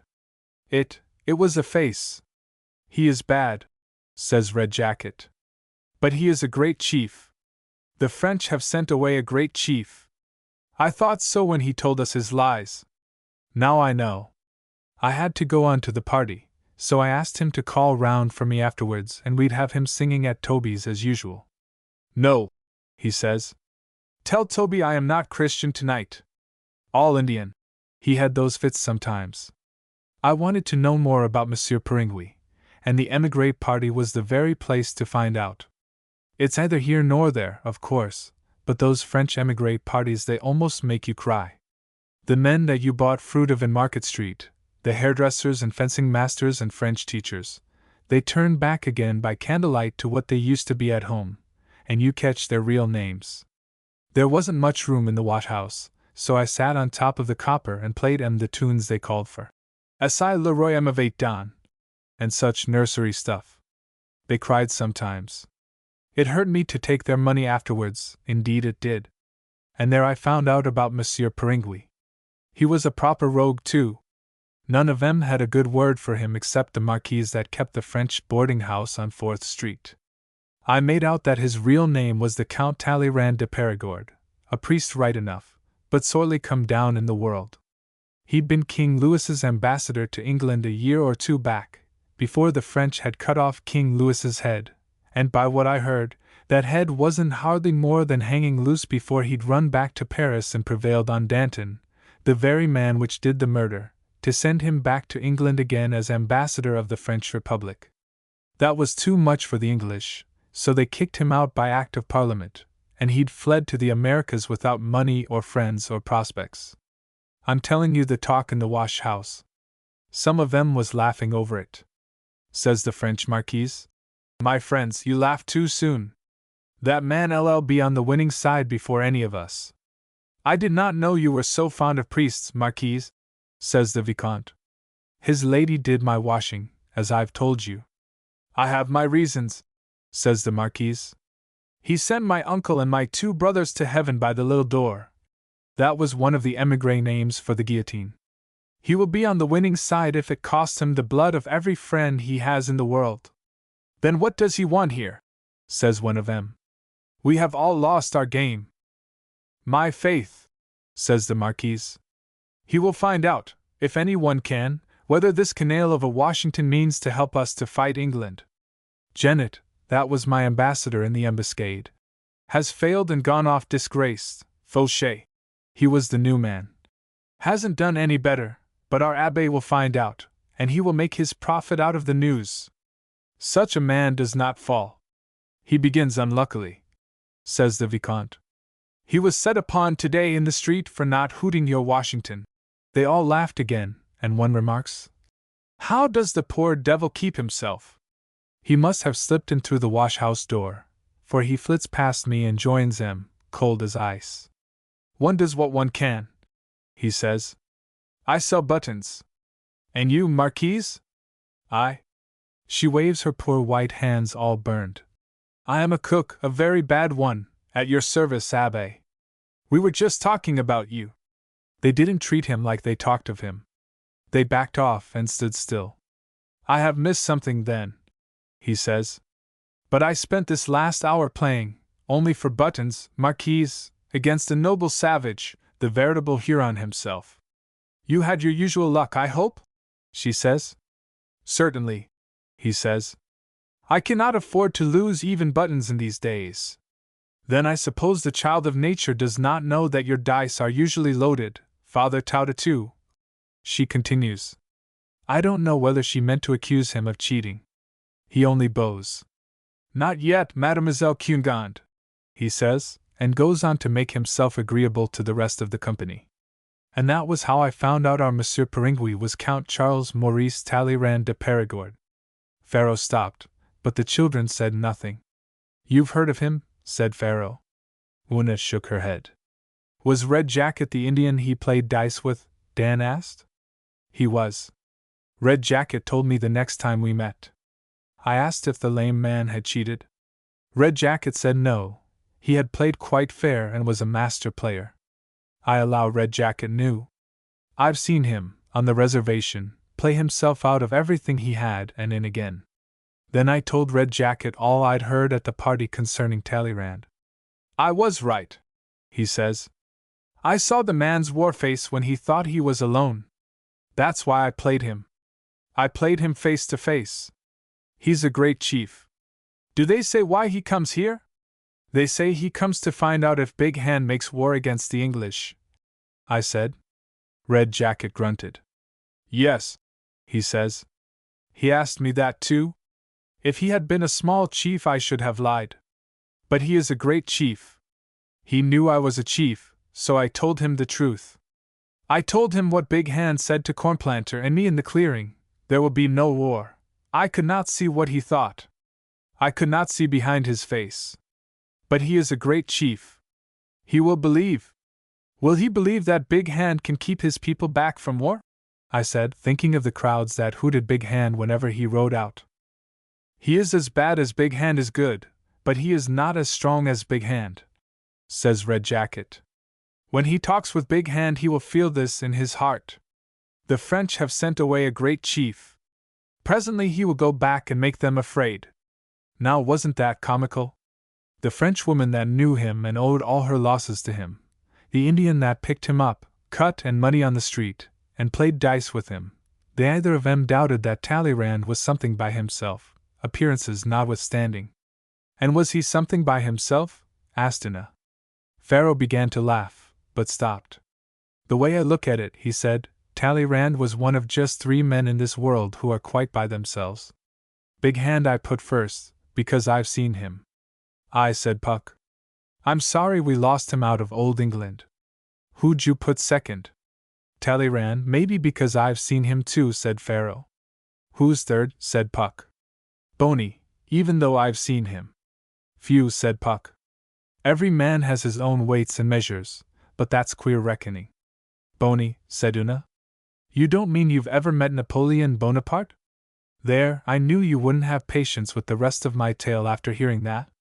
But wait a minute. Talleyrand he come round to 118 in a day or two to thank Toby for his kindness. I didn't mention the dice playing, but I could see that Red Jacket's doings had made Talleyrand highly curious about Indians, though he would call him the Huron. Toby, as you may believe, was all holds full of knowledge concerning their manners and habits. He only needed a listener. The brethren don't study Indians much till they join the church, but Toby knew and wild. So evening after evening Talleyrand crossed his sound leg over his game one, and Toby poured forth. Having been adopted into the Seneca's eye, naturally, kept still, but Toby would call on me to back up some of his remarks, and by that means, and a habit he had of drawing you on in talk, Talleyrand saw I knew something of his noble savages too. Then he tried a trick. Coming back from an emigre party, he turns into his little shop and puts it to me, laughing like, that I'd gone with the two chiefs on their visit to Big Hand. I hadn't told. Red Jacket hadn't told, and Toby, of course, didn't know. 'Twas just Talleyrand's guess. No, he says, my English and Red Jacket's French was so bad that I am not sure I got the rights of what the President really said to the unsophisticated Huron. Do me the favor of telling it again. I told him every word Red Jacket had told him and not one word more. I had my suspicions, having just come from an emigre party where the Marquise was hating and praising him as usual. Much obliged, he said. But I couldn't gather from Red Jacket exactly what the President said to Monsieur Genet, or to his American gentleman after Monsieur Genet had ridden away. I saw Talleyrand was guessing again, for Red Jacket hadn't told him a word about the white men's powwow. Why hadn't he? Puck asked. Because Red Jacket was a chief. He told Talleyrand what the President had said to him and Cornplanter, but he didn't repeat the talk between the white men that Big Hand ordered him to leave behind. Oh, said Puck. I see. What did you do? First I was going to make some sort of tale round it, but Talleyrand was a chief too. So I said, as soon as I get Red Jacket's permission to tell that part of the tale, I'll be delighted to refresh your memory, Abbe. What else could I have done? Is that all? He says, laughing. Let me refresh your memory. In a month from now I can give you $100 for your account of the conversation. Make it 500, Abbe, I says. 5 then, says he. That will suit me admirably, I says. Red Jacket will be in town again by then, and the moment he gives me leave I'll claim the money. He had a hard fight to be civil, but he come out smiling. Monsieur, he says, I beg your pardon as sincerely as I envy the noble Huron your loyalty. Do me the honor to sit down while I explain. There wasn't another chair, so I sat on the button box. He was a clever man. He had got hold of the gossip that the President meant to make a peace treaty with England at any cost. He had found out, from Genet, I reckon, who was with the President on the day the two chiefs met him. He'd heard that Genet had had a huff with the President, and had ridden off leaving his business at loose ends. What he wanted, what he begged and blustered to know, was just the very words which the President had said to his gentleman after Genet had left, concerning the peace treaty with England. He put it to me that in helping him to those very words I'd be helping 3 great countries as well as mankind. The room was as bare as the palm of your hand, but I couldn't laugh at him. I'm sorry, I says when he wiped his forehead. As soon as Red Jacket gives permission. You don't believe me then? He cuts in. Not one little word, Abbe, I says, except that you mean to be on the winning side. Remember, I've been fiddling to all your old friends for months. Well, then his temper fled him, and he called me names.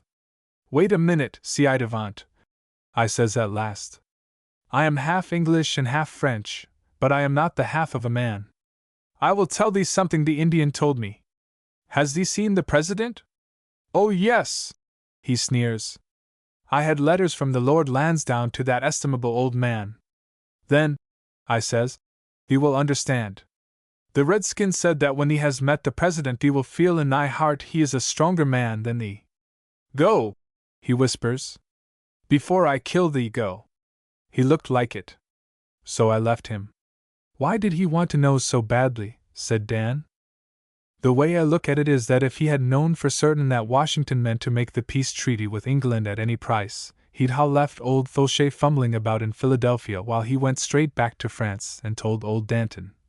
It's no good you're wasting time and hopes on the United States, because she won't fight on our side, that I've proof of.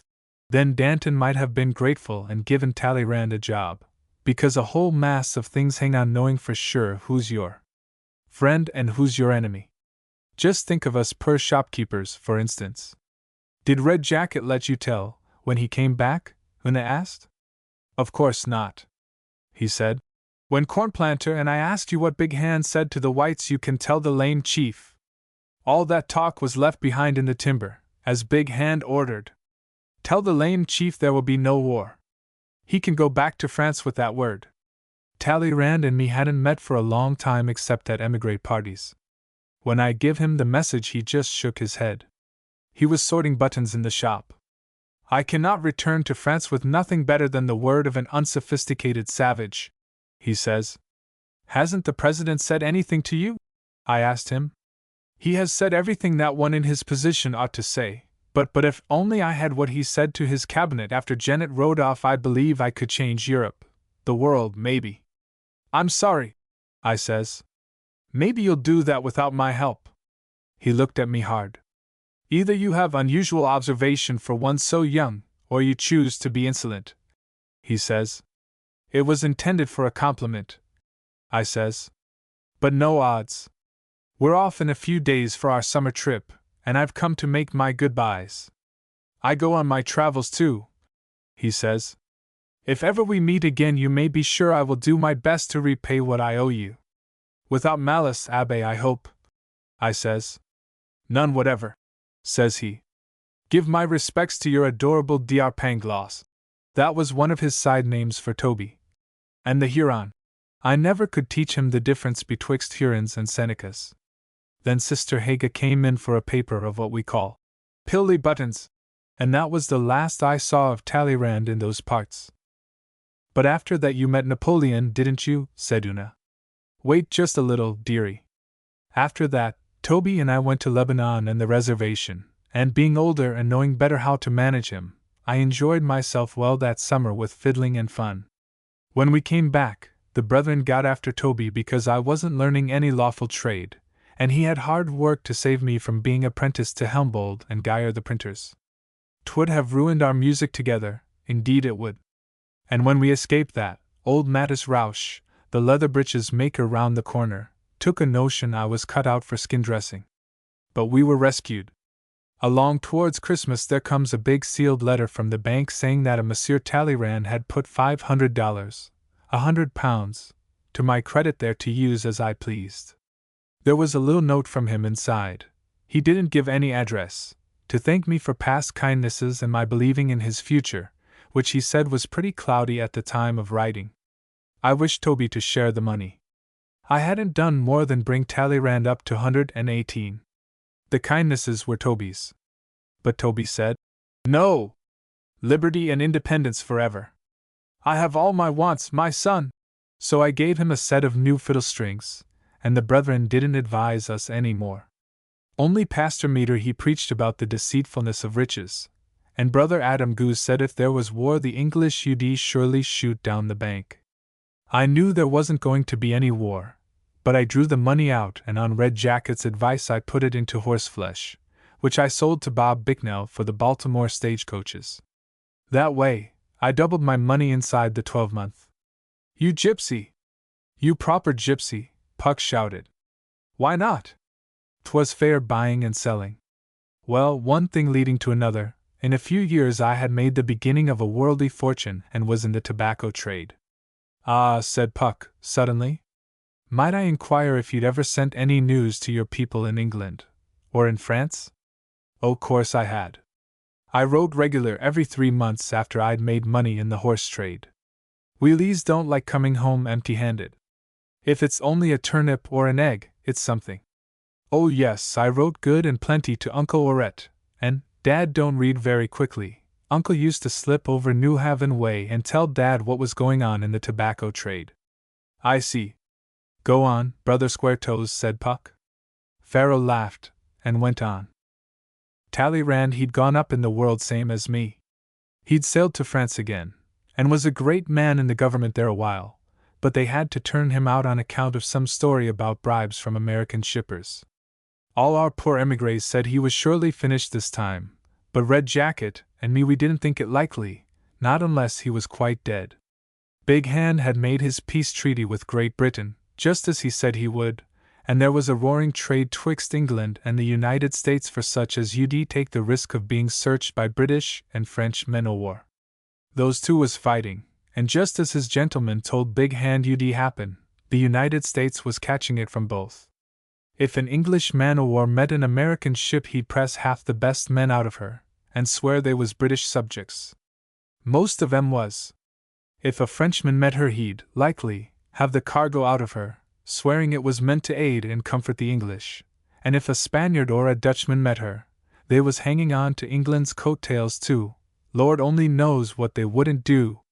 It came over me that what I wanted in my tobacco trade was a fast-sailing ship and a man who could be French, English, or American at a pinch. Luckily I could lay my hands on both articles. So along towards the end of September in the year 99 I sailed from Philadelphia with 111 hogshead o' good Virginia tobacco, in the brig Bert Orette, named after Mother's maiden name, hoping 'twould bring me luck, which she didn't, and yet she did. Where was you bound for? Puck asked. Any port I found handiest. I didn't tell Toby or the brethren. They don't understand the ins and outs of the tobacco trade. Puck coughed a small cough as he shifted a piece of wood with his bare foot. It's easy for you to sit and judge, Pharaoh cried. But think o' what we had to put up with. We spread our wings and run across the broad Atlantic like a hen through a horse fair. Even so, we was stopped by an English frigate, 3 days out. He sent a boat alongside and pressed 7 able seamen. I remarked it was hard on honest traders, but the officer said they was fighting all creation and hadn't time to argue. The next English frigate we escaped with no more than a shot in our quarter. Then we was chased 2 days and a night by a French privateer, firing between squalls, and the dirty little English 10-gun brig which made him sheer off had the impudence to press another 5 of our men. That's how we reached to the chops of the Channel. 12 good men pressed out of 35, an 18-pound shot-hole close beside our rudder, our mainsail looking like spectacles where the Frenchmen had hit us, and the Channel crawling with short-handed British cruisers. Put that in your pipe and smoke it next time you grumble at the price of tobacco. Well, then, to top it off, while we was trying to get at our leaks, a French lugger comes swooping at us out o' the dusk. We warned him to keep away, but he fell aboard us, and up climbed his jabbering red caps. We couldn't endure any more, indeed we couldn't. We went at 'em with all we could lay hands on.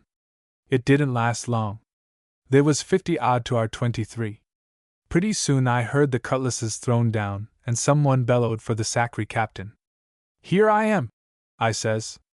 I don't suppose it makes any odds to you thieves, but this is the United States brig Bert Orette. My aunt, the man says, laughing. Why is she named that? Who's speaking? I said. 'Twas too dark to see, but I thought I knew the voice. Insane deviso Estefie Lestrange, he sings out, and then I was sure. Oh, I says. It's all in the family, I suppose, but you have done a fine day's work, Stephen. He whips out the binnacle light and holds it to my face.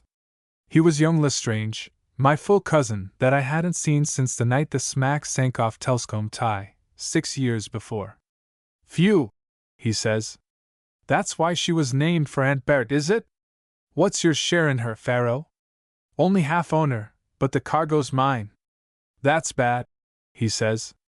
I'll do what I can, but you shouldn't have fought us. Steve, I says, you aren't ever going to report our little fallout as a fight. Why, a revenue cutter, you'd laugh at it. So'd I if I wasn't in the Republican Navy, he says.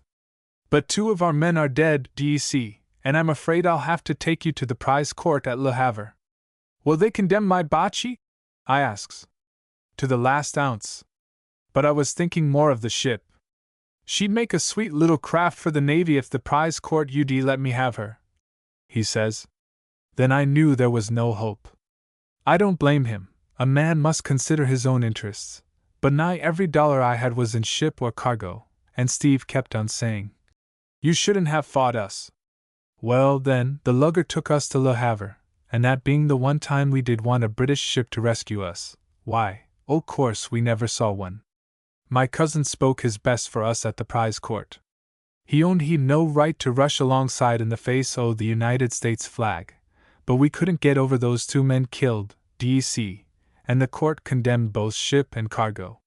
They was kind enough not to make us prisoners, only beggars, and young Lestrange was given the Bert Orette to rearm into the French Navy. I'll take you round to Boulogne, he says. Mother and the rest'll be glad to see you, and you can slip over to New Haven with Uncle Orette. Or you can ship with me, like most o' your men, and take a turn at King George's loose trade. There's plenty pickings, he says. Crazy as I was, I couldn't help laughing.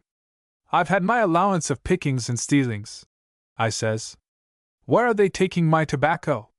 'Twas being loaded onto a barge. Up the Seine to be sold in Paris, he says. Neither you nor I will ever touch a penny of that money. Get me leave to go with it, I says. I'll see if there's justice to be gotten out of our American ambassador. There's not much justice in this world, he says, without a navy. But he got me leave to go with the barge, and he gave me some money. That tobacco was all I had, and I followed it like a hound follows a snatched bone. Going up the river I fiddled a little to keep my spirits up, as well as to make friends with the guard. They was only doing their duty. Outside, oh, that they were the reasonablest o' God's creatures. They never even laughed at me. So we come to Paris, by river, along in November, which the French had christened Brumaire. They'd given new names to all the months, and after such an outrageous silly piece o' business as that, they wasn't likely to trouble themselves with my rights and wrongs. They didn't. The barge was laid up below Notre Dame Church in charge of a caretaker, and he let me sleep aboard after I'd run about all day from office to office, seeking justice and fair dealing, and getting speeches concerning liberty. None heeded me. Looking back on it, I can't rightly blame him. I'd no money, my clothes was filthy mucked, I hadn't changed my linen in weeks, and I'd no proof of my claims except the ship's papers, which, they said, I might have stolen. The thieves! The doorkeeper to the American ambassador, for I never saw even the secretary, he swore I spoke French a sight too well for an American citizen. Worse than that, I had spent my money d'ec, and I took to fiddling in the streets for my keep. And a ship's captain with a fiddle under his arm, well, I don't blame 'em that they didn't believe me. I come back to the barge one day, late in this month Brumaire it was, fair beazled out. Old Maingon, the caretaker, he'd lit a fire in a bucket and was grilling a herring. Courage, mon ami, he says. Dinner is served. I can't eat, I says. I can't do any more. It's stronger than I am. Bah, he says. Nothing's stronger than a man. Me, for example. Less than 2 years ago I was blown up in the Orient in Aboukir Bay, but I descended again and hit the water like a fairy. Look at me now, he says. He wasn't much to look at, for he'd only one leg and one eye, but the cheerfulest soul that ever trod shoe leather. That's worse than 111 hogshead of bocce. He goes on. You're young, too. What wouldn't I give to be young in France at this hour? There's nothing you couldn't do, he says. The ball's at your feet, kick it, he says. He kicks the old fire bucket with his peg leg. General Bonaparte, for example, he goes on. That man's a babe compared to me, and see what he's done already. He's conquered Egypt and Austria and Italy, oh, half Europe, he says. And now he sails back to Paris, and he sails out to St. Cloud down the river here. Don't stare at the river, you young fool, and all in front of these pig-jobbing lawyers and citizens he makes himself consul, which is as good as a king. He'll be king, too, in the next 3 turns of the capstan, king of France, England, and the world. Think o' that, he shouts, and eat your herring. I says something about Boney. If he hadn't been fighting England I shouldn't have lost my bocce, should I? Young fellow, says Maingon, you don't understand. We heard cheering. A carriage passed over the bridge with 2 in it. That's the man himself, says Maingon. He'll give 'em something to cheer for soon. He stands at the salute. Who's t'other in black beside him? I asks, fairly shaking all over. Ah, he's the clever one. You'll hear of him before long. He's that scoundrel Bishop, Talleyrand. It is, I said, and up the steps I went with my fiddle, and run after the carriage calling, Abbé, Abbé! A soldier knocked the wind out of me with the back of his sword, but I had sense to keep on following till the carriage stopped, and there just was a crowd round the house door. I must have been half crazy, else I wouldn't have struck up. "Si le roi m'avait dans Paris la grande ville." I thought it might remind him. "That is a good omen," he says to Boney, sitting all hunched up, and he looks straight at me. "Abbe, oh, Abbe," I says. "Don't you remember Toby and 118 Second Street?" He said not a word. He just crooked his long white finger to the guard at the door while the carriage steps were let down, and I skipped into the house, and they slammed the door in the crowd's face. "You go there," says a soldier, and shoves me into an empty room, where I catched my first breath since I'd left the barge. Presently I heard plates rattling next door. There were only folding doors between, and a cork drawn. "I tell you," someone shouts with his mouth full, "it was all that sulky-ass Si's fault. Only my speech to the 500 saved the situation." "Did it save your coat?" says Talleyrand. "I hear they tore it when they threw you out." "Don't gasconade to me. You may be in the road to victory, but you aren't there yet." Then I guessed t'other man was Boney. He stamped about and swore at Talleyrand. "You forget yourself, Consul," says Talleyrand. "Or rather, you remember yourself, Corsican." "Pig," says Boney, and worse. "Emperor," says Talleyrand, but the way he spoke, it sounded worst of all. Someone must have backed against the folding doors, for they flew open and showed me in the middle of the room. Boney whipped out his pistol before I could stand up. "General," says Talleyrand to him, "this gentleman has a habit of catching us canaille and deshabille. Put that thing down." Boney laid it on the table, so I guessed which was master. Talleyrand takes my hand. "Charmed to see you again, Candide," he says. "How is the adorable Dr. Pangloss and the noble Huron?" "They were doing very well when I left," I said. "But I'm not. Do you sell buttons now?" he says, and fills me a glass of wine off the table. "Madeira," says he. "Not so good as some I have drunk." "You mountebank," Boney roars. "Turn that out." He didn't even say, "Man," but Talleyrand, being gentle-born, just went on. "Pheasant is not so good as pork," he says. "You will find some at that table if you will do me the honor to sit down. Pass him a clean plate, General." And, as true as I'm here, Boney slid a plate along just like a sulky child. He was a lanky-haired, yellow-skinned little man, as nervous as a cat, and as dangerous. I could feel that. "And now," said Talleyrand, crossing his game leg over his sound one, "will you tell me your story?" I was in a fluster, but I told him nearly everything from the time he left me the $500 in Philadelphia, up to my losing ship and cargo at Le Havre.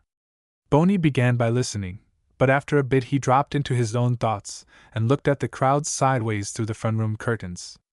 Talleyrand called to him when I'd done. "Eh? What we need now," says Boney, "is peace for the next 3 or 4 years." "Quite so," says Talleyrand. "Meantime I want the consul's order to the prize court at Le Havre to restore my friend here his ship." "Nonsense," says Boney. "Give away an oak-built brig of 207 tons for sentiment? Certainly not.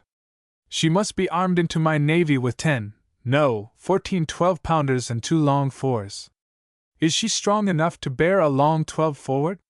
Now I could ha' sworn he'd paid no heed to my talk, but that wonderful headpiece of his seemingly skimmed off every word of it that was useful to him. "Ah, General," says Talleyrand, "you are a magician without morals. But the brig is undoubtedly American, and we don't want to offend them more than we have." "Need anybody talk about the affair?" he says. He didn't look at me, but I knew what was in his mind, just cold murder because I worried him, and he'd order it as easy as ordering his carriage. "You can't stop him," I said. "There's 22 other men besides me." I felt a little more UD set me screaming like a wired hare. "Undoubtedly American," Talleyrand goes on. "You would gain something if you returned the ship, with a message of fraternal goodwill, published in the Moniteur. That's a French paper like the Philadelphia Aurora." "A good idea," Boney answers. "One could say much in a message." "It might be useful," says Talleyrand. Shall I have the message prepared? He wrote something in a little pocket ledger. Yes, for me to embellish this evening. The Monitor will publish it tonight. Certainly. Sign, please, says Talleyrand, tearing the leaf out. But that's the order to return the brig, says Boney. Is that necessary? Why should I lose a good ship? Haven't I lost enough ships already? Talleyrand didn't answer any of those questions. Then Boney sidled up to the table and jabs his pen into the ink. Then he shies at the paper again.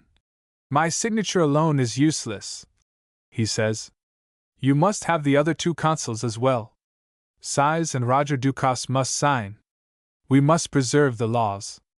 By the time my friend presents it, says Talleyrand, still looking out of window, only one signature will be necessary. Boney smiles. It's a swindle, says he, but he signed and pushed the paper across.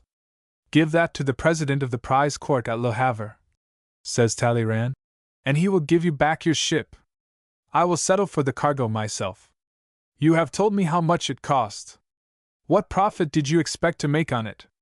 Well, then, as man to man, I was bound to warn him that I'd set out to run it into England without troubling the revenue, and so I couldn't rightly set bounds to my profits. I guessed that all along, said Puck. The children laughed. It's comical enough now, said Farrell. But I didn't laugh then. Says Talleyrand after a minute. I am a bad accountant and I have several calculations on hand at present. Shall we say twice the cost of the cargo? Say? I couldn't say a word. I sat choking and nodding like a china image while he wrote an order to his secretary to pay me. I won't say how much, because you wouldn't believe it. Oh! Bless you, Abbe! God bless you! I got it out at last. Yes, he says. I am a priest in spite of myself, but they call me bishop now. Take this for my episcopal blessing. And he hands me the paper. He stole all that money from me, says Boney over my shoulder. A Bank of France is another of the things we must make. Are you mad? He shouts at Talleyrand. Quite, says Talleyrand, getting up. But be calm. The disease will never attack you. It is called gratitude. This gentleman found me in the street and fed me when I was hungry. I see, and he has made a fine scene of it, and you have paid him, I suppose. Meantime, France waits. Oh, poor France, says Talleyrand. Goodbye, Candide, he says to me. By the way, he says, have you yet got Red Jacket's permission to tell me what the president said to his cabinet after Monsieur Genet rode away? I couldn't speak, I could only shake my head, and Boney, so impatient he was to go on with his doings, he ran at me and fair pushed me out of the room. And that was all there was to it. Pharaoh stood up and slid his fiddle into one of his big skirt pockets, as though it were a dead hare. Oh! But we want to know lots and lots more, said Dan. How you got home, and what old Maingon said on the barge, and wasn't your cousin surprised when he had to give back the Bert Oret, and— Tell us more about Toby, cried Una. Yes, and Red Jacket, said Dan. Won't you tell us any more? They both pleaded. Puck kicked the oak branch on the fire, till it sent up a column of smoke that made them sneeze. When they had finished, the shawl was empty except for old Hobden stamping through the larches. They gypsies have took too, he said. My black pullet and my little jingy speckled cockerel. I thought so, said Dan, picking up one tail feather that the old woman had overlooked. Which way did they go? Which way did the renegades go? Said Hobden. Hobby, said Una. Would you like it if we told Keeper Ridley all your goings and comings? Poor honest men. The conversion of S.D. Wilfrid. Eddie's service. The conversion of S.D. Wilfrid. They had bought peppermints up at the village, and were coming home past little S.D. Barnabas Church, when they saw Jimmy Kidbrooke, the carpenter's baby, kicking at the churchyard gate, with a shaving in his mouth and the tears running down his cheeks. Una pulled out the shaving and put in a peppermint. Jimmy said he was looking for his granddaddy. He never seemed to take much notice of his father, so they went up between the old graves, under the leaf-dropping limes, to the porch, where Jim trotted in, looked about the empty church, and screamed like a gate hinge. Young Sam Kidbrooke's voice came from the bell tower, and made them jump. "Why, Jimmy," he called, "what are you doing here?" "Fetch him, father." Old Mr. Kidbrooke stumped downstairs, jerked Jimmy onto his shoulder, stared at the children beneath his brass spectacles, and stumped back again. They laughed. It was so exactly like Mr. Kidbrooke. "It's all right," Una called up the stairs. "We found him, Sam. Does his mother know?" "He's come off by himself." "She'll be just about crazy," Sam answered. "Then I'll run down street and tell her." Una darted off. "Thank you, Miss Una." "Would you like to see how we're men in the bell-beams?" mused Dan. Dan hopped up, and saw young Sam lying on his stomach in a most delightful place among beams and ropes, close to the 5 great bells. Old Mr. Kidbrooke on the floor beneath was planing a piece of wood, and Jimmy was eating the shavings as fast as they came away. He never looked at Jimmy. Jimmy never stopped eating, and the broad gilt-bobbed pendulum of the church clock never stopped swinging across the whitewashed wall of the tower. Dan winked through the sawdust that fell on his upturned face. "Ring a bell," he called. "I mustn't do that, but I'll buzz one of 'em a bit for you," said Sam. He pounded on the sound bow of the biggest bell, and waked a hollow groaning boom that ran up and down the tower like creepy feelings down your back. Just when it almost began to hurt, it died away in a hurry of beautiful sorrowful cries, like a wineglass rubbed with a wet finger. The pendulum clanked, one loud clank to each silent swing. Dan heard Una return from Mrs. Kidbrooke's, and ran down to fetch her. She was standing by the font staring at someone who kneeled at the altar rail. "Is that the lady who practices the organ?" she whispered. "No, she's gone into the organ place. Besides, she wears black," Dan replied. The figure rose and came down the nave. It was a white-haired man in a long white gown with a sort of scarf looped low on the neck, one end hanging over his shoulder. His loose long sleeves were embroidered with gold, and a deep strip of gold embroidery waved and sparkled round the hem of his gown. "Go and meet him," said Puck's voice behind the font. "It's only Wilfred." "Wilfred who?" said Dan. "You come along too. Wilfred, Saint of Sussex, and Archbishop of York." "I shall wait till he asks me." He waved them forward. Their feet squeaked on the old grave slabs in the center aisle. The Archbishop raised one hand with a pink ring on it, and said something in Latin. He was very handsome, and his thin face looked almost as silvery as his thin circle of hair. "Are you alone?" he asked. "Puck's here, of course," said Una. "Do you know him?" "I know him better now than I used to." He beckoned over Dan's shoulder, and spoke again in Latin. Puck pattered forward, holding himself as straight as an arrow. The Archbishop smiled. "Be welcome," said he. "Be very welcome." "Welcome to you also, O Prince of the Church," Puck replied. The Archbishop bowed his head and passed on, till he glimmered like a white moth in the shadow by the font. "He does look awfully princely," said Una. "Isn't he coming back?" "Oh, yes. He's only looking over the church." "He's very fond of churches," said Puck. "What's that?" The lady who practices the organ was speaking to the blower boy behind the organ screen. "We can't very well talk here," Puck whispered. "Let's go to Panama Corner." He led them to the end of the south aisle, where there is a slab of iron which says in queer, long-tailed letters, Orate P. Anima Joan Collini. The children always called it Panama Corner.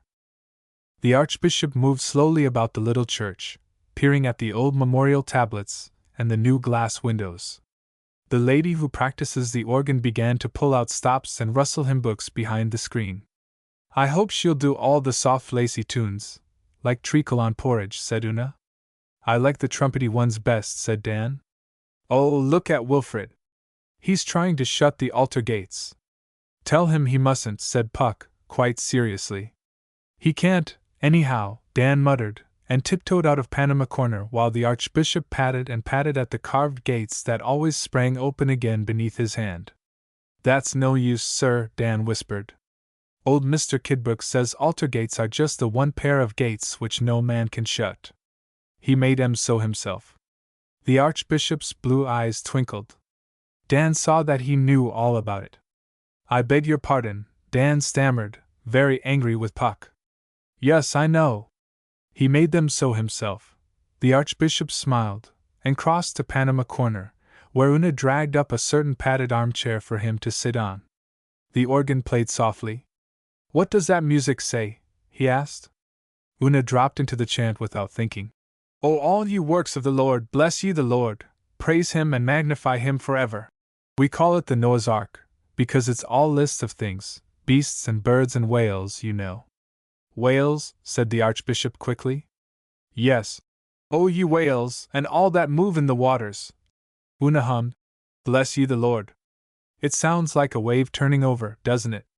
"Holy Father," said Puck with a demure face, "is a little seal also. One who moves in the water." "Eh? Oh yes, yes." He laughed. "A seal moves wonderfully in the waters." "Do the seal come to my island still?" Puck shook his head. "All those little islands have been swept away." "Very possible. The tides ran fiercely down there. Do you know the land of the sea calf maiden?" "No, but we've seen seals, at Brighton." The Archbishop is thinking of a little farther down the coast. He means Seal's Eye, Chelsea, down Chichester way, where he converted the South Saxons, Puck explained. "Yes, yes, if the South Saxons did not convert me," said the Archbishop, smiling. "The first time I was wrecked was on that coast. As our ship took ground and we tried to push her off, an old fat fellow of a seal, I remember, reared breast high out of the water, and scratched his head with his flipper as if he were saying, 'What does that excited person with the pole think he is doing?' I was very wet and miserable, but I could not help laughing, till the natives came down and attacked us." "What did you do?" Dan asked. "One couldn't very well go back to France, so one tried to make them go back to the shore. All the South Saxons are born wreckers, like my own Northumbrian folk. I was bringing over a few things from my old church at York, and some of the natives laid hands on them, and I'm afraid I lost my temper. It is said," Puck's voice was wickedly meek, "that there was a great fight. But I must ha' been a silly lad." Wilfred spoke with a sudden thick burr in his voice. He coughed, and took up his silvery tones again. "There was no fight really. My men thumped a few of them, but the tide rose half an hour before its time, with a strong wind, and we backed off.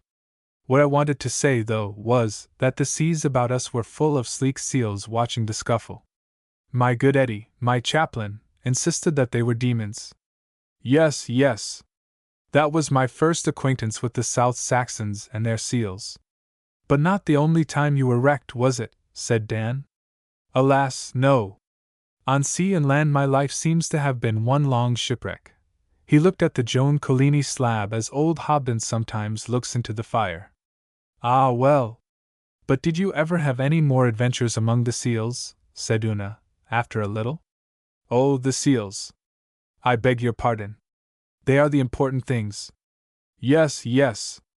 I went back to the South Saxons after 15 years.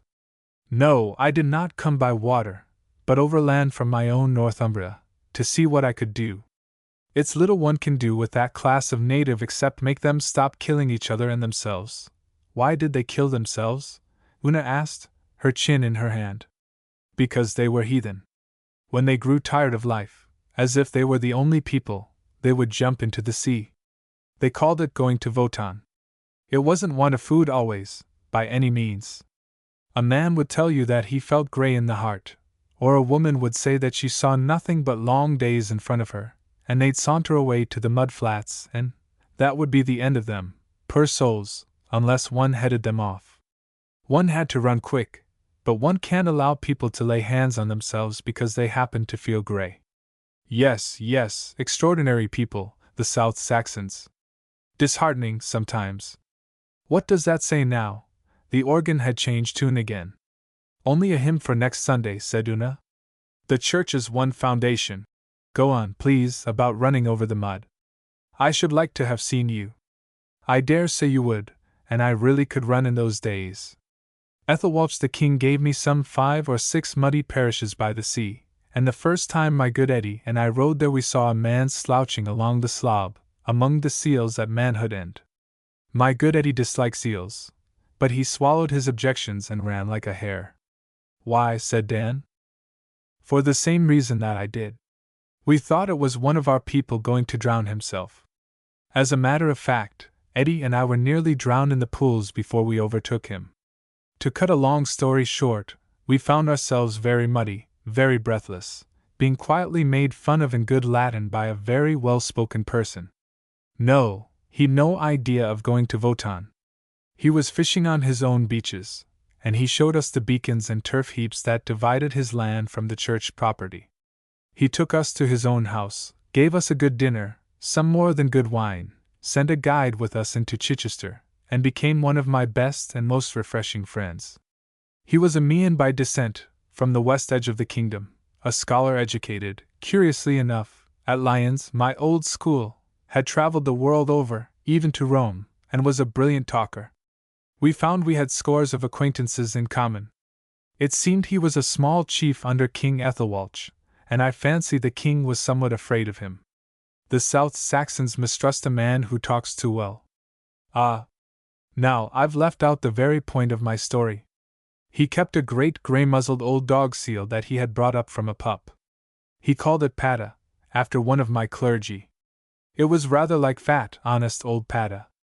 The creature followed him everywhere, and nearly knocked down my good Eddie when we first met him. Eddie loathed it. It used to sniff at his thin legs and cough at him. I can't say I ever took much notice of it. I was not fond of animals, till one day Eddie came to me with a circumstantial account of some witchcraft that Meon worked. He would tell the seal to go down to the beach the last thing at night, and bring him word of the weather. When it came back, Meon might say to his slaves, "Pada thinks we shall have wind tomorrow. Haul up the boats."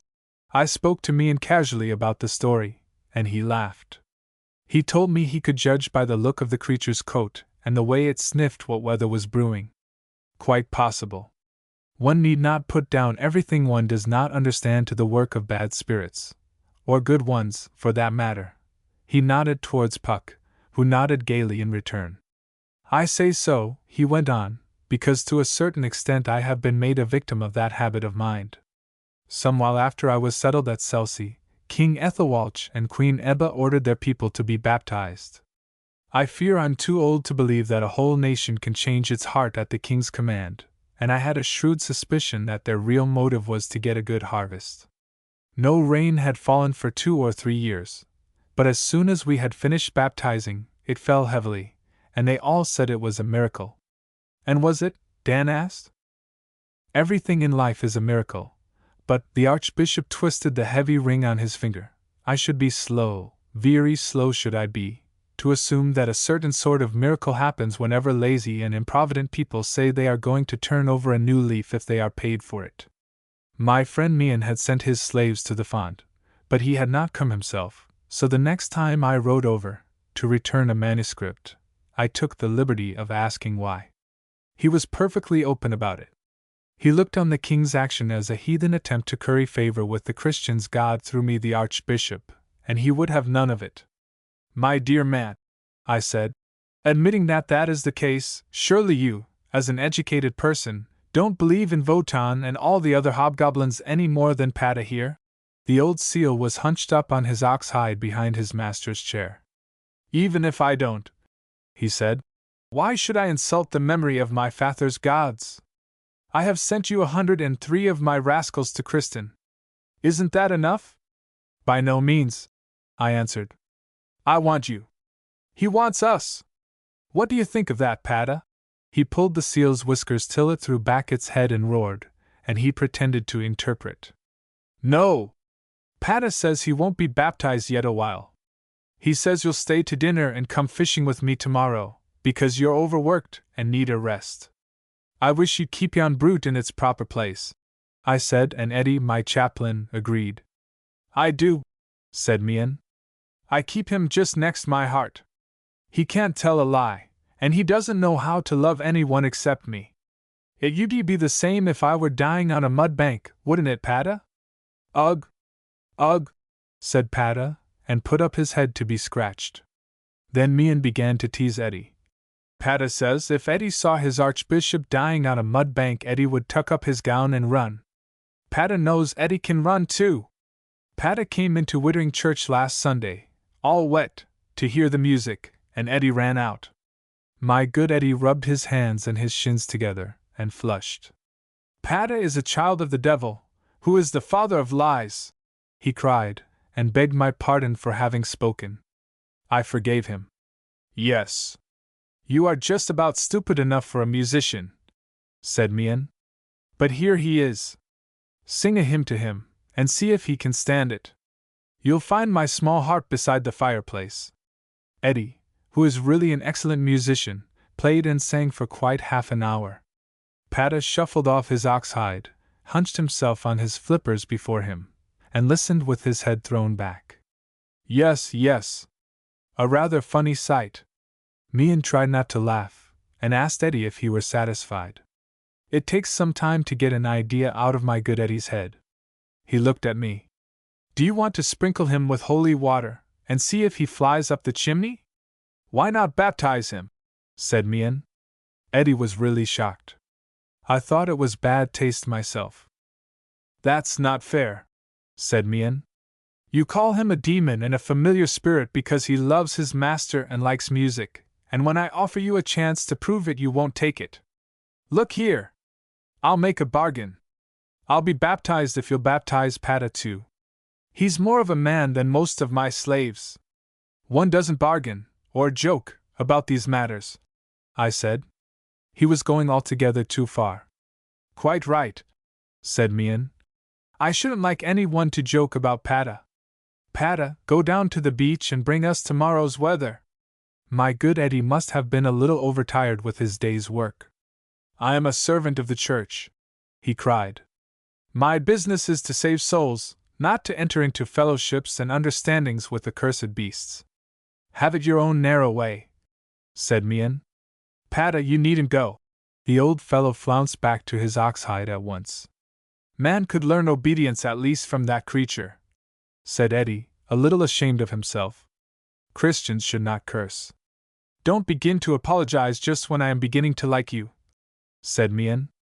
"We'll leave Pata behind tomorrow, out of respect to your feelings. Now let's go to supper. We must be up early tomorrow for the whiting." The next was a beautiful crisp autumn morning, a weather breeder, if I had taken the trouble to think, but it's refreshing to escape from kings and converts for half a day. We three went by ourselves in Mian's smallest boat, and we got on the whiting near an old wreck, a mile or so offshore. Mian knew the marks to a yard, and the fish were keen. Yes, yes. A perfect morning's fishing. If a bishop can't be a fisherman, who can? He twiddled his ring again. We stayed there a little too long, and while we were getting up our stone, down came the fog. After some discussion, we decided to row for the land. The ebb was just beginning to make round the point, and sent us all ways at once like a coracle. "Celcy, Bill," said Puck under his breath. "The tides run something furious there." "I believe you," said the Archbishop. "Mian and I have spent a good many evenings arguing as to where exactly we drifted. All I know is we found ourselves in a little rocky cove that had sprung up round us out of the fog, and a swell lifted the boat onto a ledge, and she broke up beneath our feet. We had just time to shuffle through the weed before the next wave. The sea was rising. "It's rather a pity we didn't let Pata go down to the beach last night," said Mian. "He might have warned us this was coming." "Better fall into the hands of God than the hands of demons," said Eddie, and his teeth chattered as he prayed. A nor'west breeze had just got up, distinctly cool. "Save what you can of the boat," said Mian. "We may need it." And we had to drench ourselves again, fishing out stray planks. "What for?" said Dan. "For firewood. We did not know when we should get off. Eddie had flint and steel, and we found dry fuel in the old gulls' nests and lit a fire. It smoked abominably, and we guarded it with boat planks upended between the rocks. One gets used to that sort of thing if one travels. Unluckily, I'm not so strong as I was. I fear I must have been a trouble to my friends. It was blowing a full gale before midnight. Eddie wrung out his cloak, and tried to wrap me in it, but I ordered him on his obedience to keep it. However, he held me in his arms all the first night, and Mian begged his pardon for what he'd said the night before, about Eddie running away if he found me on a sandbank, you remember. "You are right in half your prophecy," said Eddie. I have tucked up my gown, at any rate. The wind had blown it over his head. Now let us thank God for his mercies. Hum, said Mian. If this gale lasts, we stand a very fair chance of dying of starvation. If it be God's will that we survive, God will provide, said Eddie. At least help me to sing to him. The wind almost whipped the words out of his mouth, but he braced himself against a rock and sang psalms. I'm glad I never concealed my opinion, from myself, that Eddie was a better man than I. Yet I have worked hard in my time, very hard. Yes, yes. So the morning and the evening were our second day on that islet. There was rain-water in the rock pools, and, as a churchman, I knew how to fast, but I admit we were hungry. Mian fed our fire chip by chip to eke it out, and they made me sit over it, the dear fellows, when I was too weak to object. Mian held me in his arms the second night, just like a child. My good Eddie was a little out of his senses, and imagined himself teaching a York choir to sing. Even so, he was beautifully patient with them.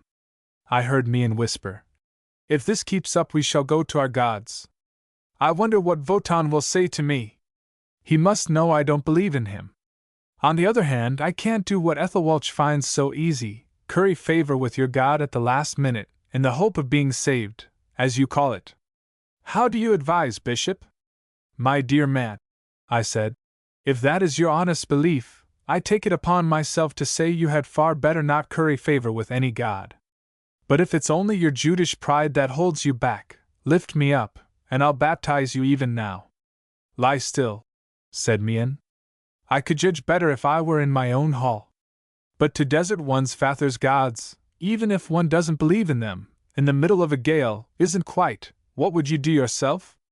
I was lying in his arms, kept alive by the warmth of his big, steady heart.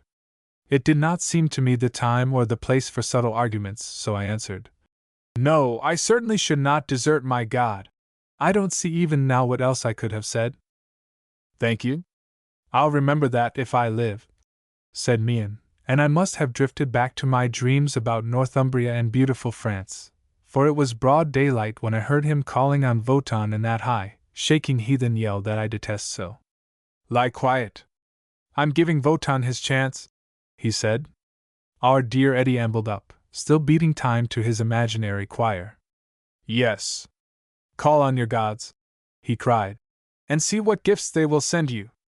They are gone on a journey, or they are hunting.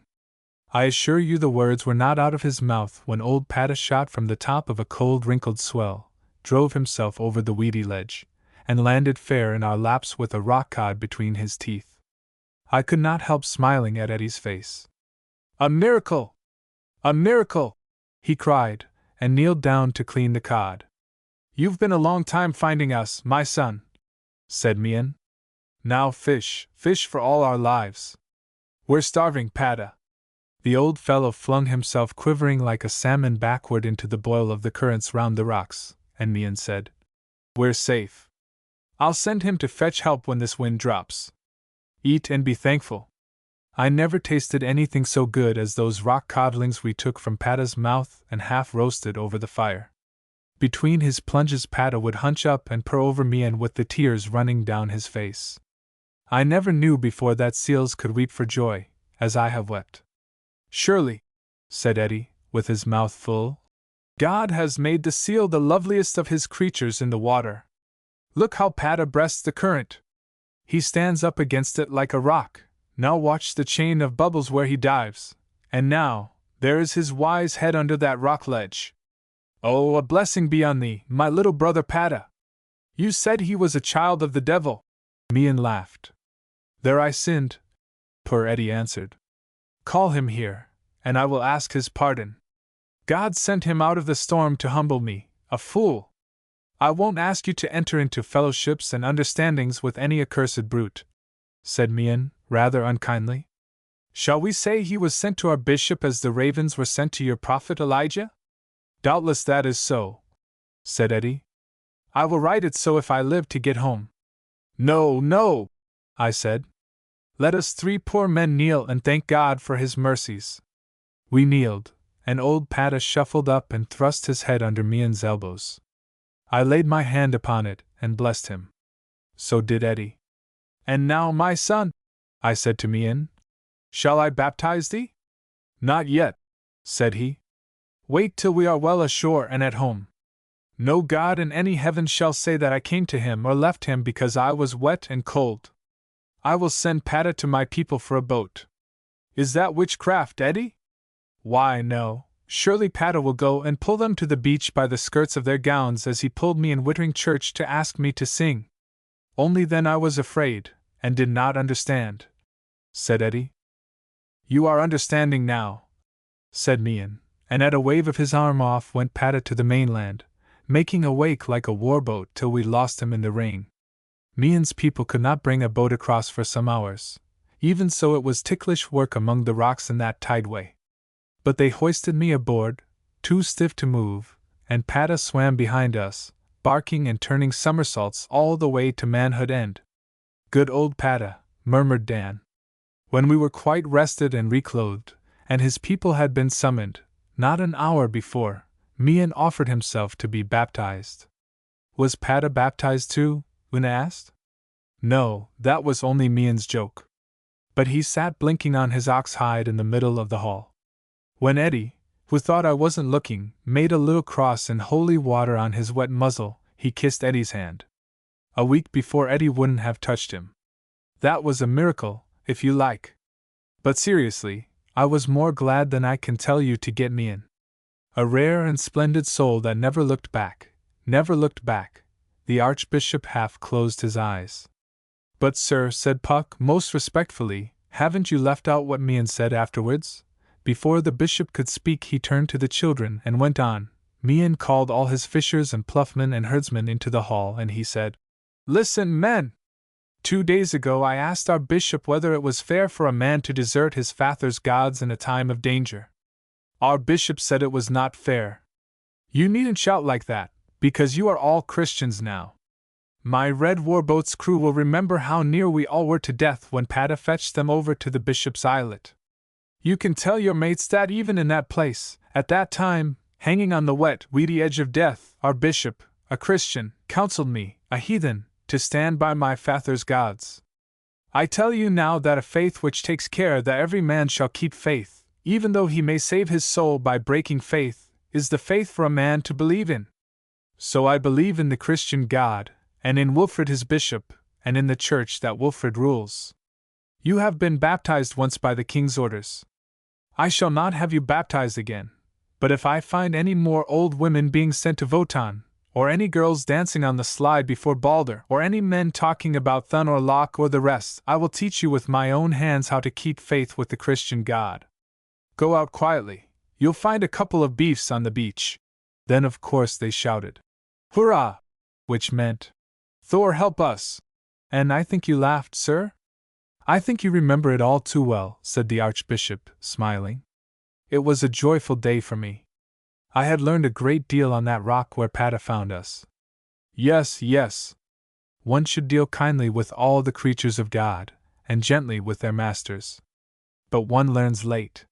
He rose, and his gold-embroidered sleeves rustled thickly. The organ cracked and took deep breaths. Wait a minute, Dan whispered. She's going to do the trumpety one. It takes all the wind you can pump. It's in Latin, sir. There is no other tongue, the Archbishop answered. It's not a real hymn, Una explained. She does it as a treat after her exercises. She isn't a real organist, you know. She just comes down here sometimes, from the Albert Hall. Oh, what a miracle of a voice, said the Archbishop. It rang out suddenly from a dark arch of lonely noises, every word spoken to the very end. Now it's calling all the light out of the windows, Una whispered to Dan. I think it's more like a horse neighing in battle, he whispered back. The voice continued. Deeper and deeper the organ dived down, but far below its deepest note they heard Puck's voice joining in the last line. As they looked in wonder, for it sounded like the dull jar of one of the very pillars shifting, the little fellow turned and went out through the south door. Now's the sorrowful part, but it's very beautiful. Una found herself speaking to the empty chair in front of her. What are you doing that for? Dan said behind her. You spoke so politely too. I don't know, I thought, said Una.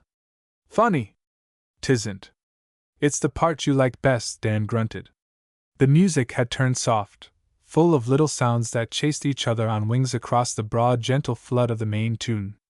But the voice was 10 times lovelier than the music. There was no more. They moved out into the center aisle. That you? The lady called as she shut the lid. I thought I heard you, and I played it on purpose. Thank you awfully, said Dan. We hoped you would, so we waited. Come on, Una, it's pretty nearly dinner time. Song of the Red Warboat. A Doctor of Medicine. An Astrologer's Song. A Doctor of Medicine. They were playing hide-and-seek with bicycle lamps after tea. Dan had hung his lamp on the apple tree at the end of the hellebore bed in the walled garden, and was crouched by the gooseberry bushes ready to dash off when Una should spy him. He saw her lamp come into the garden and disappear as she hid it under her cloak. While he listened for her footsteps, somebody, they both thought it was Phillips the gardener, coughed in the corner of the herb beds. All right, Una shouted across the asparagus. We aren't hurting your old beds, Phipsy. She flashed her lantern towards the spot, and in its circle of light they saw a Guy Fawkes-looking man in a black cloak and a steeple-crowned hat, walking down the path beside Puck. They ran to meet him, and the man said something to them about rooms in their head. After a time they understood he was warning them not to catch colds. You've a bit of a cold yourself, haven't you? Said Una, for he ended all his sentences with a consequential cough. Puck laughed. Child, the man answered, if it hath pleased heaven to afflict me with an infirmity. Nay, nay, Puck struck in, the maid spoke out of kindness. I know that half your cough is but a catch to trick the vulgar, and that's a pity. There's honesty enough in you, Nick, without rasping and hawking. Good people, the man shrugged his lean shoulders, the vulgar crowd love not truth unadorned. Wherefore we philosophers must needs dress her to catch their eye or, ahem, their ear. And what d'you think of that? Said Puck solemnly to Dan. I don't know, he answered. It sounds like lessons. Ah, well. There have been worse men than Nick Culpepper to take lessons from. Now, where can we sit that's not indoors? In the haymow, next to old Middenboro, Dan suggested. He doesn't mind. Mr. Culpepper was stooping over the pale hellebore blooms by the light of Una's lamp. Does Master Middenboro need my poor services, then? Save him, no, said Puck. He is but a horse, next door to an ass, as you'll see presently. Come! Their shadows jumped and slid on the fruit tree walls. They filed out of the garden by the snoring pig pound and the crooning hen house, to the shed where Middenboro the old lawnmower pony lives. His friendly eyes showed green in the light as they set their lamps down on the chicken's drinking trough outside, and pushed past to the haymow. Mr. Culpepper stooped at the door. Mind where you lie, said Dan. This hay's full of hedge breachings. In, said Puck. You've lain in fouler places than this, Nick? Ah! Let us keep touch with the stars. He kicked open the top of the half-door, and pointed to the clear sky. There be the planets you conjure with. What does your wisdom make of that wandering and variable star behind those apple boughs? The children smiled. A bicycle that they knew well was being walked down the steep lane. Where? Mr. Culpepper leaned forward quickly. That? Some countryman's lantern. Wrong, Nick, said Puck. 'Tis a singular bright star in Virgo, declining towards the house of Aquarius the water-carrier, who hath lately been afflicted by Gemini. Aren't I right, Una? Mr. Culpepper snorted contemptuously. No, it's the village nurse going down to the mill about some fresh twins that came there last week. Nurse, Una called, as the light stopped on the flat, when can I see the Morris twins? And how are they? Next Sunday, perhaps. Doing beautifully, the nurse called back, and with a ping-ping-ping of the bell brushed round the corner. Her uncle's a veterinary surgeon near Banbury, Una explained, and if you ring her bell at night, it rings right beside her bed, not downstairs at all. Then she umps up. She always keeps a pair of dry boots in the fender, you know, and goes anywhere she's wanted. We help her bicycle through gaps sometimes. Most of her babies do beautifully. She told us so herself. I doubt not, then, that she reads in my books, said Mr. Culpepper quietly. Twins at the mill, he muttered half aloud. And again he saith, Return, ye children of men. Are you a doctor or a rector? Una asked, and Puck with a shout turned head over heels in the hay. But Mr. Culpepper was quite serious. He told them that he was a physician-astrologer, a doctor who knew all about the stars as well as all about herbs for medicine. He said that the sun, the moon, and 5 planets, called Jupiter, Mars, Mercury, Saturn, and Venus, governed everybody and everything in the world. They all lived in houses. He mapped out some of them against the dark with a busy forefinger, and they moved from house to house like pieces at draughts, and they went loving and hating each other all over the skies. If you knew their likes and dislikes, he said, you could make them cure your patient and hurt your enemy, and find out the secret causes of things.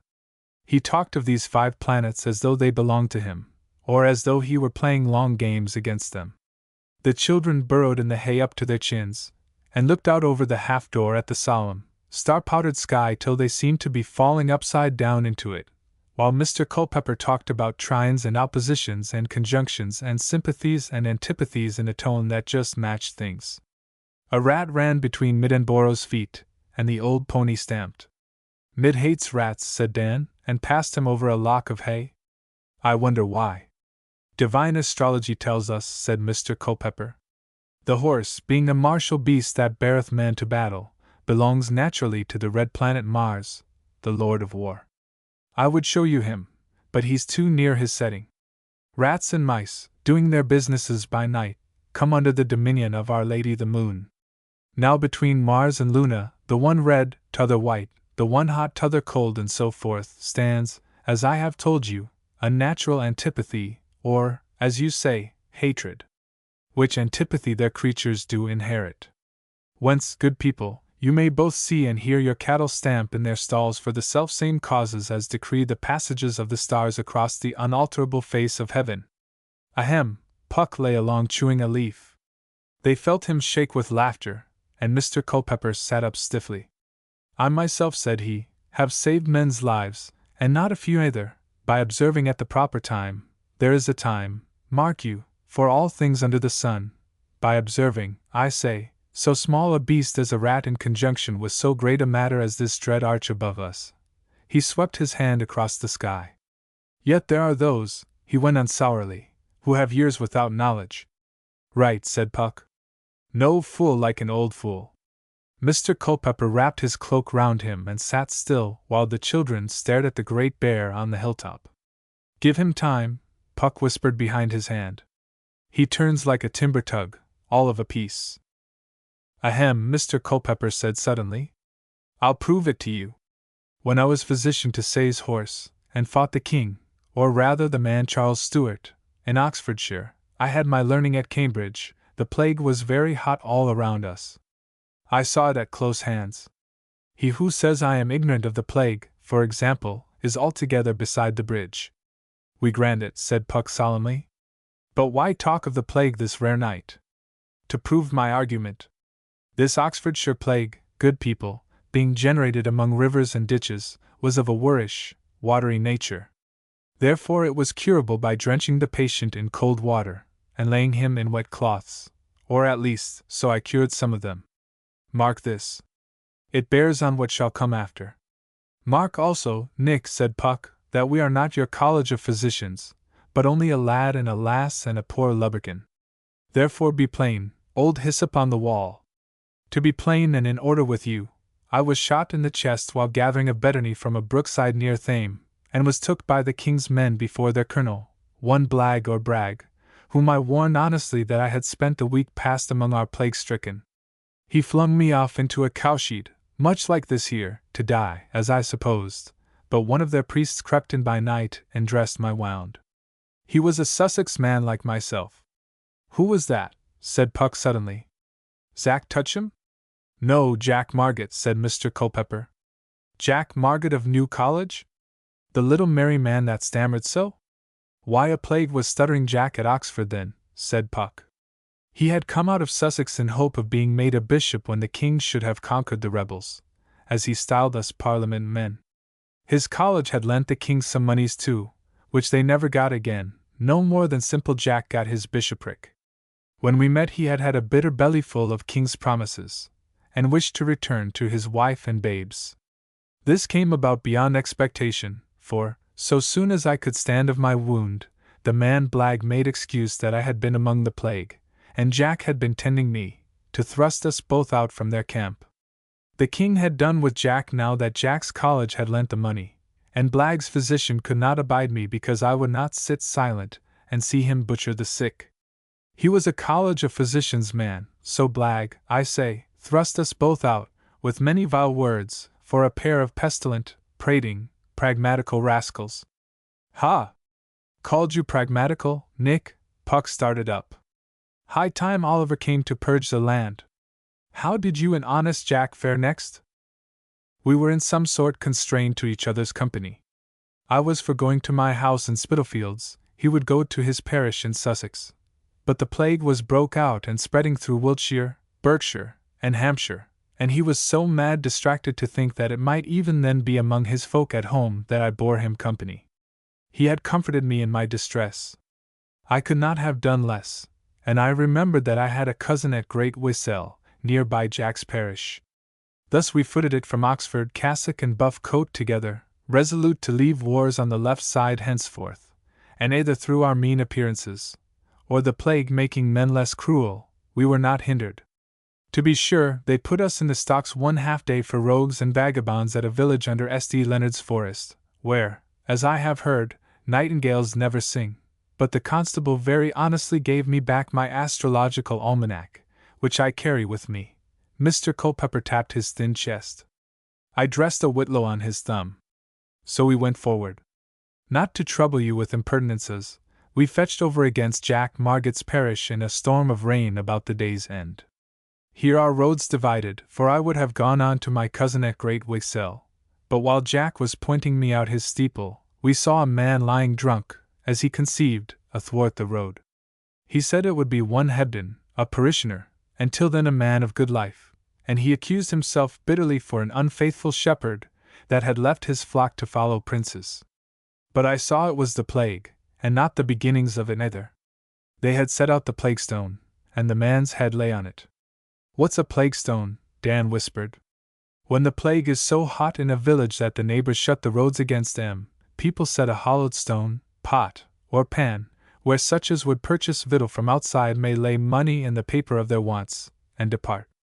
Those that would sell come later. What will a man not do for gain? Snatch the money forth, and leave in exchange such goods as their conscience reckons fair value. I saw a silver groat in the water, and the man's list of what he would buy was rain pulped in his wet hand. My wife! Oh, my wife and babes! Says Jack of a sudden, and makes uphill, I with him. A woman peers out from behind a barn, crying out that the village is stricken with the plague, and that for our lives' sake we must avoid it. Sweetheart, says Jack, must I avoid thee? And she leaps at him and says the babes are safe. She was his wife. When he had thanked God, even to tears, he tells me this was not the welcome he had intended, and presses me to flee the place while I was clean. Nay, the Lord do so to me and more also if I desert thee now, I said. These affairs are, under God's leave, in some fashion my strength. Oh, sir, she says, are you a physician? We have none. Then, good people, said I must e'en justify myself to you by my works. Look ye, stammers Jack. I took you all this time for a crazy roundhead preacher. He laughs, and she, and then I, all three together in the rain are overtook by an unreasonable gust or clap of laughter, which none the less eased us. We call it in medicine the hysterical passion. So I went home with them. Why did you not go on to your cousin at Great Wissell, Nick? Puck suggested. 'Tis barely 7 miles up the road. But the plague was here, Mr. Culpepper answered, and pointed up the hill. What else could I have done? What were the parson's children called? Said Una. Elizabeth, Allison, Stephen, and Charles, a babe. I scarce saw them at first, for I separated to live with their father in a cart lodge. The mother we put, forced, into the house with her babes. She had done enough. And now, good people, give me leave to be particular in this case. The plague was worst on the north side of the street, for lack, as I showed of sunshine, which, proceeding from the prime mobile, or source of life, I speak astrologically, is cleansing and purifying in the highest degree. The plague was hot too by the corn chandlers, where they sell forage to the carters, extreme hot in both mills, along the river, and scatteringly in other places, except, mark you, at the smithy. Mark here, that all forges and smiths' shops belong to Mars, even as corn and meat and wine shops acknowledge Venus for their mistress. There was no plague in the smithy at Monday's Lane. Monday's Lane? You mean our village? I thought so when you talked about the 2 mills, cried Dan. Where did we put the plague stone? I'd like to have seen it. Then look at it now, said Puck, and pointed to the chickens' drinking trough where they had set their bicycle lamps. It was a rough, oblong stone pan, rather like a small kitchen sink, which Phillips, who never wastes anything, had found in a ditch and had used for his precious hens. That, said Dan and Una, and stared, and stared, and stared. Mr. Culpepper made impatient noises in his throat and went on. I am at these pains to be particular, good people, because I would have you follow, so far as you may, the operations of my mind. That plague which I told you I had handled outside Wallingford in Oxfordshire was of a watery nature, conformable to the brookish riverine country it bred in, and curable, as I have said, by drenching in water. This plague of ours here, for all that it flourished along watercourses, every soul at both mills died of it, could not be so handled. Which brought me to a stand ahem. And your sick people in the meantime? Puck demanded. We persuaded them on the north side of the street to lie out in Hitheram's field. Where the plague had taken 1, or at most 2, in a house, folk would not shift for fear of thieves in their absence. They cast away their lives to die among their goods. Human nature, said Puck. I've seen it time and again. How did your sick do in the fields? They died not near so thick as those that kept within doors, and even then they died more out of distraction and melancholy than plague. But I confess, good people, I could not in any sort master the sickness, or come at a glimmer of its nature or governance. To be brief, I was flat bewildered at the brute malignity of the disease, and so, did what I should have done before, dismissed all conjectures and apprehensions that had grown up within me, chose a good hour by my almanac, clapped my vinegar cloth to my face, and entered some empty houses, resigned to wait upon the stars for guidance. At night? Were you not horribly frightened? Said Puck. I dared to hope that the God who hath made man so nobly curious to search out his mysteries might not destroy a devout seeker. In due time, there's a time, as I have said, for everything under the sun, I spied a whitish rat, very puffed and scabby, which sat beneath the dormer of an attic through which shined Our Lady the Moon. Whilst I looked on him, and her, she was moving towards old cold Saturn, her ancient ally. The rat creeped languishingly into her light, and there, before my eyes, died. Presently his mate or companion came out, laid him down beside there, and in like fashion died too. Later, an hour or less to midnight, a third rat did e'en the same, always choosing the moonlight to die in. This threw me into an amaze, since, as we know, the moonlight is favorable, not hurtful, to the creatures of the moon, and Saturn, being friends with her, as you would say, was hourly strengthening her evil influence. Yet these 3 rats had been stricken dead in very moonlight. I leaned out of the window to see which of heaven's host might be on our side, and there beheld I good trusty Mars, very red and heated, bustling about his setting. I straddled the roof to see better. Jack Margate came up street going to comfort our sick in Hitheram's field. A tile slipped under my foot. Says he, heavily enough, "Watchman, what of the night?" "Hard up, Jack," says I. "Methinks there's one fighting for us that, like a fool, I've forgot all this summer." My meaning was naturally the planet Mars. "Pray to him then," says he. "I forgot him too this summer." He meant God, whom he always bitterly accused himself of having forgotten up in Oxfordshire, among the king's men. I called down that he had made amends enough for his sin by his work among the sick, but he said he would not believe so till the plague was lifted from him. He was at his strength's end, more from melancholy than any just cause. I have seen this before among priests and over-cheerful men. I drenched him then and there with a half-cup of waters, which I do not say cure the plague, but are excellent against heaviness of the spirits. What were they? Said Dan. White brandy rectified, camphor, cardamoms, ginger, 2 sorts of pepper, and aniseed. Few, said Puck. Waters you call 'em. Jack coughed on it valiantly, and went downhill with me. I was for the lower mill in the valley, to note the aspect of the heavens. My mind had already shadowed forth the reason, if not the remedy, for our troubles, but I would not impart it to the vulgar till I was satisfied.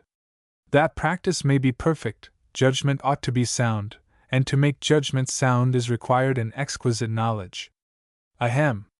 I left Jack and his lantern among the sick in Hitheram's field.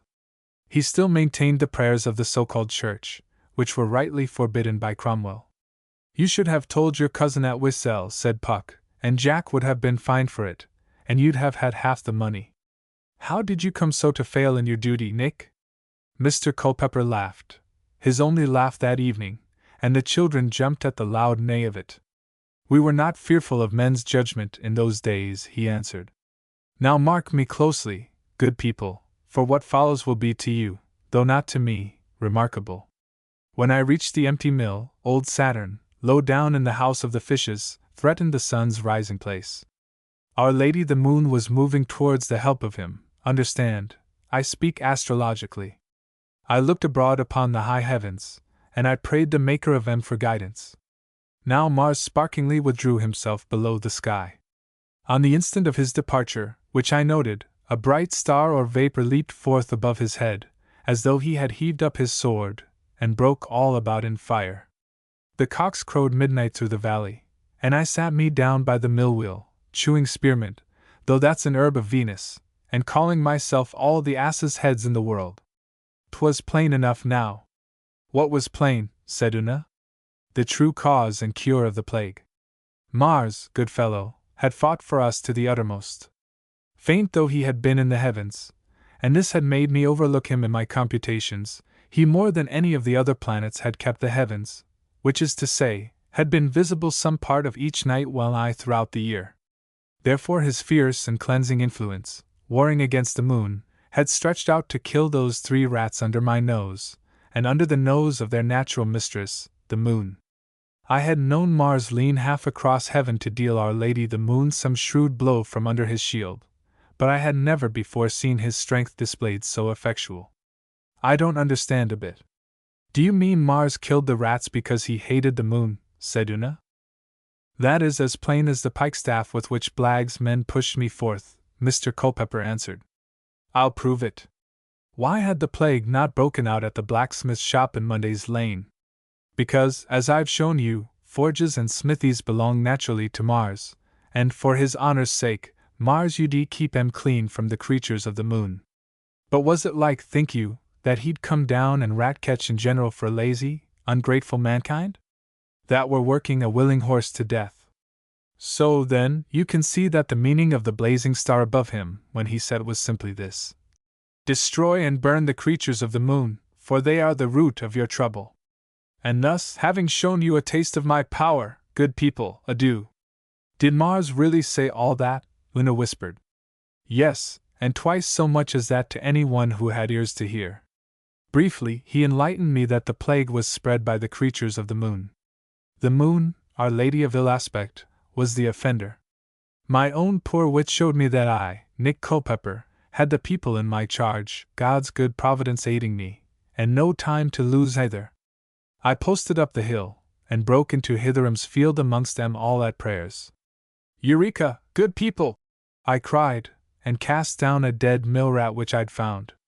Here's your true enemy, revealed at last by the stars. Nay, but I'm praying, says Jack.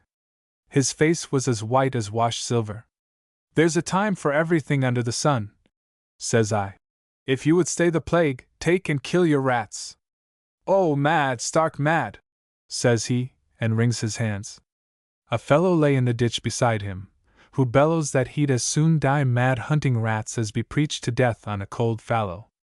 They laughed round him at this, but Jack Marget falls on his knees, and very presumptuously petitions that he may be appointed to die to save the rest of his people. This was enough to thrust them back into their melancholy. "You are an unfaithful shepherd, Jack," I says. "Take a bat, which we call a stick in Sussex, and kill a rat if you die before sunrise. 'Twill save your people." "Aye. Take a bat and kill a rat," he says 10 times over, like a child, which moved them to ungovernable motions of that hysterical passion before mentioned, so that they laughed all, and at least warmed their chill bloods at that very hour, 1 o'clock or a little after, when the fires of life burn lowest. Truly there is a time for everything, and the physician must work with it, ahem, or miss his cure. To be brief with you, I persuaded M, sick or sound, to have at the whole generation of rats throughout the village. And there's a reason for all things too, though the wise physician need not blab 'em all.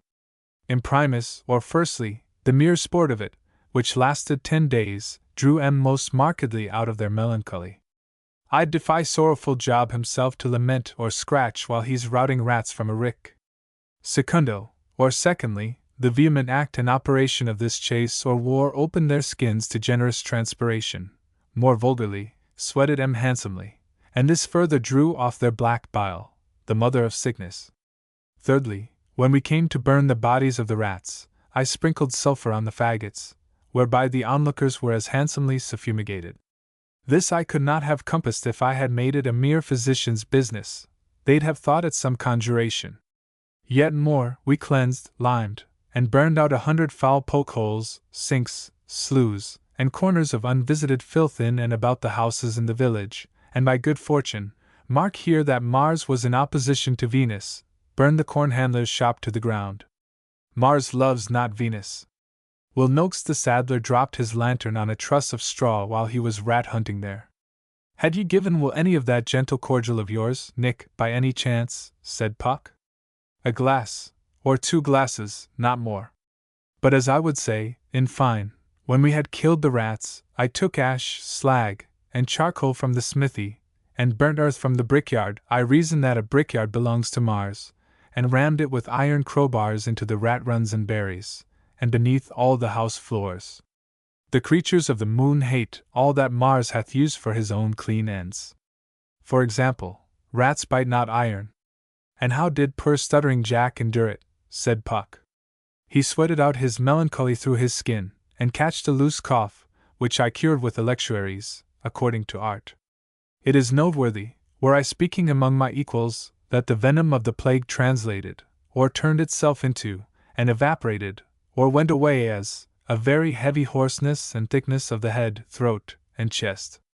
Observe from my books which planets govern these portions of man's body, and your darkness, good people, shall be illuminated. Ahem, none the less, the plague, qua plague, ceased and took off, for we only lost 3 more, and 2 of 'em had it already on 'em, from the morning of the day that Mars enlightened me by the lower mill." He coughed, almost trumpeted, triumphantly. "It is proved," he jerked out. "I say I have proved my contention, which is, that by divine astrology and humble search into the veritable causes of things, at the proper time, the sons of wisdom may combat even the plague." Puck replied. "For my own part one hold that a simple soul." "Mine? Simple, forsooth?" said Mr. Culpepper. "A very simple soul, a high courage tempered with sound and stubborn conceit, is stronger than all the stars in their courses. So I confess truly that you saved the village, Nick. I stubborn? I stiff-necked? I ascribed all my poor success, under God's good providence, to divine astrology. Not to me the glory. You talk as that dear weeping-ass Jack Marget preached before I went back to my work in Red Lion House, Spitalfields." "Oh! Stammering Jack preached, did he? They say he loses his stammer in the pulpit. And his wits with it. He delivered a most idolatrous discourse when the plague was stayed. He took for his text, 'The wise man that delivered the city.' I could have given him a better, such as, 'There is a time for—' But what made you go to church to hear him?" Puck interrupted. "Whale Addersole was your lawfully appointed preacher, and a dull dog he was." Mr. Culpepper wriggled uneasily. "The vulgar," said he, "the old crones and, the children, Allison and the others, they dragged me to the house of Rimmon by the hand. I was in two minds to inform on Jack for maintaining the mummeries of the falsely called church, which, I'll prove to you, are founded merely on ancient fables. Stick to your herbs and planets, said Puck, laughing. You should have told the magistrates, Nick, and had Jack fined. Again, why did you neglect your plain duty? Because I was kneeling, and praying, and weeping with the rest of them at the altar rails. In medicine this is called the hysterical passion. It may be. That's as may be, said Puck. They heard him turn the hay. Why, your hay is half hedge breechings, he said. You don't expect a horse to thrive on oak and ash and thorn leaves, do you? Ping ping ping went the bicycle bell round the corner. Nurse was coming back from the mill. Is it all right? Una called. All quite right, Nurse called back. They're to be christened next Sunday. What? What? They both leaned forward across the half-door. It could not have been properly fastened, for it opened, and tilted them out with hay and leaves sticking all over them. Come on!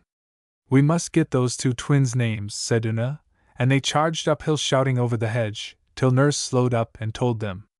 When they returned, old Middenboro had got out of his stall, and they spent a lively 10 minutes chasing him in again by starlight. Our fathers of old. Simple Simon. The 1000th man. Simple Simon. Catawba came down the steep lane with his 5-horse timber tug. He stopped by the wood lump at the back gate to take off the brakes. His real name was Brabant, but the first time the children met him, years and years ago, he told them he was carting wood, and it sounded so exactly like Catawba that they never called him anything else. Hi! Una shouted from the top of the wood lump, where they had been watching the lane. What are you doing? Why weren't we told? They've just sent for me, Catawba answered. There's a middlin' big log stacked in the dirt at Rabbit Shaw, and, he flicked his whip back along the line, so they've sent for us all. Dan and Una threw themselves off the wood lump almost under Black Sailor's nose. Catawba never let them ride the big beam that makes the body of the timber tug, but they hung on behind while their teeth thuddered. The wood road beyond the brook climbs at once into the woods, and you see all the horses' backs rising, one above another, like moving stairs. Catawba strode ahead in his sackcloth woodman's petticoat, belted at the waist with a leather strap, and when he turned and grinned, his red lips showed under his sackcloth-colored beard. His cap was sackcloth too, with a flap behind, to keep twigs and bark out of his neck. He navigated the tug among pools of heather water that splashed in their faces, and through clumps of young birches that slashed at their legs, and when they hit an old toadstool stump, they never knew whether it would give way in showers of rotten wood, or jar them back again. At the top of Rabbit Shaw 6 men and a team of horses stood round a 40-foot oak log in a muddy hollow. The ground about was poached and stotched with sliding hoof marks, and a wave of dirt was driven up in front of the butt. What did you want to bury her for this way? Said Catawba. He took his broadaxe and went up the log tapping it. She sticked fast, said Bunny Lenore, who managed the other team.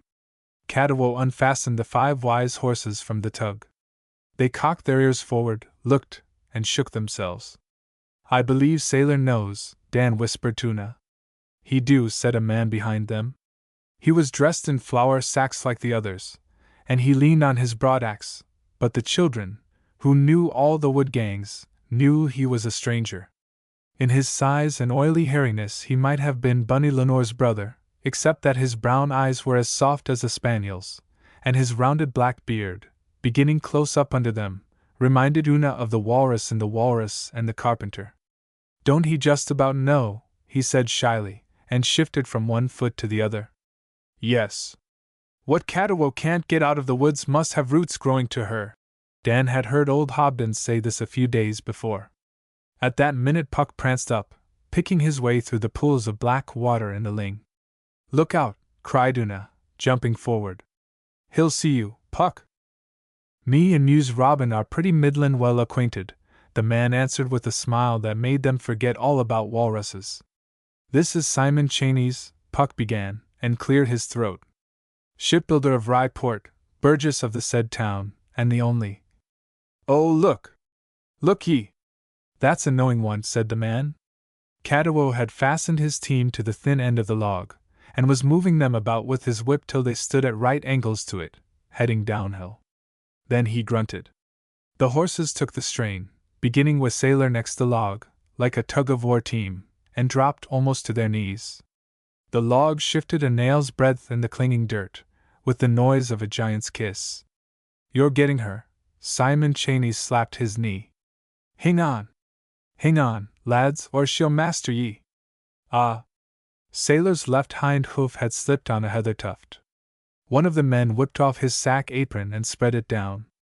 They saw Sailor feel for it, and recover. Still the log hung, and the team grunted in despair. "Hi!" shouted Catawal, and brought his dreadful whip twice across Sailor's loins with the crack of a shotgun.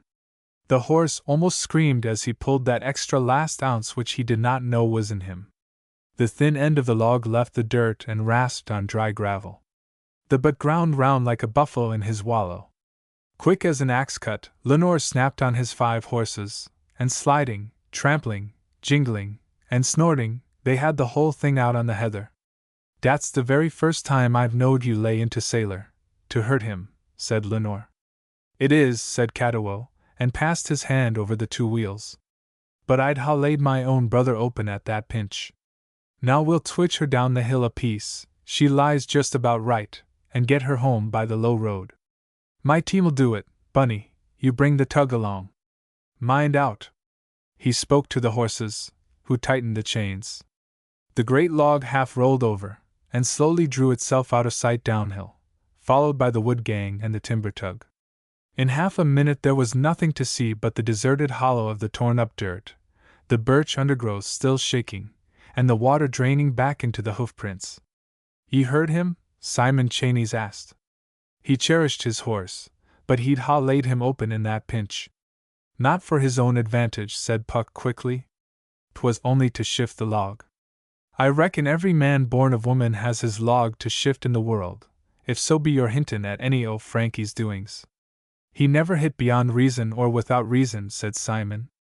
"I never said a word against Frankie," Puck retorted, with a wink at the children. "And if I did, do it lie in your mouth to contest my say-so, seeing how you—" "Why don't it lie in my mouth, seeing I was the first which knowed Frankie for all he was?" The burly sack-clad man puffed down at cool little Puck. "Yes, and the first which set out to poison him, Frankie, on the high seas." Simon's angry face changed to a sheepish grin. He waggled his immense hands, but Puck stood off and laughed mercilessly. "But let me tell you," mused Robin, he pleaded. "I've heard the tale. Tell the children here. Look, Dan! Look, Una!" Puck's straight brown finger leveled like an arrow. "There's the only man that ever tried to poison Sir Francis Drake." "Oh," mused Robin, "'tidn't fair. You've the vantage of us all in your upbringin's by hundreds o' years. Stands to nature you know all the tales against everyone." He turned his soft eyes so helplessly on Una that she cried, "Stop ragging him, Puck. You know he didn't really." "I do." "But why are you so sure, little maid?" Because he doesn't look like it," said Una stoutly.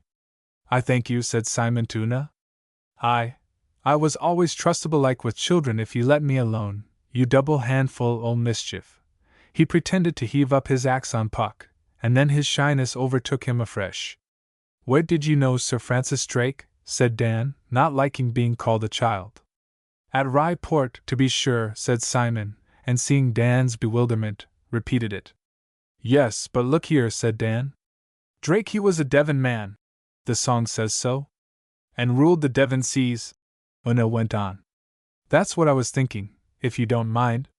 Simon Chaney seemed to mind very much indeed, for he swelled in silence while Puck laughed. "Hut!" he burst out at last, "I've heard that talk too. If you listen to them West Country folk, you'll listen to a pack o' lies.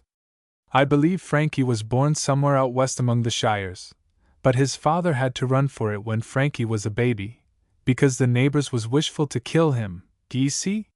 He run to Chatham, old Parson Drake did, and Frankie was brought up in the old hulks of a ship moored in the Medway River, same as it might ha' been the Rother.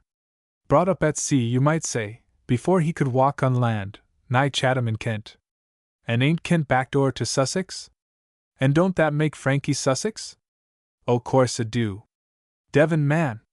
Bah! Those West Country boats, they're always fishin' in other folks' water. I beg your pardon, said Dan. I'm sorry.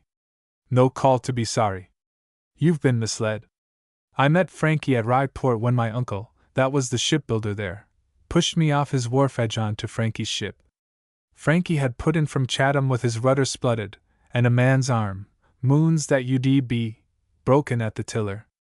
Take this boy aboard and drown him, says my uncle, and I'll mend your rudder piece for love. What did your uncle want you drowned for? Said Una. That was only his fashion of say-so, same as mused Robin. I'd a foolishness in my head that ships could be builded out of iron. Yes, iron ships. I'd made me a little toy one of iron plates beat out thin, and she floated a wonder. But my uncle, being a burgess of Rye, and a shipbuilder, he prenticed me to Frankie in the fetchin' trade, to cure this foolishness. What was the fetchin' trade? Dan interrupted. Fetchin' poor Flemishers and Dutchmen out o' the Low Countries into England. The King o' Spain, d'ye see, he was burnin' 'em in those parts, for to make 'em papishers, so Frankie he fetched 'em away to our parts, and a risky trade it was. His master wouldn't never touch it while he lived, but he left his ship to Frankie when he died, and Frankie turned her into this fetchin' trade. Outrageous cruel hard work, on besom black nights bolting back and forth off they Dutch roads with shoals on all sides, and having to hark out for the frish like of a Spanish gallowaps's oars creepin' up on ye. Frankie ud have the tiller and moon he'd peer forth at the bows, our lantern under his skirts, till the boat we was lookin' for ud blurred up out o' the dark, and we'd lay hold and haul aboard whoever 'twas, man, woman, or babe, and round we'd go again, the wind bewling like a kite in our riggin's, and they'd drop into the hold and praise God for happy deliverance till they was all sick. I had nigh a year at it, and we must have fetched off, 100 poor folk, I reckon. Outrageous bold, too, Frankie growed to be. Outrageous cunnin' he was. Once we was as near as nothin' nipped by a tall ship off Turgo's sands in a snowstorm. She had the wind of us, and spooned straight before it, shootin' all bow guns. Frankie fled inshore smack for the beach, till he was atop of the first breakers. Then he hove his anchor out, which nigh tore our bows off, but it twitched us round end for end into the wind, d'ye see, and we clawed off them sands like a drunk man rubbin' along a tavern bench. When we could see, the Spanisher was laid flat along in the breakers with the snows whitening on his wet belly. He thought he could go where Frankie went. What happened to the crew? Said Una. We didn't stop, Simon answered. There was a very little new baby in our hold, and the mother she wanted to get to some dry bed midland quick. We runned into Dover, and said nothing. Was Sir Francis Drake very much pleased? Hard alive, maid, he'd no head to his name in those days. He was just a outrageous, valiant, crop-haired, tub-mouthed boy, roaring up and down the narrow seas, with his beard not yet quilted out. He made a laughing-stock of everything all day, and he'd hold our lives in the bite of his arm all the besom black night among they Dutch sands, and we'd ha' jumped overside to behove him any one time, all of us. Then why did you try to poison him? Una asked wickedly, and Simon hung his head like a shy child. Oh, that was when he set me to make a puddin', for because our cook was hurted. I done my uttermost, but she all fetched adrift like in the bag, and the more I bowed the bits of her, the less she favored any fashion o' puddin'. Moon he chawed and chammed his piece, and Frankie chawed and chammed his in, and, no words to it, he took me by the ear and walked me out over the bow end, and him and Moon hove the puddin' at me on the bowsprit gub by gub, something cruel hard. Simon rubbed his hairy cheek. Next time you bring me anything, says Frankie, you bring me cannon shot and I'll know what I'm getting. But as for poisonin', he stopped, the children laughed so. Of course you didn't, said Una. Oh, Simon, we do like you. I was always likable with children. His smile crinkled up through the hair round his eyes. Simple Simon they used to call me through our yard gates. Did Sir Francis mock you? Dan asked. Ah, no. He was gentle-born. Laugh he did, he was always laughing, but not so as to hurt a feather. And I loved en. I loved en before England knew en, or Queen Bess she broke his heart. But he hadn't really done anything when you knew him, had he? Una insisted. Armadas and those things, I mean. Simon pointed to the scars and scrapes left by Catawo's great log. You tell me that good ship's timber never done nothing against winds and weathers since her upspringing, and I'll confess ye that young Frankie never done nothing neither. Nothing? He adventured and suffered and made shift on they Dutch sands as much in any 1 month as ever he had occasion for to do in a half-year on the high seas afterwards. And what was his tools? A coaster boat, a little box o' walty plankin and some few fathom feeble rope held together and made able by him sole. He drawed our spirits up in our bodies same as the chimney towel draws a fire. 'Twas in him, and it comed out all times and shapes.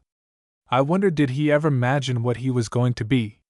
Tell himself stories about it, said Dan with a flush. I expect so. We mostly do, even when we're grown.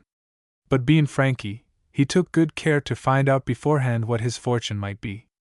Had I rightly ought to tell him this piece? Simon turned to Puck, who nodded.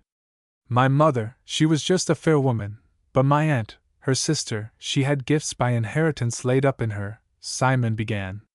Oh, that'll never do, cried Puck, for the children stared blankly. Do you remember what Robin promised to the widow would give so long as her blood and get lasted? See Dymchurch flit in Puck of Pook's Hill. Yes. There was always to be one of them that could see farther through a millstone than most, Dan answered promptly. Well, Simon's aunt's mother, said Puck slowly, married the widow's blind son on the marsh, and Simon's aunt was the one chosen to see farthest through millstones. Do you understand? That was what I was gettin' at, said Simon, but you're so desperate quick. My aunt she knew what was comin' to people. My uncle being a burgess of Rye, he counted all such things odious, and my aunt she couldn't be got to practice her gifts hardly at all, because it hurted her head for a week afterwards. But when Frankie heard she had he was all for nothin' till she foretold on him, till she looked in his hand to tell his fortune, d'ye see? One time we was at Rye she come aboard with my other shirt and some apples, and he fair beazled the life out of her about it.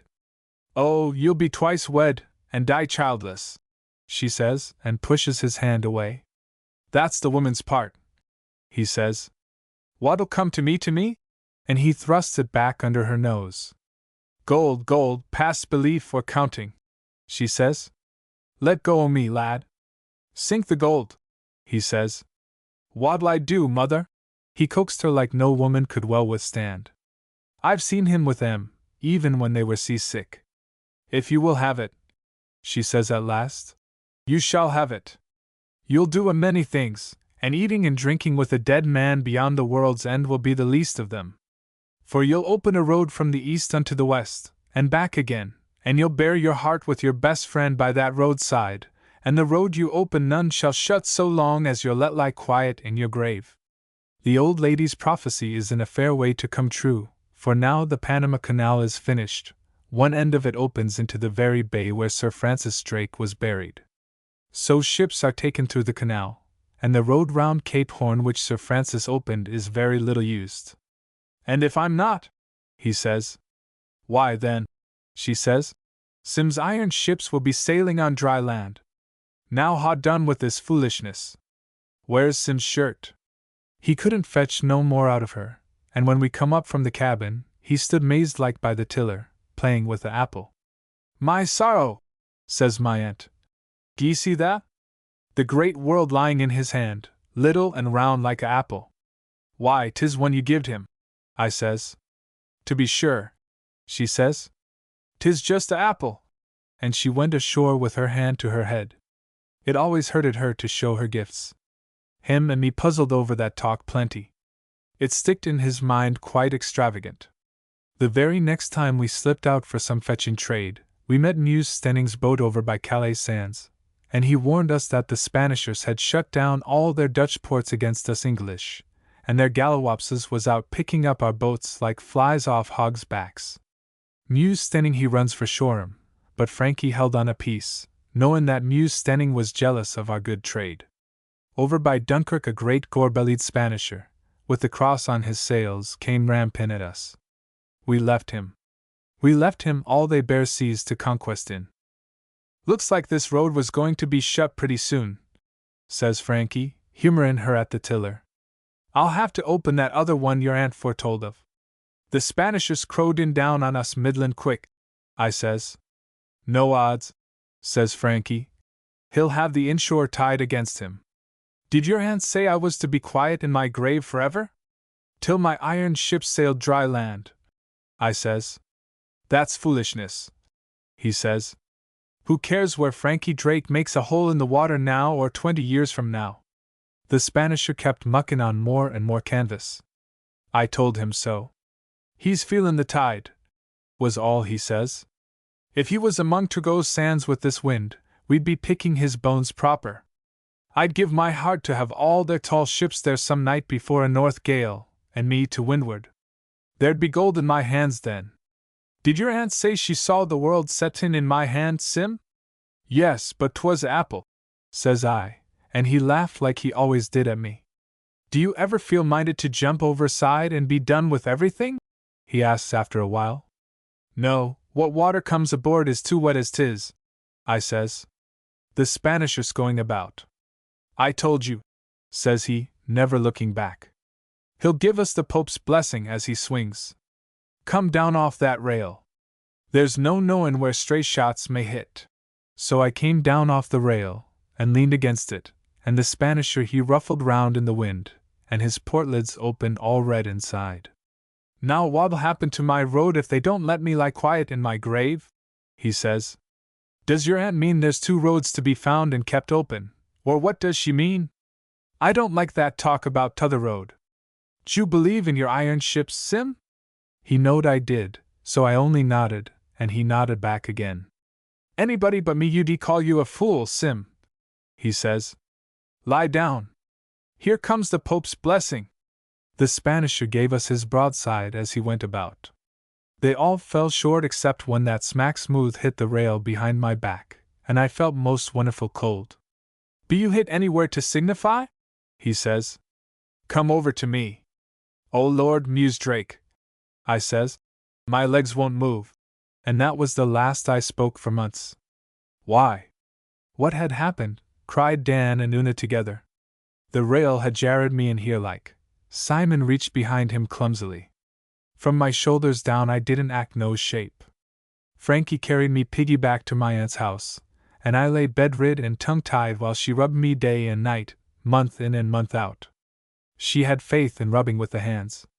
Perhaps she put some of her gifts into it too. Last of all, something loosed itself in my poor back, and lo!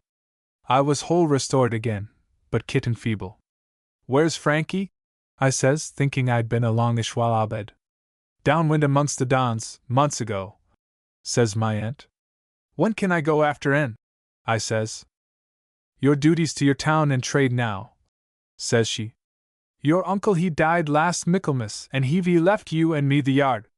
So no more iron ships, mind ye. What? I says. And you the only one that beleft in em? Maybe I do still, she says. But I'm a woman before I'm a wit gift, and wooden ships is what England needs us to build. I lay on ye to do so. That's why I've never touched iron since that day, not to build a toy ship of. I've never even drawed a draft of one for my pleasure of evenings. Simon smiled down on them all. Whitgift blood is terrible resolute, on the she side, said Puck. Didn't you ever see Sir Francis Drake again? Dan asked. With one thing and another, and my being made a burgess of Rye, I never clapped eyes on him for the next 20 years. Oh, I had the news of his mighty doings the world over. There was the very same bold, cunning shifts and passes he'd worked with before times off they Dutch sands, but, naturally, folk took more note of them. When Queen Bess made him knight, he sent my aunt a dried orange stuffed with spiceries to smell to. She cried outrageous on it. She blamed herself for her foretellings, having set him on his wonderful road, but I reckon he'd ha' gone that way all-withstanding. Curious how close she foretelled it. The world in his hand like an apple, and he burying his best friend, mused Doughty. Never mind for mused Doughty, Puck interrupted. Tell us where you met Sir Francis next. Oh, ha! That was the year I was made a burgess of Rye, the same year which King Philip sent his ships to take England without Frankie's leave. The Armada, said Dan contentedly. I was hoping that would come. I knowed Frankie would never let 'em smell London smoke, but plenty good men in Rye was too three-minded about the upshot. 'Twas the noise of the gunfire terrified us. The wind favored it our way from off behind the Isle of Wight.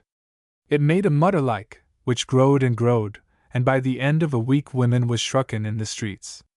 Then they come slitterin' past Fairlight in a great smoky pat vambrished with red gunfire, and our ships flyin' forth and duckin' in again. The smoke pat slittered over to the French shore, so I knowed Frankie was edgin' the Spanishers toward they Dutch sands where he was master. I says to my aunt, the smoke's thinning out. I lay Frankie's just about scrappin' his hold for a few last rounds shot. 'Tis time for me to go. Never in them clothes, she says. Do on the doublet I bought you to be made burgess in, and don't you shame this day. So I mucked it on, and my chain, and my stiff Dutch breeches and all. I be comin' too, she says from her chamber, and forth she come pavasandin' like a peacock, stuff, ruff, stomacher and all.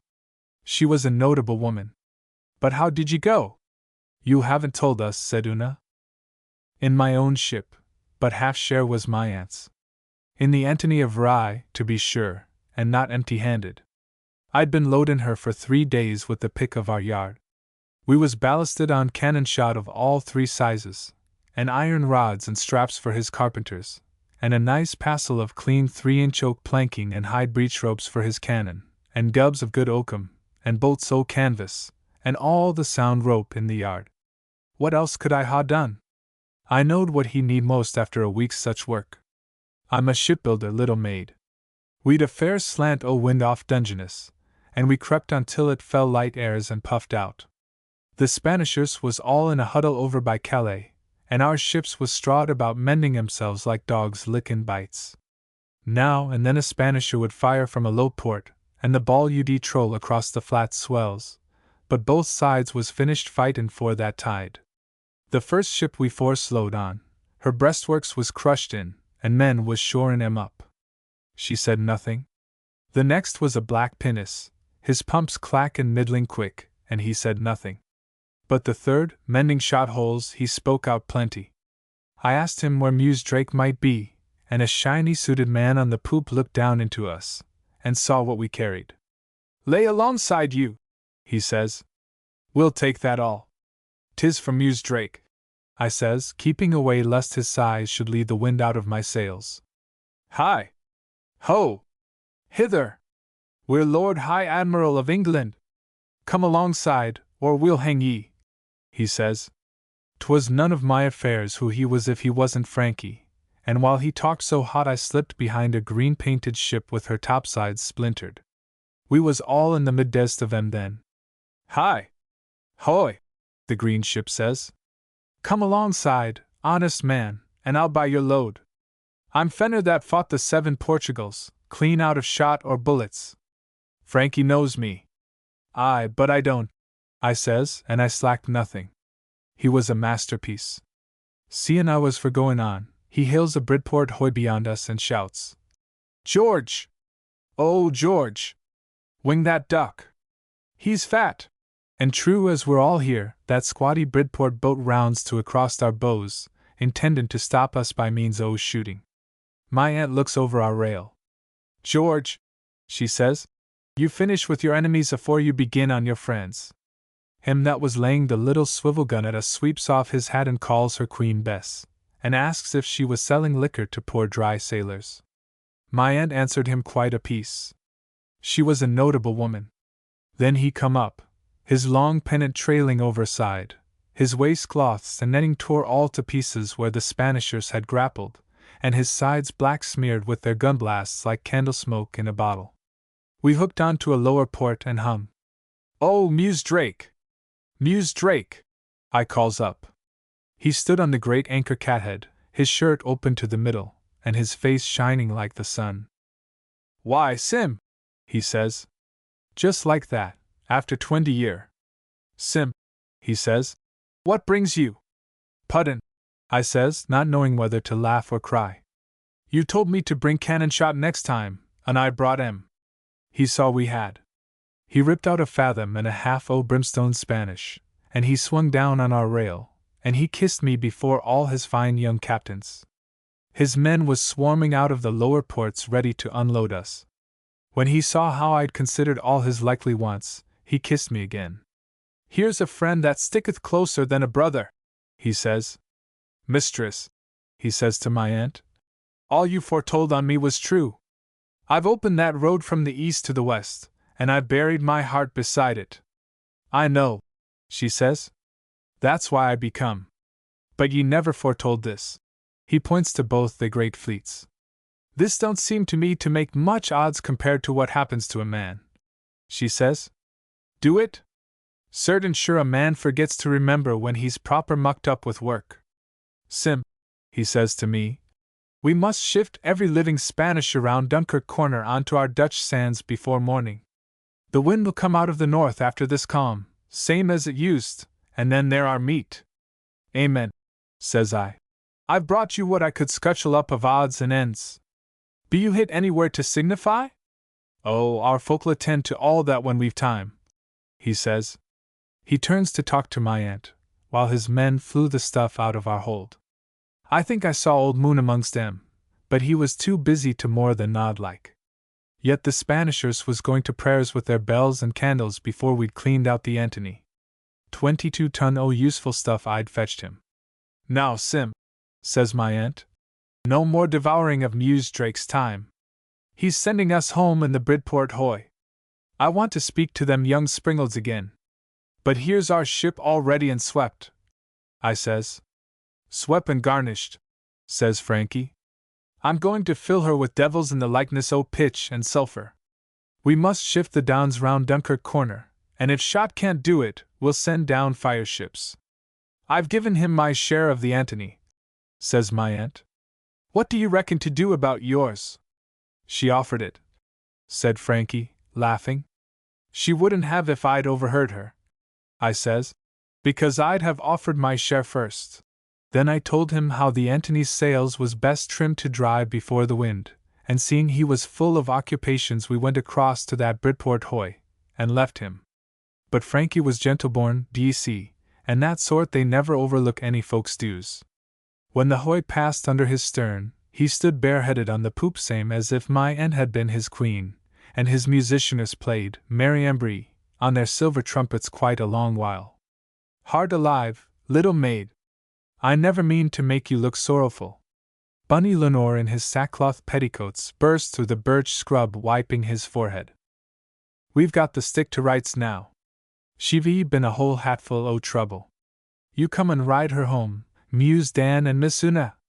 They found the proud wood gang at the foot of the slope, with the log double-chained on the tug.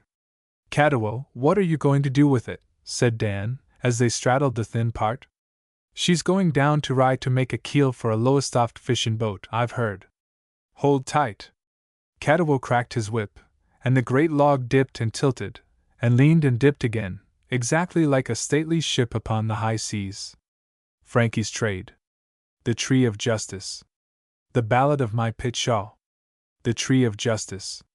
It was a warm, dark winter day with the sou'west wind singing through Dollington Forest, and the woods below the beacon. The children set out after dinner to find old Hobden, who had a 3 months' job in the rough at the back of Pound's Wood.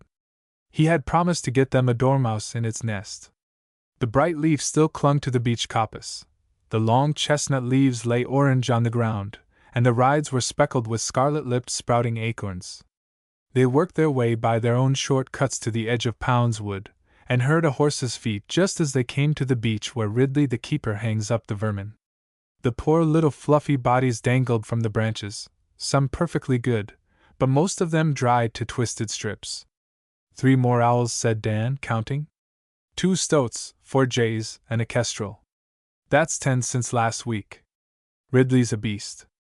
In my time this sort of tree bore heavier fruit.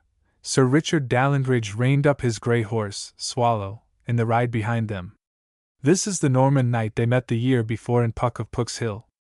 See Young Men at the Manor, The Knights of the Joyous Venture, and Old Men at Pevensey, in that book. What play do you make? He asked. Nothing, sir. We're looking for old Hobden, Dan replied. He promised to get us a sleeper. Sleeper? A dormeuse, do you say? Yes, a dormouse, sir. I understand. I passed a woodman on the low grounds. Come, he wheeled up the ride again, and pointed through an opening to the patch of beech stubs, chestnut, hazel, and birch that old Hobden would turn into firewood, hop poles, pea boughs, and house faggots before spring. The old man was as busy as a beaver. Something laughed beneath a thorn, and Puck stole out, his finger on his lip. Look, he whispered. Along between the spindle trees. Ridley has been there this half hour. The children followed his point, and saw Ridley the keeper in an old dry ditch, watching Hobden as a cat watches a mouse. Ha! Cried Una. Hobden always tends to his wires before breakfast. He puts his rabbits into the faggots he's allowed to take home. He'll tell us about 'em tomorrow.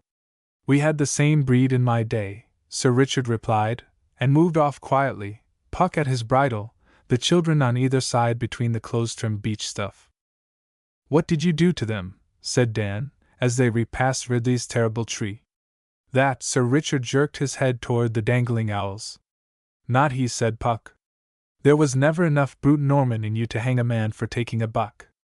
I cannot abide to hear their widows screech. But why am I on horseback while you are afoot? He dismounted lightly, tapped Swallow on the chest, so that the wise thing backed instead of turning in the narrow ride, and put himself at the head of the little procession.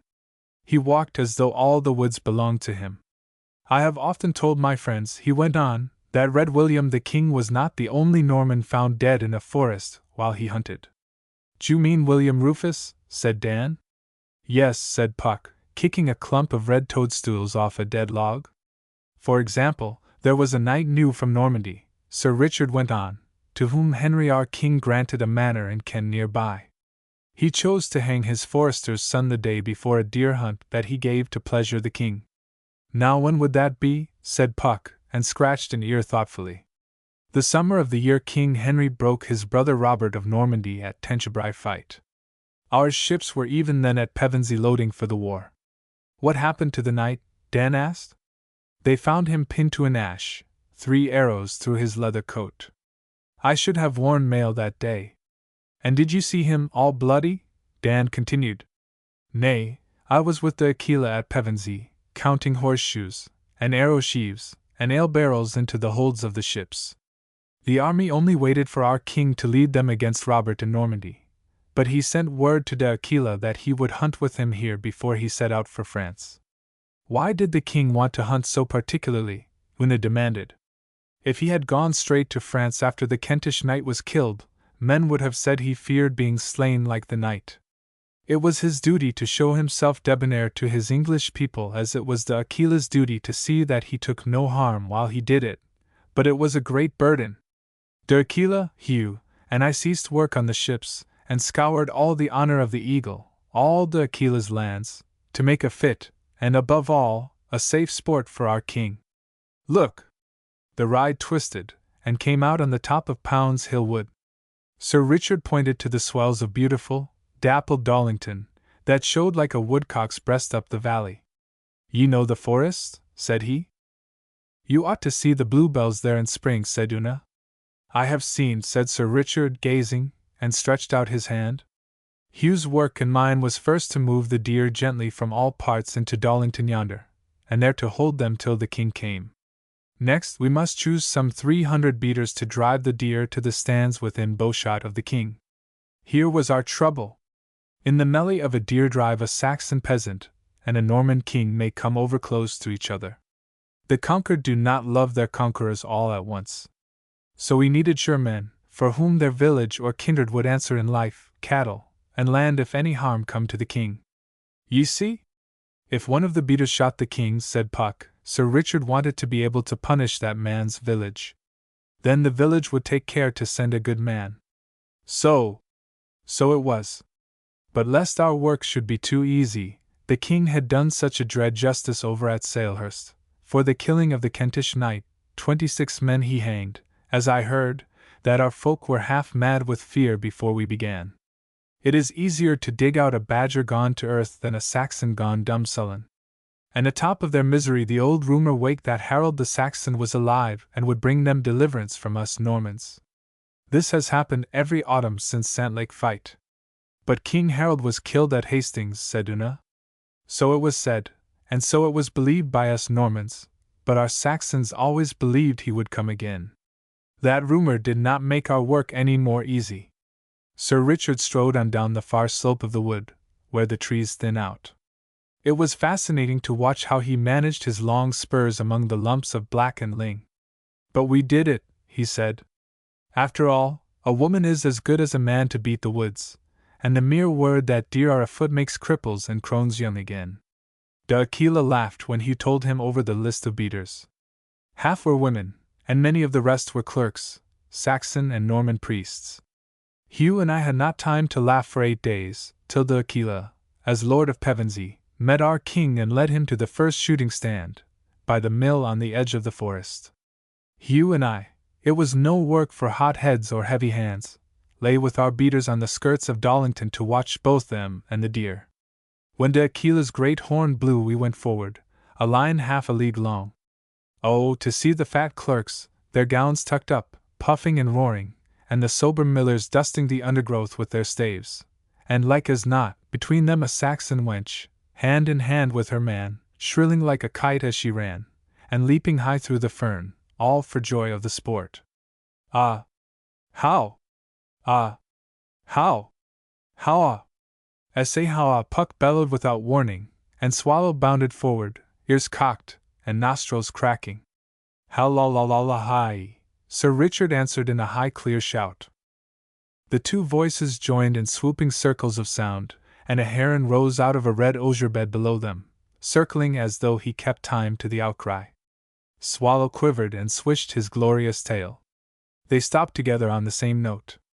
A hoarse shout answered them across the bare woods. That's old Hobden, said Una. Small blame to him. It is in his blood, said Puck. Did your beaters cry so, Sir Richard? My faith, they forgot all else. Steady, Swallow, steady, they forgot where the king and his people waited to shoot. They followed the deer to the very edge of the open till the first flight of wild arrows from the stands flew fair over them. I cried, Where's shot? Where's shot? And a knot of young knights new from Normandy, that had strayed away from the grand stand, turned about, and in mere sport loosed off at our line shouting, Where's Santlake arrows? Where's Santlake arrows? A jest, I grant you, but too sharp. One of our beaters answered in Saxon, Where New Forest arrows? Where Red William's arrow? So I judged it time to end the jests, and when the boys saw my old mail gown, for, to shoot with strangers I count the same as war, they ceased shooting. So that was smooth over, and we gave our beaters ale to wash down their anger. They were excusable. They had sweated to show our guests good sport, and our reward was a flight of hunting arrows which no man loves, and worse, a churl's jibe over hard-fought, fair-lost Hastings fight. So, before the next beat, Hugh and I assembled and called the beaters over by name, to steady them. The greater part we knew, but among the Netherfield men I saw an old man, in the dress of a pilgrim. The clerk of Netherfield said he was well known by repute for 20 years as a witless man that journeyed without rest to all the shrines of England. The old man sits, Saxon fashion, head between fists. We Normans rest the chin on the left palm. Who answers for him? Said I. If he fails in his duty, who will pay his fine? Who will pay my fine? The pilgrim said.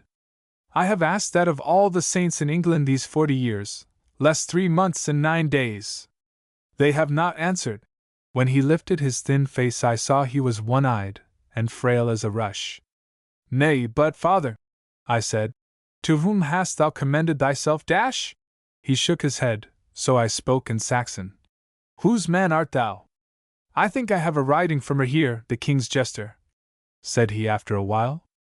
I am, as I suppose, Rahere's man. He pulled a writing from his scrip, and Hugh, coming up, read it. It set out that the pilgrim was Rahere's man, and that Rahere was the king's jester. There was Latin writ at the back. What a plague conjurations here, said Hugh, turning it over. Pumquam sum ococc, magic? Black magic, said the clerk of Netherfield, He had been a monk at battle. They say Rahere is more of a priest than a fool and more of a wizard than either. Here's Rahere's name writ, and there's Rahere's red coxcomb mark drawn below for such as cannot read. He looked slyly at me. Then read it, said I, and show thy learning. He was a vain little man, and he gave it us after much mouthing. The charm, which I think is from Virgilius the sorcerer, says, when thou art once dead, and Minos, which is a heathen judge, has doomed thee, either cunning, nor speechcraft, nor good works will restore thee, a terrible thing. It denies any mercy to a man's soul. Does it serve? Said the pilgrim, plucking at Hugh's cloak. O man of the king's blood, does it cover me? Hugh was of Earl Godwin's blood, and all Sussex knew it, though no Saxon dared call him kingly in a Norman's hearing. There can be but one king. It serves, said Hugh. But the day will be long and hot. Better rest here. We go forward now. No, I will keep with thee, my kinsman, he answered like a child. He was indeed childish through great age. The line had not moved a bowshot when de Aquila's great horn blew for a halt, and soon young Fulk, our false Fulk's son, yes, the imp that lit the straw in Pevensey Castle, see old men at Pevensey in Puck of Puck's Hill, came thundering up a woodway. Uncle, said he, though he was a man grown, he called me uncle. Those young Norman fools who shot at you this morn are saying that your beaters cried treason against the king. It has come to Harry's long ears, and he bids you give account of it. There are heavy fines in his eye, but I am with you to the hilt, uncle. When the boy had fled back, Hugh said to me, it was Rahere's witless man that cried, where Red William's arrow, I heard him, and so did the clerk of Netherfield. Then Rahere must answer to the king for his man, said I. Keep him by you till I send. And I hastened down. The king was with the Aquila in the grand stand above Wellingsford down in the valley yonder. His court, knights and dames, lay glittering on the edge of the glade. I made my homage, and Henry took it coldly. How came your beaters to shout threats against me? Said he. The tale has grown, I answered. One old witless man cried out, where Red William's arrow, when the young knights shot at our line. We had 2 beaters hit. I will do justice on that man, he answered. Who is his master? He's Rahere's man, said I. Rahere's? Said Henry. Has my fool a fool? I heard the bells jingle at the back of the stand, and a red leg waved over it, then a black one. So, very slowly, Rahere the king's jester straddled the edge of the planks, and looked down on us, rubbing his chin. Loose-knit, with cropped hair, and a sad priest's face, under his coxcomb cap, that he could twist like a strip of wet leather. His eyes were hollow-set. Nay, nay, brother, said he. If I suffer you to keep your fool, you must e'en suffer me to keep mine. This he delivered slowly into the king's angry face. My faith, a king's jester must be bolder than lions. Now we will judge the matter, said Rahere. Let these 2 brave knights go hang my fool because he warned King Henry against running after Saxon deer through woods full of Saxons. Faith, brother, if thy brother, Red William, now among the saints as we hope, had been timely warned against a certain arrow in New Forest, one fool of us 4 would not be crowned fool of England this morning. Therefore, hang the fool's fool, knights! Mark the fool's cunning. Rahere had himself given us order to hang the man. No king dare confirm a fool's command to such a great baron as the Aquila, and the helpless king knew it. What? No hanging? Said Rahere, after a silence. A God's gracious name, kill something then! Go forward with the hunt! He splits his face ear to ear in a yawn like a fish pond. Henry, says he, the next time I sleep, do not pester me with thy fooleries. Then he throws himself out of sight behind the back of the stand. I have seen courage with mirth in de Aquila and Hugh, but stark mad courage of Rahere's sort I had never even guessed at. What did the king say? Cried Dan. He had opened his mouth to speak, when young Fulk, who had come into the stand with us, laughed, and boy-like, once begun, could not check himself. He kneeled on the instant for pardon, but fell sideways, crying, His legs! Oh, his long, waving red legs as he went backward! Like a storm breaking, our grave king laughed, stamped and reeled with laughter till the stand shook. So, like a storm, this strange thing passed. He wiped his eyes, and signed to de Aquila to let the drive come on. When the deer broke, we were pleased that the king shot from the shelter of the stand, and did not ride out after the hurt beasts as Red William would have done. Most vilely his knights and barons shot. De Aquila kept me beside him, and I saw no more of Hugh till evening. We too had a little hut of boughs by the camp, where I went to wash me before the great supper, and in the dusk I heard Hugh on the couch. "Wearied, Hugh?" said I. "A little," he says. "I have driven Saxon deer all day for a Norman king, and there is enough of Earl Godwin's blood left in me to sicken at the work. Wait a while with the torch." I waited then, and I thought I heard him sob. "Poor Hugh! Was he so tired?" said Una. "Hobden says beating is hard work sometimes." "I think this tale is getting like the woods," said Dan, darker and twistier every minute. Sir Richard had walked as he talked, and though the children thought they knew the woods well enough, they felt a little lost. "A dark tale enough," says Sir Richard, "but the end was not all black. When we had washed, we went to wait on the king at meat in the great pavilion. Just before the trumpets blew for the entry, all the guests upstanding, Long Rahere comes posturing up to Hugh, and strikes him with his bauble bladder. "Here's a heavy heart for a joyous meal," he says. "But each man must have his black hour, or where would be the merit of laughing? Take a fool's advice, and sit it out with my man. I'll make a jest to excuse you to the king if he remember to ask for you. That's more than I would do for Archbishop Anselm." Hugh looked at him heavy-eyed. "Rahere?" said he. "The king's jester? Oh, saints, what punishment for my king!" and smites his hands together. Go fight it out in the dark," says Rahere, "and thy Saxon saints reward thee for thy pity to my fool." He pushed him from the pavilion, and Hugh lurched away like one drunk. "But why?" said Una. "I don't understand." "Ah, why indeed? Live you long enough, maiden, and you shall know the meaning of many whys." Sir Richard smiled. "I wonder too, but it was my duty to wait on the king at the high table and all that glitter and stir. He spoke me his thanks for the sport I had helped show him, and he had learned from de Aquila enough of my folk and my castle in Normandy to graciously feign that he knew and had loved my brother there. This, also, is part of a king's work. Many great men sat at the high table, chosen by the king for their wits, not for their birth. I have forgotten their names, and their faces I only saw that one night." But Sir Richard turned in his stride. But Rahere, flaming in black and scarlet among our guests, the hollow of his dark cheek flushed with wine, long, laughing Rahere, and the stricken sadness of his face when he was not twisting it about, Rahere I shall never forget. At the king's outgoing de Aquila bade me follow him, with his great bishops and 2 great barons, to the little pavilion. We had devised jugglers and dances for the court's sport, but Henry loved to talk gravely to grave men, and de Aquila had told him of my travels to the world's end. We had a fire of applewood, sweet as incense, and the curtains at the door being looped up, we could hear the music and see the lights shining on mail and dresses. Rahere lay behind the king's chair. The questions he darted forth at me were as shrewd as the flames. I was telling of our fight with the apes, as he called them, at the world's end. See the knights of the joyous venture in Puck of Puck's Hill. "But where is the Saxon knight that went with you?" said Henry. "He must confirm these miracles." "He is busy," said Rahere, "confirming a new miracle." "Enough miracles for today," said the king. "Rahere, you have saved your long neck. Fetch the Saxon knight."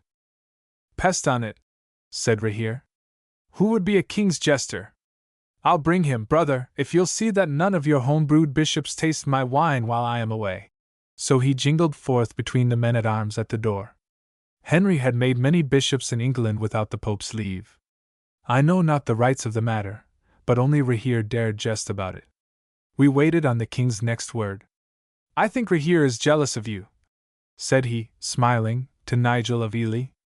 He was one bishop, and William of Exeter, the other, Walwys the Saxons called him, laughed long. "Rahere is a priest at heart. Shall I make him a bishop, de Aquila?" says the king. There might be worse, said our Lord of Pevensey. Rahere would never do what Anselm has done. This Anselm, Archbishop of Canterbury, had gone off raging to the Pope at Rome, because Henry would make bishops without his leave either. I knew not the rights of it, but d'Aquila did, and the king laughed. Anselm means no harm. He should have been a monk, not a bishop, said the king. I'll never quarrel with Anselm or his pope till they quarrel with my England. If we can keep the king's peace till my son comes to rule, no man will lightly quarrel with our England. Amen, said d'Aquila. But the king's peace ends when the king dies. That is true. The king's peace dies with the king. The custom then is that all laws are outlaw, and men do what they will till the new king is chosen. I will amend that, said the king hotly. I will have it so that though king, son, and grandson were all slain in one day, still the king's peace should hold over all England. What is a man that his mere death must upheave a people? We must have the law. Truth, said William of Exeter, but that he would have said to any word of the king.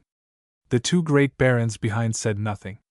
This teaching was clean against their stomachs, for when the king's peace ends, the great barons go to war and increase their lands.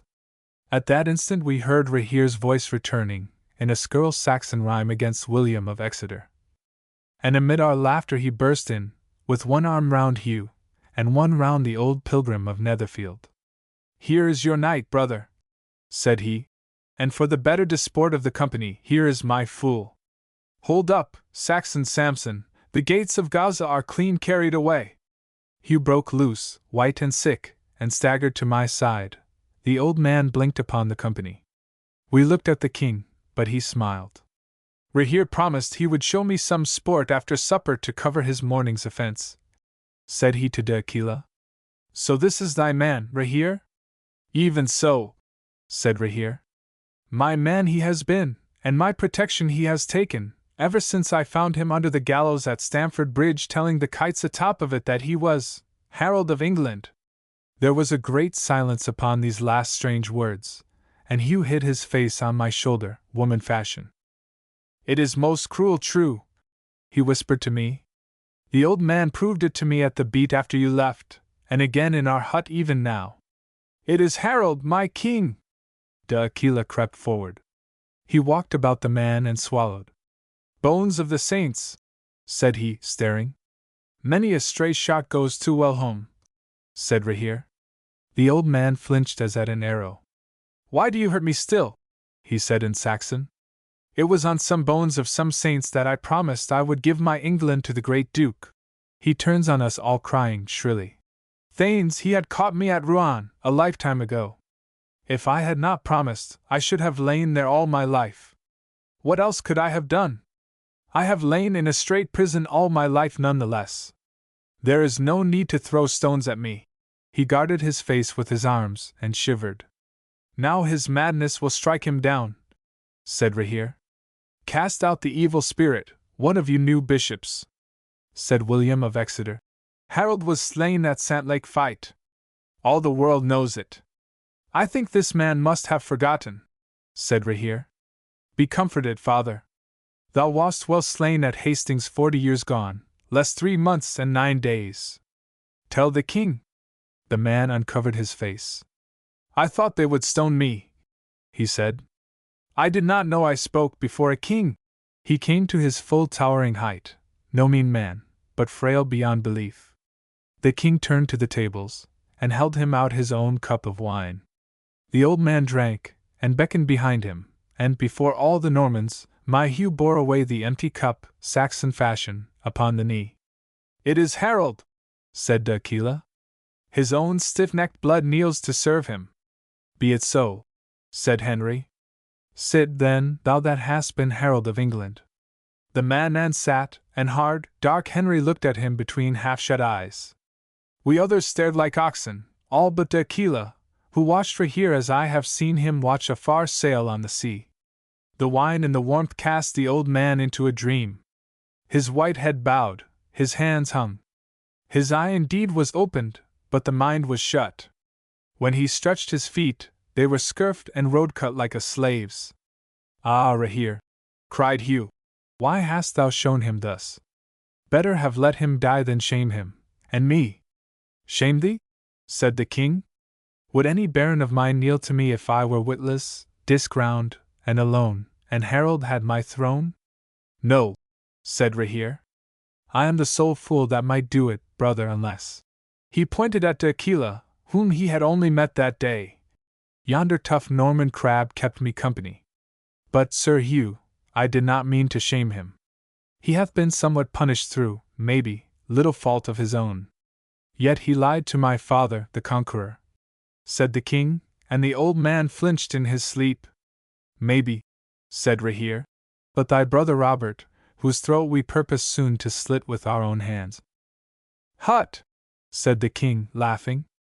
I'll keep Robert at my table for a life's guest when I catch him. Robert means no harm.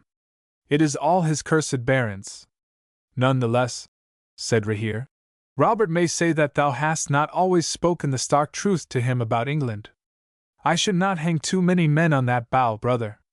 And it is certain, said Hugh, that, he pointed to the old man, Harold was forced to make his promise to the great Duke. Very strongly forced, said D'Aquila. He had never any pride in the Duke William's dealings with Harold before Hastings. Yet, as he said, one cannot build a house all of straight sticks. No matter how he was forced, said Henry. England was promised to my father William by Edward the Confessor. Is it not so?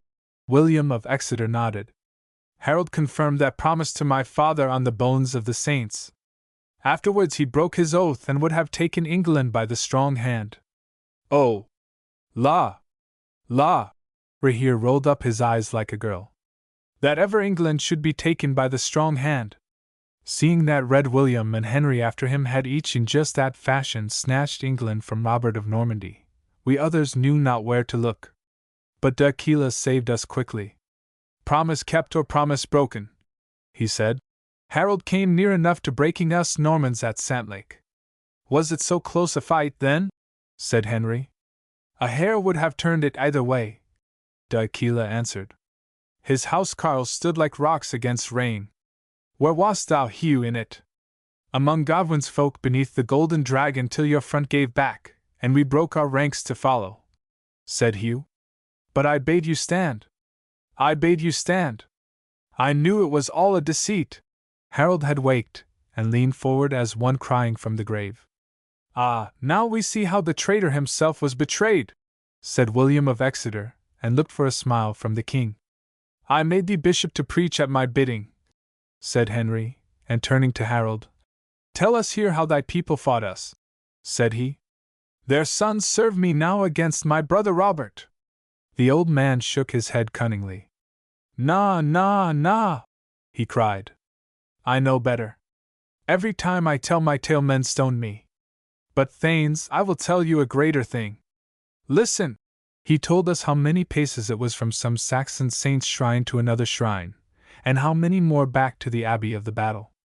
I, said he, I have trodden it too often to be out even 10 paces. I move very swiftly.